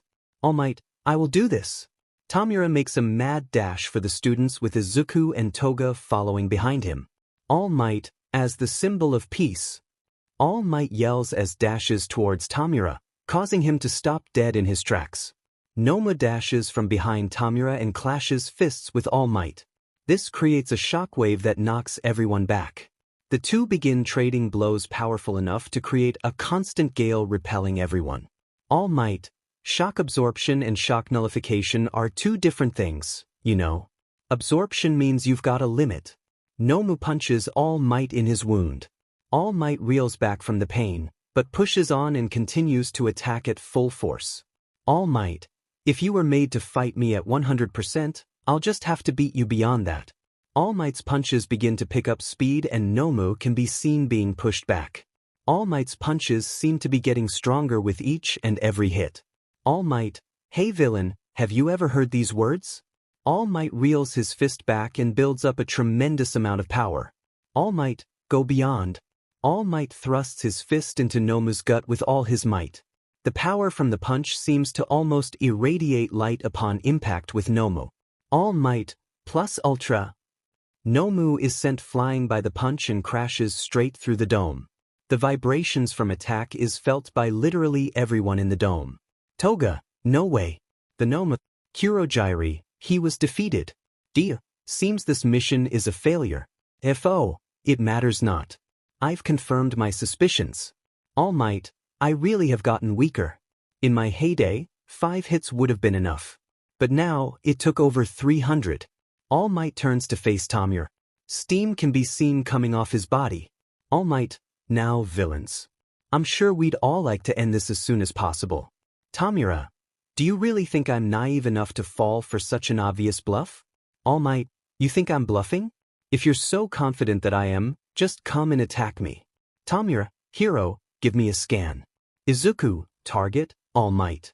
Vital signs, weak. Time limit, near reached. Status, killable. Ally forces, still mobile. Kurogiri, even with just the 4 of us, We can kill you if you're this weak. Toga, reinforcements will be here any minute though. Tamura, all the more reason not to hesitate. Tamura says as he, Kurogyari and Izuku run towards All Might. Tamura reaches his hand at All Might, but he stops as he gets shot in the hand. Tamura, what? All Might, head just on time. Gathered at the entrance, a group of pro-heroes can be gathered at the entrance. Standing in front of them is a blue-haired boy dressed like he's a vehicle from Initial D. Blue Boy, I, Tenya Ida, Class 1A representative, have now returned. The remaining conscious thugs open fire and try to attack the pros. They're immediately taken down by Present Mike yelling Ectoplasm's clones. Tamura, tease, the teachers are here. The pro-hero Snipe tries to shoot Tamura, but his shots get blocked by Izuku jumping in front of Tamura and crystallizing his body. The three can then feel themselves being sucked in by 13's quirk. Izuku sharpens his legs and digs them into the ground to stop them from getting sucked in. He lifts his arm up into the air and points his fist into the sky. Magma coats his arm and gets launched at the pros. Izuku, great eruption. This forces 13 to cease their black hole and absorb the magma instead. Toga, hey, we've got to leave now. Before we get caught. Tamura, yeah, I guess it's time for the showstopper. The foe, showstopper? Tamura walks up to Izuku and places his hand on his neck. Tamura, hero, your body is completely healed after the previous mission, yes? Izuku, yes, it is, Tamura-sama. Tamura, meaning you can fight at full force, right? Izuku, yes, Tamura-sama. Tamura, smirk good. Consider this my parting gift, heroes. Hero, kill them all.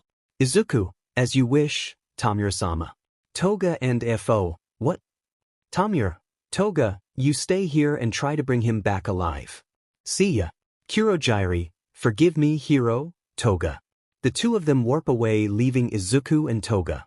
The foe, hero, ignore that order and escape immediately. Foe, hero, Izuku respond. Something's wrong. I can't reach his communication device. Something is interfering with the signal. The foe, I thought the signal couldn't be interfered with. It can't. At least not through something as minuscule as a signal jamming quirk. Toga, hero, let's get out of here. That's an order. Izuku, order interferes with Tamura-sama's order. Izuku walks up to Toga and holds his palm in front of her face. Izuku, glass box. Water sprouts from Izuku's palm and freezes into a cube around her. The frozen cube then gets crystallized. Toga, hero, what are you doing? Izuku, defending league member.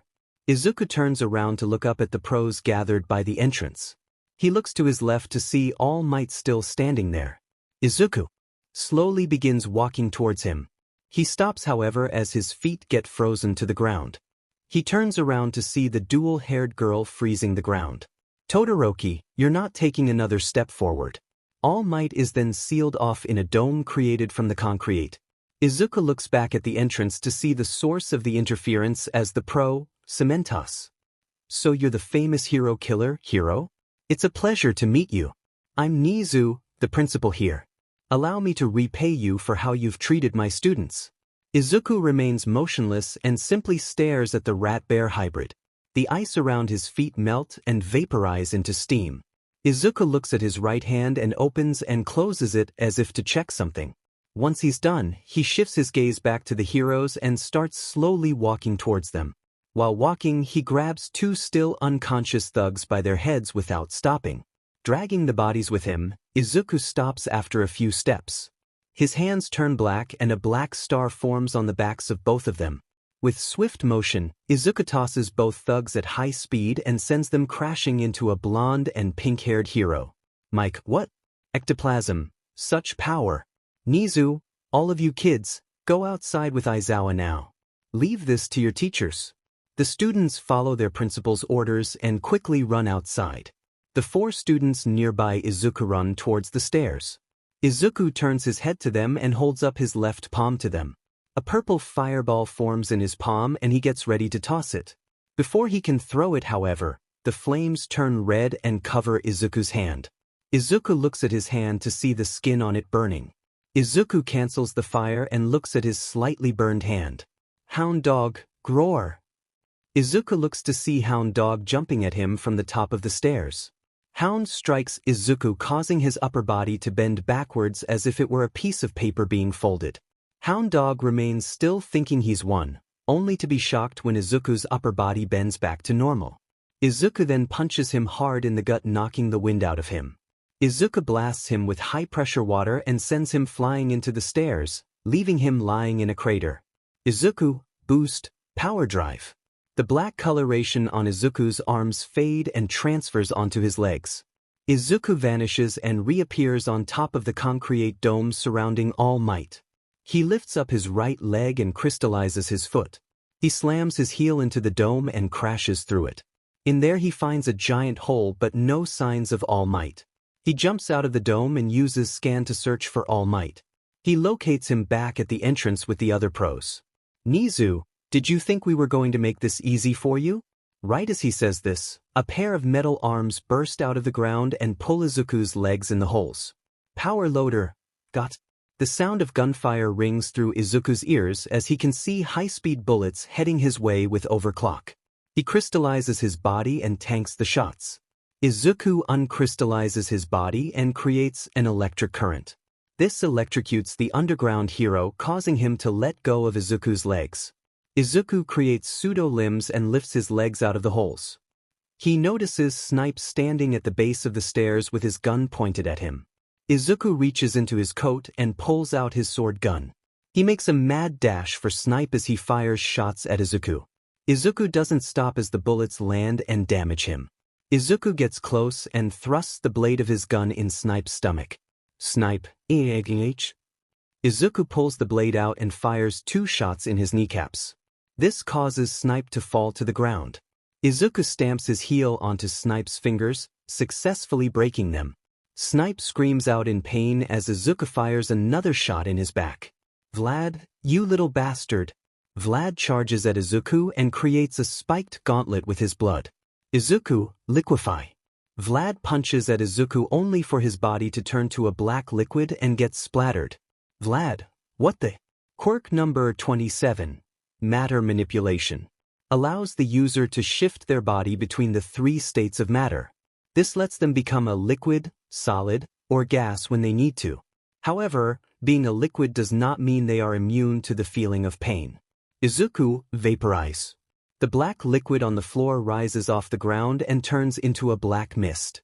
The black mist swirls around Vlad. Before he realizes it, Vlad feels something wrap around his throat. The black mist solidifies back into Izuku with his hands wrapped around Vlad's neck. Izuku squeezes harder as Vlad continues to struggle for air. Out of the corner of his eye, Izuku notices a pink mist forming. Izuku turns around and sees the mist coming from the Pro Midnight. Izuku tosses Vlad to the side and runs towards Midnight. He, however, is cut off as the concrete rises and forms a wall. Izuku turns around to see Present Mike a good distance behind him. Mike, why? Present Mike lets out an ear-deafening yell that causes Izuku's ears to start bleeding. Izuku calmly rolls up his sleeve, creates a pair of soundproof headphones from his arm and equips them. From both sides of him, Izuku sees 2 ectoplasms approaching. They try to kick at him, but he leans back and avoids them both. While leaning back, he holds his arms out to the side. He then quickly leans forward and crosses his arms like an X. The 2 ectoplasms fall to the ground in sliced bits before turning to ectoplasmic goop. Izuku, Demon Stitching. Quirk number 26, String Loaded, grants the user the ability to emit strings from their hands. These strings are sharp enough to cut through steel itself. Izuku stands up straight and fires a laser at Present Mike with his finger. The laser pierces through the center of his chest and causes him to fall to the ground.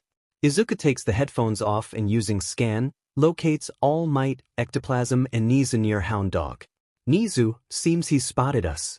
Ectoplasm, let's go Hound Dog. Ectoplasm and Hound Dog run towards Izuku with full power. Izuku sharpens his finger and slices the skin of his arm, using the blood dripping from his arm to create a shield that blocks Ectoplasm's kick and Hound Dog's punch. Ectoplasm, this is Nizu. So it's as I thought, you are him. Or rather, his successor. The blood shield morphs into spikes and stabs straight through ectoplasm's leg and hound dog's fist. Pseudo-arms come out from Izuku's cloak and spread in different directions. The arms grab each of the heroes and throw them against the concrete wall. Izuku, birdcage. Izuku crystallizes his hand and stabs his fingers into the ground. In the next instance, strings rise out of the ground and arch above the heroes to form a cage. Midnight, sheet were caught. Ectoplasm, what's he doing now?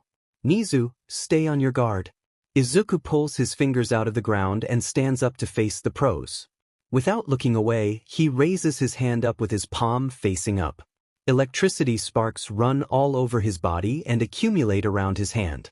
The electricity suddenly turns red and the sparks become more hectic.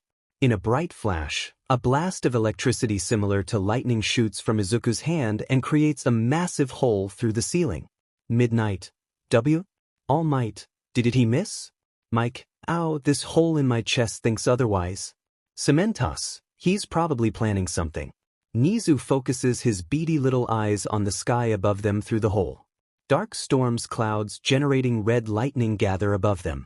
Izuku clenches his fist which causes the clouds to turn into a raging storm. Nizu, Cementos, give us barriers. As many and as thick as possible. Cementos slams his hands onto the ground and seals them off in a dome within the cage. A second dome forms over the cage and a third forms over that. Izuku cocks back his fist sparking with red electricity before punching downwards. Izuku, Takamikazuchi Pillar of God. A massive red pillar of lightning crashes through the ceiling onto the heroes going straight through the domes. The pillar dissipates as quickly as it appears. Izuku walks towards the domes and replaces each one with sand until he reaches the center. There he finds the heroes barely alive. Izuku emits water from his hand and seals the heroes in a water bubble. He emits electricity from his other and reaches to touch the bubble. He stops however as the bubble destabilizes and collapses. Nearby, Toga's glass box uncrystallizes. Izuku, what? What's going on here? What happened to my water bubble? Wait, I'm me again? Izuku looks around the area and sees something glistening against a broken piece of concrete. Izuku runs towards it and finds a mirror attached to it via a purple ball. Reflected in the mirror, he sees Eraserhead glaring at him. Izuku, Eraserhead, he's still alive. Izuku punches the mirror and shatters it. He then turns around and starts walking back to the heroes. Izuku, I can't switch back but my mission remains the same. Enjoy your final moments. Izuku stops as he hears something moving towards him from two different directions. He crystallizes his upper body to block a punch from the purple-haired girl from earlier and a kick from the blue-haired boy from earlier. Maria, what's with this guy's body? Ida, it's like kicking diamonds. Izuku, rebound. Izuku uncrystallizes his body and seems to vibrate before repelling the two students. Quirk number 21, Superflex. Through the power of flexing all their muscles, the user can repel any nearby opponents and objects within a small radius. The two students get back up on their feet and stand in front of their teachers. From out of the shadows, 16 other students appear and stand to defend their teachers. Todoroki, we're not letting you hurt our teachers any further. Nizu, you all stay back? Ida, with all due respect sir, you're all in no condition to tell us not to fight. Ponytail girl, we will hold him off until further reinforcements arrive. Izuku, you'll hold me off? You weak brats? Mary, the hell were you calling a brat? You sound at least our age. Blonde, you're the hero killer, hero right? I'm gonna make you pay for what you did to Uncle Hisashi. Izuku feels a sharp pain in his head from hearing Hisashi's name. He shrugs it off and looks back at the students. Izuku, my mission here is to kill all of you. I was going to save you brats for last, but it looks like you don't get that mercy anymore. Erasing my quirk was a mistake. I can be a lot more brutal when I'm me. Redhead, is it me, or does he seem a little different? Mary, think the teachers might have knocked a few screws loose. Todoroki, get serious already. He's a murderer. Kizugu, murderer? Haha, that's such a vague term. I am a soldier. Without anyone so much as blinking, Izuku leaps forward and grabs the redhead boy by the face. He then slams his head into the concrete. Ponytail girl. Kirishima-kun. Mary, he's fast. Bird boy, I couldn't see him move. Izuku, a murder will kill due to personal feelings. I kill because it is my objective. Kirishima, ow, that would have been bad if I hadn't hardened. Izuku, a hardening quirk, eh? Izuku lifts up his foot and holds it above the boy's face. He powers up his leg with boost and sharpens his foot. Izuku, die. Bird boy, not so fast. The bird boy opens his cloak and sends a black entity towards Izuku. The shadow grabs Izuku and pulls him closer. Bird boy, how's that? Izuku, oomph, nice try. Izuku turns to liquid and seeps through the shadow's fingers. Bird boy, what the? Electric boy, look out Tokoyami. The liquid Izuku rises from the ground and tries to stab the bird boy. The bird boy however gets saved by the purple-haired girl grabbing and pulling him out of the way. Tokoyami, thanks, Kuchiki-san. Tape boy, what's with this guy? It's like he's got multiple quirks. Todoroki, he's probably like that beast from earlier. Izuku, as if, Nomu doesn't compare to me. I'm not artificial. Izuku says as he reforms and takes out his sword gun. He holds out his left hand and creates an identical gun. Ponytail girl, that's like my quirk. Izuku, oh is it? So you have a similar quirk to this one. Let's see which is superior. Izuku leaps into the air and fires rounds at the girl. She reacts quickly and creates a shield to block the bullets. Izuku descends and slashes at the shield with his blades. From his sides he sees a muscular boy in a yellow suit and an octopus-like creature run at him. Izuku creates two pseudo-limbs holding his twin pistols and fires at them both. The bullets are deflected and blocked by the redhead and dual-colored girl's ice. Izuku shambles. Izuku places one of his hands on the girl's shield and swaps it with a bunch of feathers. He then knees the girl in the gut and sends her rolling across the ground. Earlobes, Momo, you bastard! The girl with earphone jack earlobes attacks Izuku with sonic blasts from her legs. Seeing what's coming, Izuku puts the earphones back on and mechanizes his arms. Izuku, mechanization, drill. Cannon. Izuku transforms his right hand into a drill and his left into a blaster. He fires a condensed ball of red electrical energy at the girl, but it gets swatted away by the dark shadow. Izuku, Tisich, you're annoying. A yellow light charges up in Izuku's cannon arm. Izuku fires the yellow ball at the shadow. The ball then explodes into a blinding light that blinds everyone. Quirk number 22, Light Grenade. Allows the user to create light bombs that temporarily blinds their opponents. The larger the bomb, the longer it takes to form it. The bright light causes the shadow to go back under the cloak of its bird host. Izuku takes advantage of the opening and attacks the bird boy with his drill. The bird boy however gets knocked out of the way by the redhead boy who tanks the attack with his hardened skin. Seeing as he wasn't budging, Izuku blasts him back with a pressurized water blast from his cannon. Izuku transforms his arms back to normal and creates several knives in his hands. He throws them up in the air and they seem to hover in place. The knives each head straight towards a different student but miss their marks. Izuku then fires at the muscle boy, but the bullets instead hit the redhead. Electric boy, what the hell is going on? Quirk number 23, Flow. Allows the user to create invisible pathways in the air. The pathways are drawn with the fingers and anything caught in them will flow through them. The pink-skinned girl throws acid at Izuku. He simply drags his finger horizontally in front of him and sends the acid flying in that direction. He then raises his arm up to block a punch from the purple-haired girl.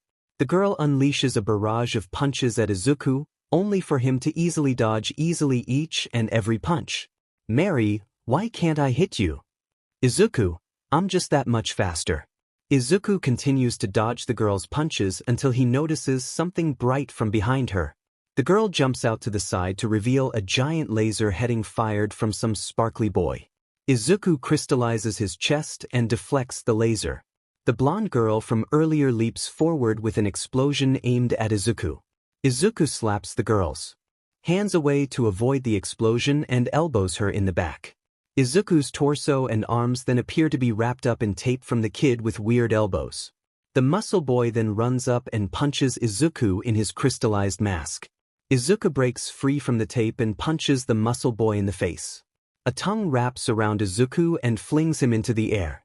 The tail boy jumps into the air and tries to slap Izuku with his tail. To avoid the attack, Izuku transforms into a snake and slithers around the tail. Once he lands back on the ground, he transforms back to normal and is yet again met with the purple-haired girl. Izuku, you never learn, do you? Izuku cocks back his fist and punches the girl in the stomach. Izuku, The girl smirks to reveal her holding a cloth covered in purple balls. Izuku finds himself unable to pull his hand apart from the balls. Mary, never thought I'd be thankful for that little perv's ability. Ida, you're finished. The vehicle-themed boy from earlier makes a run towards Izuku with his legs ablaze. Izuku tries moving away, but the girl, along with the octopus creature and redhead boy, hold him in place by his arm. Kirishima, nowhere to run. Octoboy, end of the line for you. Izuku, you sure about that? Izuku says while raising and crystallizing his free arm. Expecting an attack, the redhead hardens his arm to block. Izuku, however, brings his arm down and slices off his own hand. He then jumps back to avoid a kick to the face. Mary, the hell? Kirishima, he cut off his own hand. Ida, you're mad. Izuku, perhaps I am. Mary, wait, there's no blood. The students look to Izuku's hand to see no blood from it and instead a goldish yellow flame connecting it to the cut-off part of Izuku's arm. Quirk number 24, Phoenix Flames. While this quirk is active, any limbs separated will not result in an injury and can be reattached even after the quirk has been deactivated. Additionally, damaged organs will temporarily remain functioning because of the flames sustaining them. The only downside is that this quirk remains active for only 3 seconds and takes 20 minutes to recharge. It also doesn't repair damage caused by toxins and cauterized wounds. Izuku, though an arguably inferior version of Nomu's regeneration, it proves quite useful. I'll be taking that back. Izuku pulls his arm and pulls the flames back along with his hand. Izuku uses his free hand to attach his separated one. Izuku, thus the count starts anew. As for this, Izuku uses his free hand and pulls the cloth along with the balls off his hand easily. Quirk number 25, Slash and Stick, allows the user to separate and combine objects both physically and chemically. Mary, oh come on. Electric Boy, is there nothing that works on this guy? Izuku, now then you've all lived long enough. Izuku coats both his arms in magma and points them up into the air. He then launches massive balls of magma up into the air. Izuku, Meteor Volcano. The massive balls of magma start falling down upon the group of students. The students frantically move around to try and avoid the magma. Izuku takes advantage of the panic and grabs the redhead boy by the face. As the magma stops falling, the students realize what's happening. Pink Girl, Kirishima, stay back, I'll be fine. If you get any closer, he'll just kill you too. I can take what he gives me. Izuku, you can take what I dish out? Interesting. Izuku says while squeezing the boy's skull with his fingers. The boy grits his teeth in pain before hardening his head. Izuku, a hardening quirk. I could take this for myself, but with crystal, such a quirk is useless. Dual drive. Izuku's arm blackens and a purple star within a purple ring forms on the back of his hand. This causes his grip on the boy's skull to tighten. Izuku, in the face of overwhelming power, such a quirk is useless. Your skills are useless. You are useless. Completely useless. Absolutely useless. Utterly and undeniably. Gotcha? Upon hearing this, Izuku feels something press against his back. He turns around only to see nothing there. Using scan, he's able to see an endowed figure. Izuku, an invisible girl, huh? Girl, I'm found out. The vehicle boy Tokyo drifts in and grabs the girl before running away. The purple-haired girl then runs in and grabs hold of the redhead boy. The boy ceases his hardening, slips out of Izuku's fingers, and runs away with the girl. Izuku looks to see all the students gathered away far from him. Izuku, what's wrong? Has your fear finally sunken in now? Mary, we're not afraid of you. Momo, we simply don't want to be caught up in the blast. Izuku, blast? It can't be. Izuku looks over his shoulder to see several small bombs planted on his back. Blonde, You're going to hell, a-hole. Izuku, perhaps you've forgotten, but I can simply crystallize my body. Watch, your bombs won't even leave a screw. What? I can't crystallize? Octoboy, as if we'd let you. Izuku looks above him to see 6 tentacles holding mirrors at different angles. Izuku zooms in using his mechanical eye and can see Eraserhead glaring at him with a smirk. Izuku, Eraserhead. Momo, this ends now. The ponytail girl says as she pushes the button on the detonator. Izuku quickly reacts and throws his coat off of him. His eyes widen at the glow forming from the bombs. The bombs explode at near point-blank range in front of Izuku and cause a massive backdraft. The students and injured teachers try to protect themselves from the harsh winds. Tokoyami, did we get him? Electric Boy, that explosion was point-blank and he couldn't use his quirk. There's no way he didn't get hit. Nizu, don't underestimate a villain. He could very well be perfectly fine. Izuku, not bad. You took advantage of my idiotic overconfidence and caught me in a trap I couldn't avoid or defend from. It's quite impressive for children. The students and teachers snap to attention from hearing Izuku's voice. Izuku, it's a real shame though. As the smoke clears, the eyes of 3 certain individuals widen. Izuku is seen standing there with half his shirt burnt off, large parts of his skin burnt and bleeding, and his mask destroyed, completely revealing his face. Izuku, I made this costume especially for today. Meanwhile, League of Villains Bar. The members of the Assault and Vanguard squads are seen sitting around in silence. Twice is tinkering with his arm, Hino and Magna are playing cards, Katsuragi is playing a video game, Compress and Spinner are having a game of darts, Rin is busy knitting and Dabi is drinking alone in a booth. Magna, they sure are taking their time. Spinner, they are fighting the All Might. You can't expect them to speed-run their way through him like a video game. Compress, nevertheless, our worries remain. There's always the off chance something might have happened. Rin, even if something did happen, my Zuzu will make sure they get out of there safely. Katsuragi, yeah, there's nothing on earth that can stop Big Bro when he's fired up. By the way, since when do you knit? Rin, is it a crime for me to take interest in new things? Well, even if it is, I don't care, I'm a villain. Twice, damn right. We can do whatever we want. Hino, get me a motor oil martini. Hino, I'm too busy here to make you your suicide drink. Just then, the monitor in the bar turns on and grabs everyone's attention. On the monitor appears the masked face of AFO. Twice, hey big boss. AFO, where is Tamura? Twice. Hino, not to question your mental stability, but you do remember that you sent him on a mission, right? Oh, do not test me now, child. The mission resulted in a failure and called for a retreat. Katsuragi, so the Nomu lost, huh? Twice. Oh, then the others should be here any minute now. AFO, Tamura and Kurogiri have already evacuated. Izuku and Toga were left behind and are still fighting as we speak. Rin, what? AFO, I've completely lost communications with both Izuku and Tamura. Without Kurogiri, I can't warp there and he's out of range so I can't rescue him from here. Spinner, whoa, what are you trying to say here? FO, I'm saying Izuku and Toga are in great danger and we have no means of helping or saving them. They've been left to die. FO says while slamming his fist on a table angrily and ending the communication. AFO, Tamura. Back in the bar.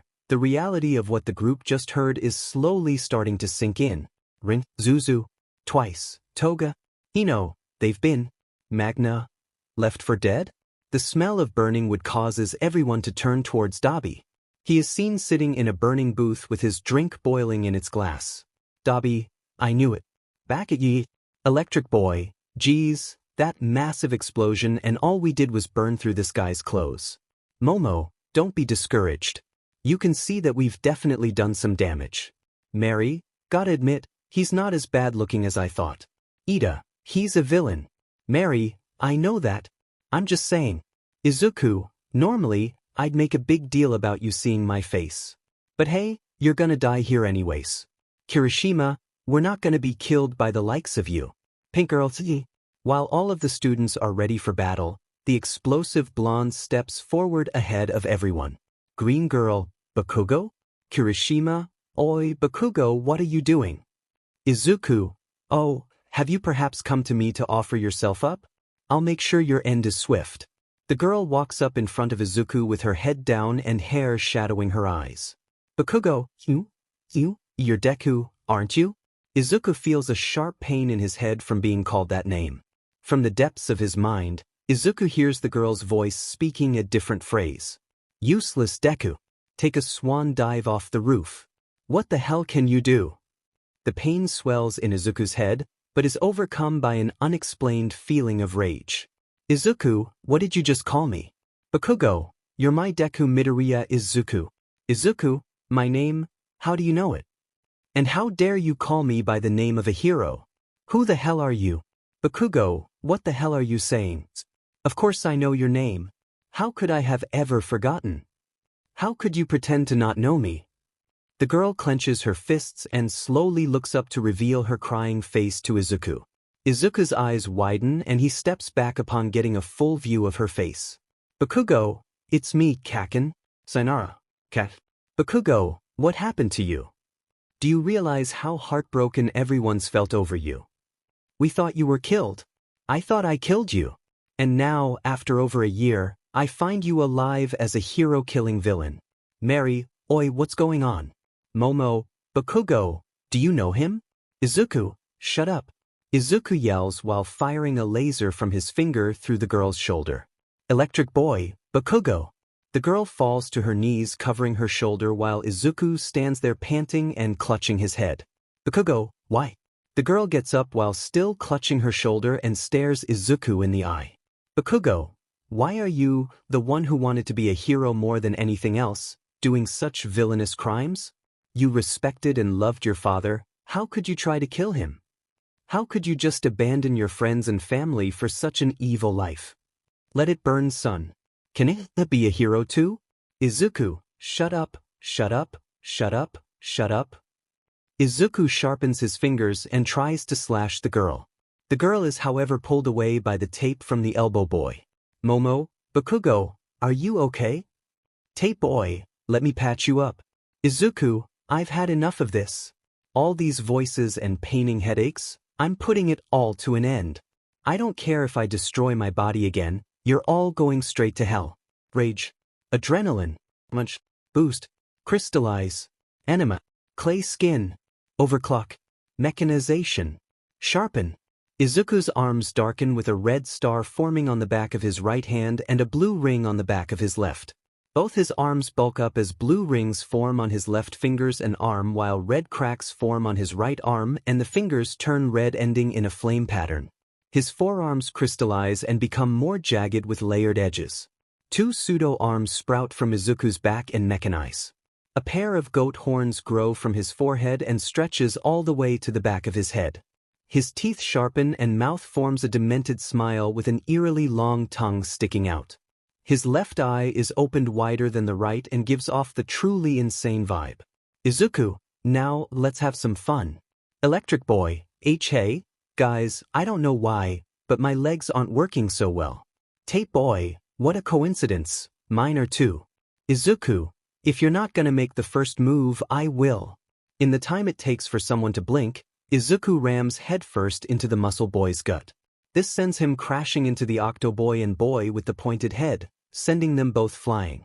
Pink Girl, Koda, Sato Shoji. Kirishima, you're gonna pay for that. The redhead boy tries to punch Izuku, but Izuku jumps up high into the sky and lands back in his original position. Izuku, I'm still not used to them, Master's new quirks. But they're at least easy to use. Izuku says while looking at his legs, his forelegs of which are now springs. Quirk number 31, Spring Lock. Grants the user the ability to turn parts of their body into springs. Rather straightforward this quirk is. Using his spring legs, Izuku jumps to the ceiling and bounces off of it. He heads straight towards the group at high speeds while cocking back his right fist. The students quickly move out of the way, causing Izuku to punch the concrete instead. The power of Izuku's punch creates a massive crater roughly the size of the plaza. Izuku, so much power. I can feel it cracking. Even though they're crystallized, my bones are cracking. In Girl, Ow, the shockwave alone did this much damage? Tape boy, get hit by that and it's an instant kill. Stay sharp. Izuku, nice choice of words. Izuku says as he slices at the air with his right hand. Giant holes on the USJ dome are then slashed open out of nowhere. Izuku, whoa, so this is what powered-up Sharpen can do. Kinda hard to aim.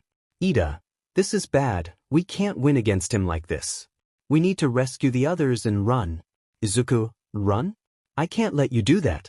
Izuku looks around until his eyes land on the injured teachers. He uncrystallizes her left hand and points at the teachers.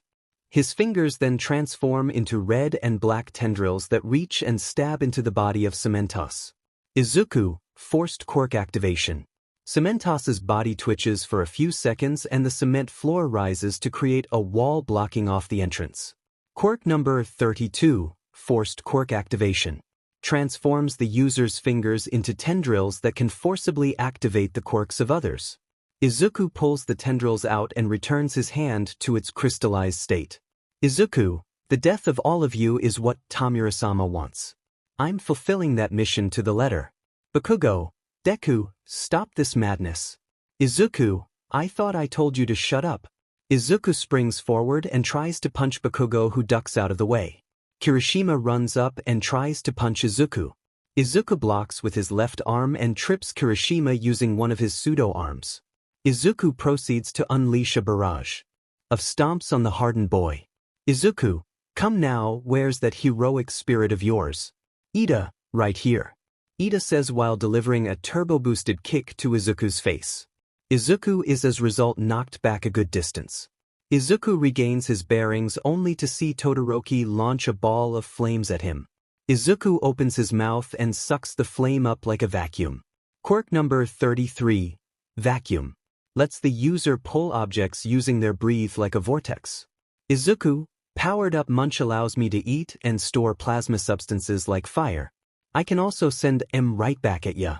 Izuku opens his mouth wide and sends the blast of fire straight to the young heroes. Todoroki acts fast and creates an ice wall to block the flames. The flames cease only for Izuku to burst through the wall like a bulldozer. He grabs the tail boy by the tail and throws him straight into the pink girl. Izuku, mechanization, dual cannon. Izuku transforms his two pseudo-arms into cannons and fires electrical blasts rapidly in different directions. While the students focus on dodging, Izuku punches the ground with his right fist. The floor freezes and causes them all to get stuck to the ground. He then punches the ground with his left fist, this time digging it into the ground. Izuku, just try dodging now. Volcanic meteor storm. Magma erupts from the ground like volcanoes and launches high into the air through the roof. The magma rains down on the students like meteorites. Todoroki creates a massive iceberg to block several of the magma meteorites. Momo uses her quirk and creates military-grade multi-headed rocket launcher to blow up the remaining meteorites. Izuku, struggle all you want, you're just prolonging your inevitable death. Izuku stops his maniacal laughing for a second due to him getting hit in his low-hanging parts by a metallic pole created by Momo. Izuku, shitty brats, that was a low blow. Izuku says before falling on his side in pain. Electric boy, ouch, I felt that. Momo, now, while he's down, get free from the ice. Todoroki, I'm on it. Todoroki uses her flames and melts the ice holding them in place. It is at this time that Izuku recovers from the shock and gets back up. Izuku, well, that hurt. But at least it got me back on my senses a bit. And I think I'll thank you for that by taking that stick and shoving it straight up your... Ida, how dare you? Ida runs up and tries to kick Izuku. Izuku simply raises his left arm and blocks the kick. He then flexes his muscles and repels Ida with the force. Using his spring legs, Izuku jumps far back away from the group. Izuku, mechanization, hyper lens. Izuku throws his arms to his side and mechanizes his chest. A red lens appears on the center of his chest. Izuku, let's see what happens when I magnify my powered-up laser with my powered-up mechanization. Izuku creates spikes on the bottom of his feet and plants himself in the ground. He then stabs his pseudo-arms into the ground behind him and crystallizes them. The lens on his chest starts glowing with a pinkish light and veins start bulging around it. Izuku, Rose Cannon. The light flashes incredibly brightly and a large laser fires from Izuku's chest lens. The sparkly boy fires a laser from his belt and clashes with Izuku's laser for a moment. The lasers struggle against each other before Izuku's overpowers the sparkly boys. Momo jumps in front of the boy and creates a dome-shaped crystal object. The laser gets deflected by the object in several directions. The laser blast comes to an end as Momo falls on her side. Pelopes, Momo, it appears, I've reached my limit. Izuku, huff, you brats, huff, really don't know when to give up. Mary, is he tired? Todoroki, it looks like he's reaching his limit. Izuku limit? A soldier has no such thing. I will only rest once you all die. Izuku yells as he starts running towards the students. He, as well as the students, can see that he's much slower. Izuku, shit, the exhaustion is getting to me. Before Izuku can make it to the students, he gets punched in the face. He looks to see the fist coming from a barely standing hound dog. Izuku, damn dog, stay down. Izuku says as he punches Hound Dog in the face before being immediately punched and kicked in the face by Vlad and Ectoplasm. Izuku, the teachers? Toru, what are you guys doing? You're too injured to move. Nizu, what do you want us to say? Seeing our students fight alone so hard makes us feel ashamed as teachers. We can't neglect our duties. Izuku, it matters not if you're still standing, you will still die. Izuku uncrystallizes his right arm and ignites it in purple fire before crystallizing it again. The flames almost immediately turn red and start burning Izuku through his crystallization. Izuku screams out in pain before dropping to his knees while clutching his arm. Izuku, why? Why is it red? Why does it burn? This is my own power. It will bend to my whims. Izuku yells as the flames proceed to turn black. He then gets back up and stares everyone down. He yells loudly before running with his fist cocked back. Ectoplasm tries to kick Izuku, but his leg gets incinerated through by a punch from Izuku. Ectoplasm, what? Nizu, don't touch those flames. Todoroki, I won't give him the chance to use it. Todoroki says as she sends a wave of ice heading towards Izuku. Izuku punches the ice and completely shatters it. This punch, however, causes Izuku's crystal arm to crack a bit. Izuku screams out in pain and subconsciously uncrystallizes his arm. Feeling sorrow from hearing Izuku's pain, a single voice screams out. Please stop. Isn't all this pain enough for you? The students and teachers all look towards the source of the voice. Izuku, in a fit of rage, turns to the source of the and points his finger while charging a laser. Upon getting a look of the source of the voice, Izuku suddenly loses his urge to kill. The girl appeared to have shoulder-length brown hair and brown eyes. Izuku, look familiar. Izuku continues to stare at the girl, but is interrupted by the cement wall being blown up by flames. Hey, we heard there were some villains causing trouble here. A hero killer, to be specific. This better not be a waste of time. I see All Might's being lazy on the job. Izuku looks to the remains of the wall to see four immediately recognizable figures walking through. Izuku, effed me. Nizu, it sure took you long enough. Endeavor, so this brat is the so-called hero killer? Izuku, oh Endeavor, it's been a while. Endeavor, been a while? You must be losing your mind. Izuku, you don't remember me?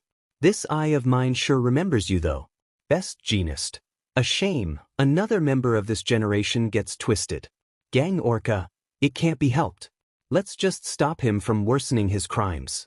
Maruko, you've killed over 100 heroes, right? Let's see how your strength actually stacks up. Maruko says as she jumps straight at Izuku. Izuku tries to move, but he's held in place by his pants being manipulated by Best Jeanist. Izuku shambles. Izuku swaps the material composition of his pants with plastic. Best Jeanist, plastic. Izuku switches the material back and blocks a kick from Maruko with his left arm. He tries to swat her away using one of his pseudo-arms, but she dodges. He is then rendered motionless by a sonic blast from Gang Orca.